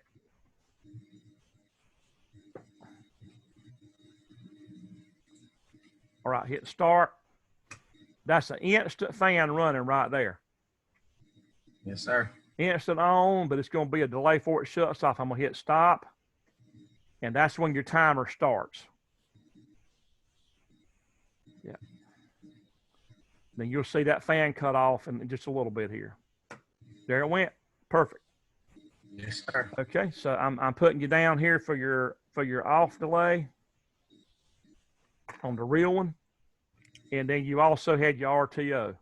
Now I resent the RTO. The one you downloaded wasn't correct. I mean it'll work, but I had the wrong output in it. I put output as data 1 instead of the light, which is data 5. Okay, all right. So let's see. Let's go here.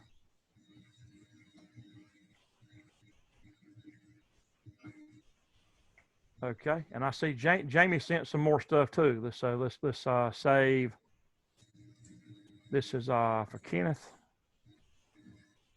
Save, and then also Jamie sent a TON. That's going to be Jamie. We'll go ahead and save these while we're at it. Save, and he also sent. Well, he sent a TOF emulate, which, Jamie, you can show me your emulate. I'll go ahead and save it anyway, because is that really an emulate or is that a real one? I'm saving everything you send anyway. Okay. So go back out.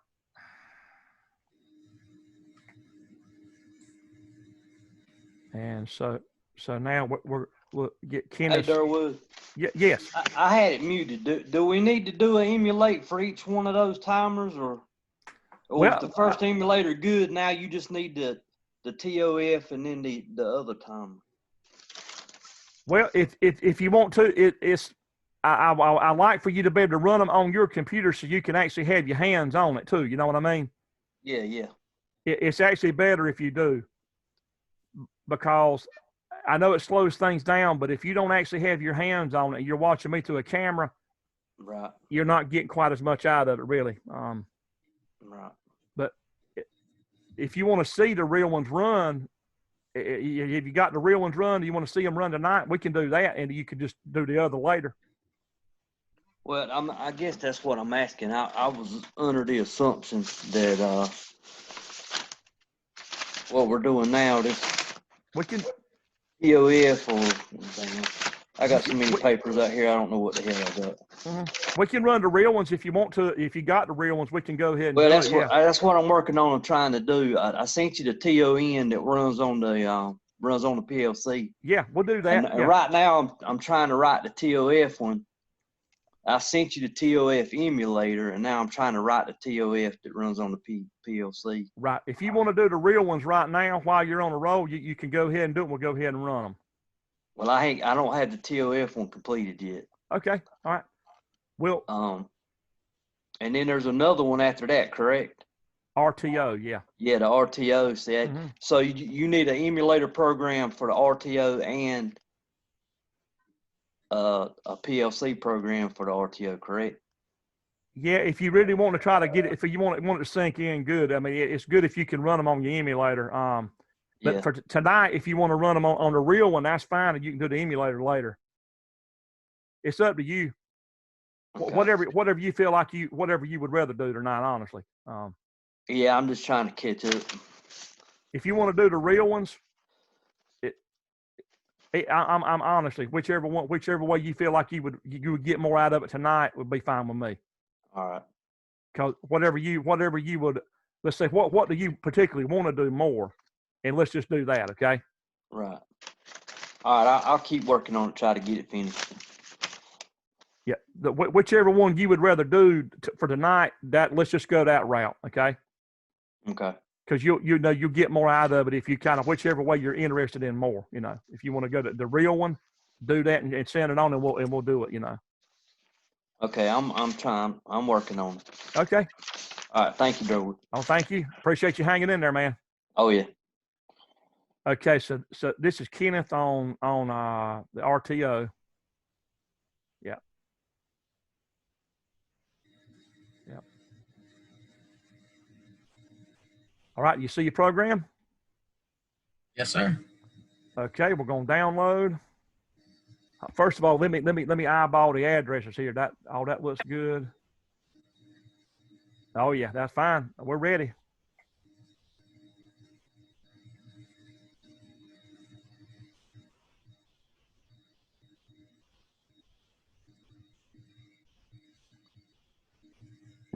And we're going to have the service light come on this time. So get the camera back up.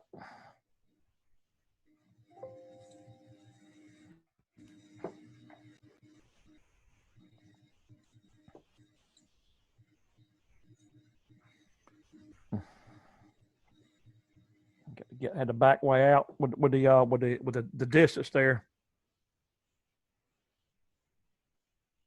Okay, that's got everything there. Yeah.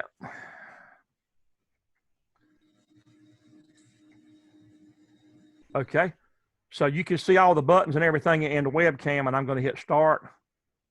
Okay. So we're doing that, and I can hit stop, and it keeps it. It retains it. Hit start again. We'll let it finish on out. Let the service light come on. Okay, you see the light come on? Yes, sir. So that yellow light is on, and then somebody calls you to the machine to do some maintenance on it. You do the maintenance. You hit the acknowledgement by resetting the PB input 7. The light goes out, and then the timer resets to start another maintenance cycle. So for service. So that's just one application. I've seen this done with lubrication, automatic lubrication cycle down in Rayford at Unilever, and the machine counts its own run time.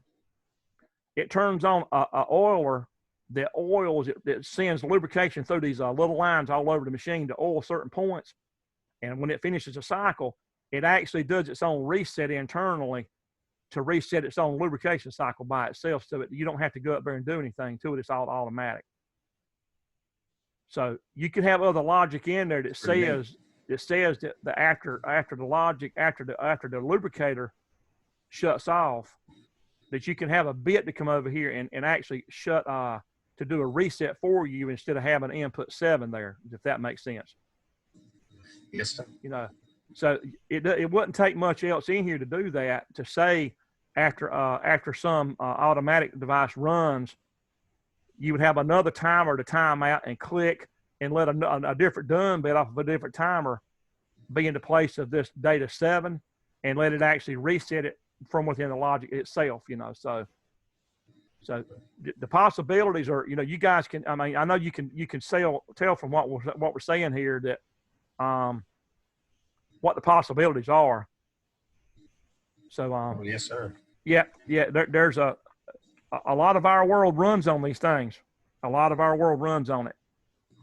You pick any plant you want to go in, and that's what 99% of the stuff's running on is what you're seeing right here, and a whole lot more of it, you know. So it gets way more advanced, and it's just amazing, really. When you pull up to a stop sign at an intersection, you look around and you're going to see a stainless steel box out there somewhere, and there's going to be a PLC in there running them lights. So your last project for this class will be a stop sign intersection. So Okay. that's what we normally do for an exam is everybody writes logic for a stop sign intersection out there at the road. So anyway, we got Jamie and Nathan. So Jamie, do you sent me one? You said you sent me the TON, the real one. And let's see what we Yes, sir. So am I right jumping to yours now? Yeah, that's fine. I mean, if you want to run it, let's see, make sure I got it right. Okay. So let's see. Mr. Durwood, I'm going to head out. You guys have a good evening. You too. You have a nice weekend. Have a blessed weekend. Yes, sir. And I put the next lab in there on the on a 3-stage sequential starting.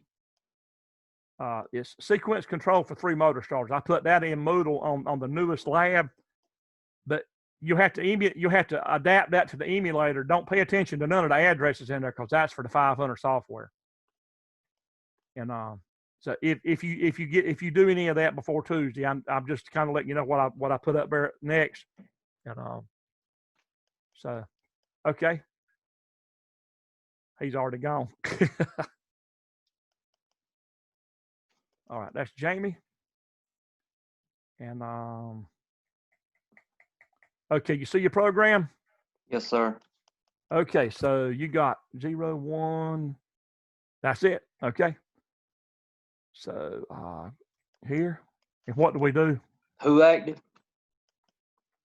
Then you're gonna go to your Ethernet there, highlight it, and download. Okay. Yeah. Are you in Newton Grove now? Well, I mean, is that where you're working at this week? Yeah, I am this week doing a project.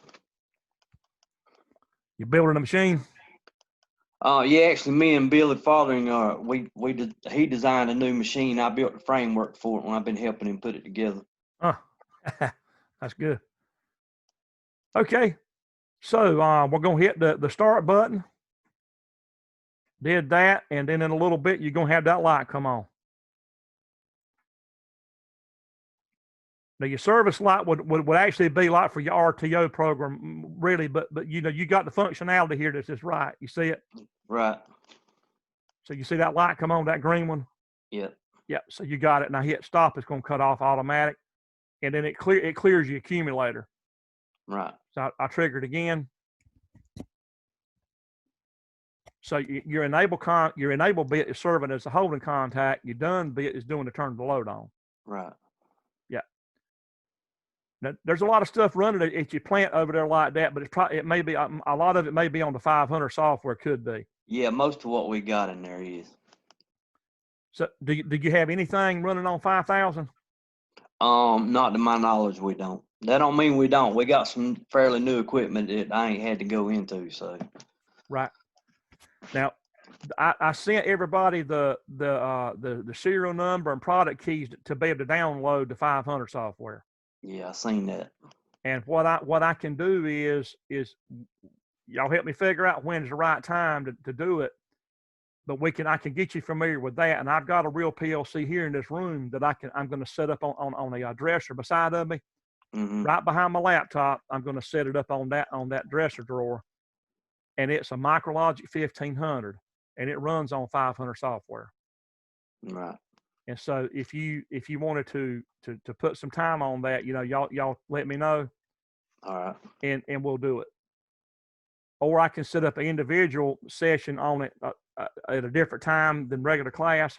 Right. I could do that. Y'all think about it and kind of tell me what your interest is. All right. And you'll find out that the main difference between the 500 and this is that instead of the addresses saying local 1, it don't say that at all. It's just a different way of doing addresses. Right. And They're then just written different.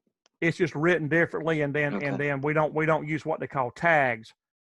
We use the descriptions instead of tags, and then it's stored in a different place. Instead of it being stored in a tags folder like local tags over there, it's going to be stored in data files a little bit further down in the organizer over there to the left. So, once you see the differences, you can easily switch between the two. But yeah, I would say for you, it would be good. It would be good for while we got this class going on, for us to go through some of that together. Right. And then it will set you up good for where you are. All right. Because you probably got Micrologics in there and some slick 500s or slick 503s or 504s that are using it. So what they generally do, even Ronnie don't mess with them. We've only got pretty much 2 people out there that deal with the PLCs, and that's Travis and Billy Farthing. They generally don't let the maintenance men take a computer and hook up to any of it. If we find something wrong, we fix it. We trace it out. But if it comes back to a PLC problem, they've got everything set up where they're locked out, and they're the only 2 that can go in and do anything or change anything on them. So. Right. That's the way it is now, but once somewhere down the road by you learning what you're learning. Oh yeah. And you being a high echelon maintenance guy there that Ronnie Godwin holds you in high esteem. Yeah. That at some point in the future, hopefully you would be able to get an open door for it. Yeah, and that's part of it. They're relying way too heavily on them 2 guys to have to deal with that. So that's one of the main reasons he wanted me to take this class, to try to. That way, when Travis does do something, he can pull me over there and work with me. Exactly. So you help me. You think about when you want to try to get on the 500, and we can actually start it sometime next week if you wanted to. All right. You kind of tell me if you wanted to pick a different time other than regular class time. Right. We could try to do it maybe like on a Monday night if you wanted to do it extra time apart from this. Okay. We could pick a Monday night or either a Saturday a Saturday sometime around 6 or 7, something like that. Or right. You kind of think about it. It's going to be. Yeah, I would really like to do that. We can. Honestly, Durwood, I debated on taking this class because I help a buddy of mine farm also, and man, I'm putting in 60, 80-hour work weeks and trying to do this. Right. And, so my time limited, but I'm gonna make time to do that. That I would really like to do that. Yep. While the class is going on, if you do it, it's going to set you up to where you're going to know what to do when you get on the 500 processor. You'll already know the gist of it. Yeah. So it won't be foreign to you. I'm starting to catch on. This is all new to me, but I'm getting there. You'll be a master on the stuff if you just stick with it, Jamie. I mean, you will. It's just a matter of you having time to work with it, man. You can get as good at this or better than you are on welding. Oh yeah. I mean, no doubt about it. And I got the approval from Ronnie today to take the fall class. Okay, good. So is it set up where I can go online and go ahead and pay for the class and register for it, or I just need to register for it now? the way registration is right now, they've got it closed out for all of us until July the 1st. Okay. Unless you go through student services and let them do it. They can do it. They can key it in manually. Okay, so by July the 1st, though, I'll be able to sign up for the class. Yep. Okay, all right. That's what I needed to The know. way they got it right now, they're actually working on Colleague and Web Advisor. Right. And they won't even let me or anybody register anybody. Okay. Because they're doing something to the software, to the system, and the only people that can get in there to it is student services now. Okay. I just actually register somebody. I just want to make sure I was able to get into it. Yep. If you want to, I could actually email student services and tell them to put you in there. But well, that's fine, as long as you know that I got full intentions of signing up for it. Mm-hmm. Whenever it opens up, I'll do like we did on this. I'll go online and register for it and pay for it and everything. Just help me remember around after July 1st. I will. And then you can get in there fine. I mean, it won't be no problem. All right. Because I know it ain't full. Yeah. And if it is, then it's not. If you know what I'm saying. Yeah, I got you. We'll knock out the walls, man. I've seen. We had 20 people to sign up for this class that you're in right now. 20. Right. And well, actually, you were 21 last time. Yeah, I sure was. You had to get me in. Right, we got you in, and that's what would So yeah, you ain't got no problem with that. I'm glad you did too, because a lot of that stuff we learned, I'm using. You using on the job? Oh yeah. Well, hallelujah, man. That I'm happy. Boy, that makes me happy. I don't know what to hear that. So now, what does Ronnie and Travis think about what you're able to do now? Travis, I don't get to deal with a whole lot because he's kind of took over as him and another guy took over as plant managers for Newton Grove. Plus, he still does everything else he was doing.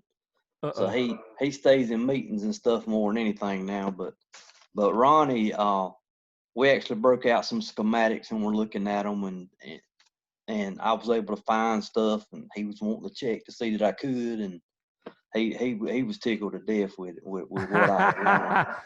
I'm gonna tell Ronnie Godwin he owes me a fish plate. He owes you a fish plate. I mean flounder too, man. Oh yeah, no doubt. And Randall's our electrician down at Newton Grove, and he's constantly asking me what we're doing in class. Just that matter of fact, I gave him the links to get to the YouTube videos. Yeah, there you go. Of this class here. Very good. He has taken a PLC class, but it was a number of years ago. And he's actually been watching some of these videos and we'll talk about it and discuss it at work, Yep. So I'm learning a lot, Durwood. Great. I know you are, and I'm great. Thank the Lord you are, man. I'm happy now. Yep. I knew you were going to be a winner, man. I knew it. I knew it before I even met you. When Ronnie Godwin started talking about you, I said the answer is yes. Yep. Ronnie, man, he spends a lot of time back and forth between the two plants and everything, so he kind of relies on us pretty heavily, and we've lost quite a few people due to downsizing and people leaving. So I kind of got thrown into I was the maintenance welder, but I've been doing a lot of this electrical and stuff my whole life, and I've helped other maintenance departments.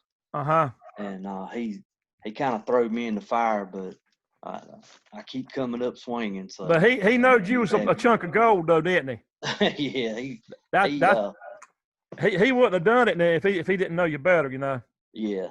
He wouldn't have done that for just anybody. Yeah. Yeah, he's helped me out a lot. Right. He really has. Right.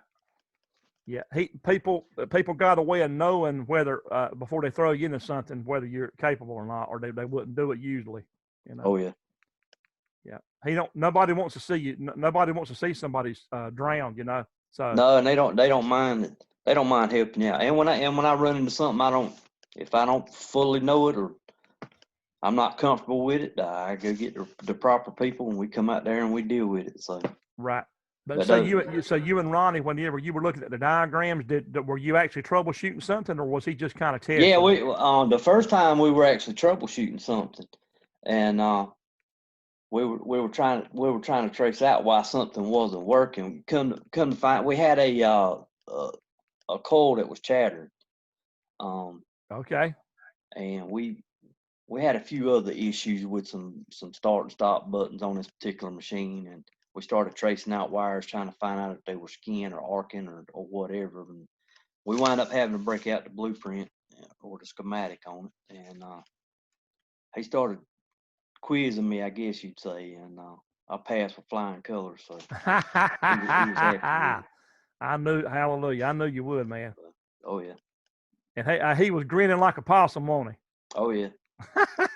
Yeah, and see now when we got machines like we had a belt sander that the motor blowed up on, it didn't have a thermal overload on it. There was a lot of issues with it, and we decided to go through and repair it. It was cheaper to repair it than to replace it. So I tore it down and I fixed it. And Travis said, "Man, I'm just gonna draw you a schematic and show you how I want this thing done add a thermal overload to it." And so I said, "Hey, draw it out." So he did, and he said, "When you get done with it, come get me. I'll come check it out." And, well, nothing wrong. It worked fine. So I bet he was happy, huh? Oh yeah. They can definitely tell I've improved in some of that stuff on from taking this class. So what that means is that you're going to have an open door with the PLCs. It's coming. Oh yeah, it's coming. So you think about when you want to work on the 500 stuff, and we'll get into it. Okay. All right. Yeah, I definitely want to try to. And you may want to pick an off time to do it so that it's not going to, it's pretty much up to you. But you may be better off picking an off time to do it. I can let other people know that there's a handful of people that want to learn it. Okay. Yeah. Victor. Right. Victor does, and McGill, he's working with some of the stuff at Smithfield. All right. And then seemed like there was somebody else. Eric probably ought to. Eric wants to learn it too. So right. So there would be about four of you, a good four of you anyway, that would want to do it. Well, when you can line it up to do it, I will do everything in my power to make time to be there to do that. All right. You think about it and kind of tell me what you think would be best. Would you want to try like a Monday night and do it a little bit, or a Saturday around 6 or 7?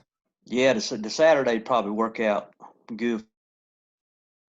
Okay. Well, what I can do is I can mention it and see is there anybody else interested in doing it that way, and then after all, then we can pick one and do it. We can pick a Saturday and do it. So, so let's see. I'll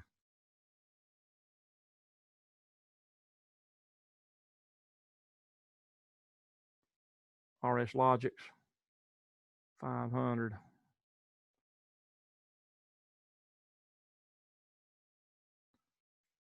And Jamie. Okay, so I've made a note here, and I'll send an email out and see what interest there may be. So that's got you for your timer on, and I've checked you off on that one. And did you send another one, or was that it? I think he's already gone. Okay. Okay, Nathan, are you still there? Nathan, are you still there? I see your name is still there. Hello? Okay, I guess you're not. All right.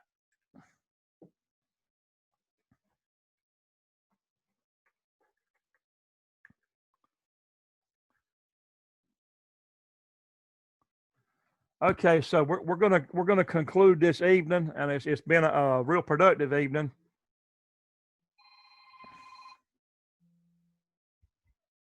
Hold on.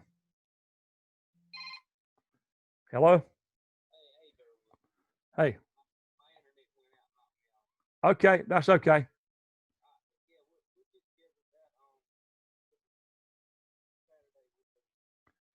Okay, all right. I'll send a message out to the ones that have shown interest, and then we'll see if if they what time will be better for you, honestly.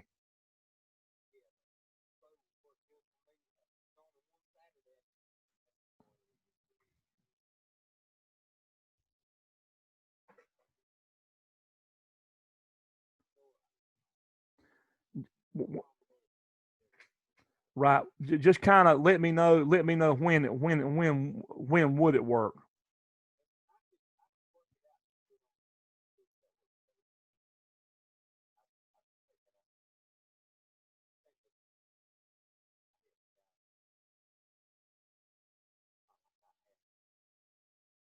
Okay. In other words, say a Monday at 6 would work too.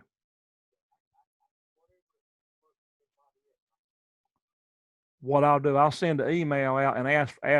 I'll do a poll and I'll say, what would you rather do, a Monday at 6 or a Saturday at 6? Because we want to do it to where I hopefully we'll be able to get you 4 guys at the same time to be able to do it. And it won't take. It ain't gonna take a long time to do it anyway. You know. Mhm. Mhm. Mhm. Yeah. Oh yeah. Yep. Okay. All right. Thank you. You have a blessed evening. Huh? Bye bye. Mhm.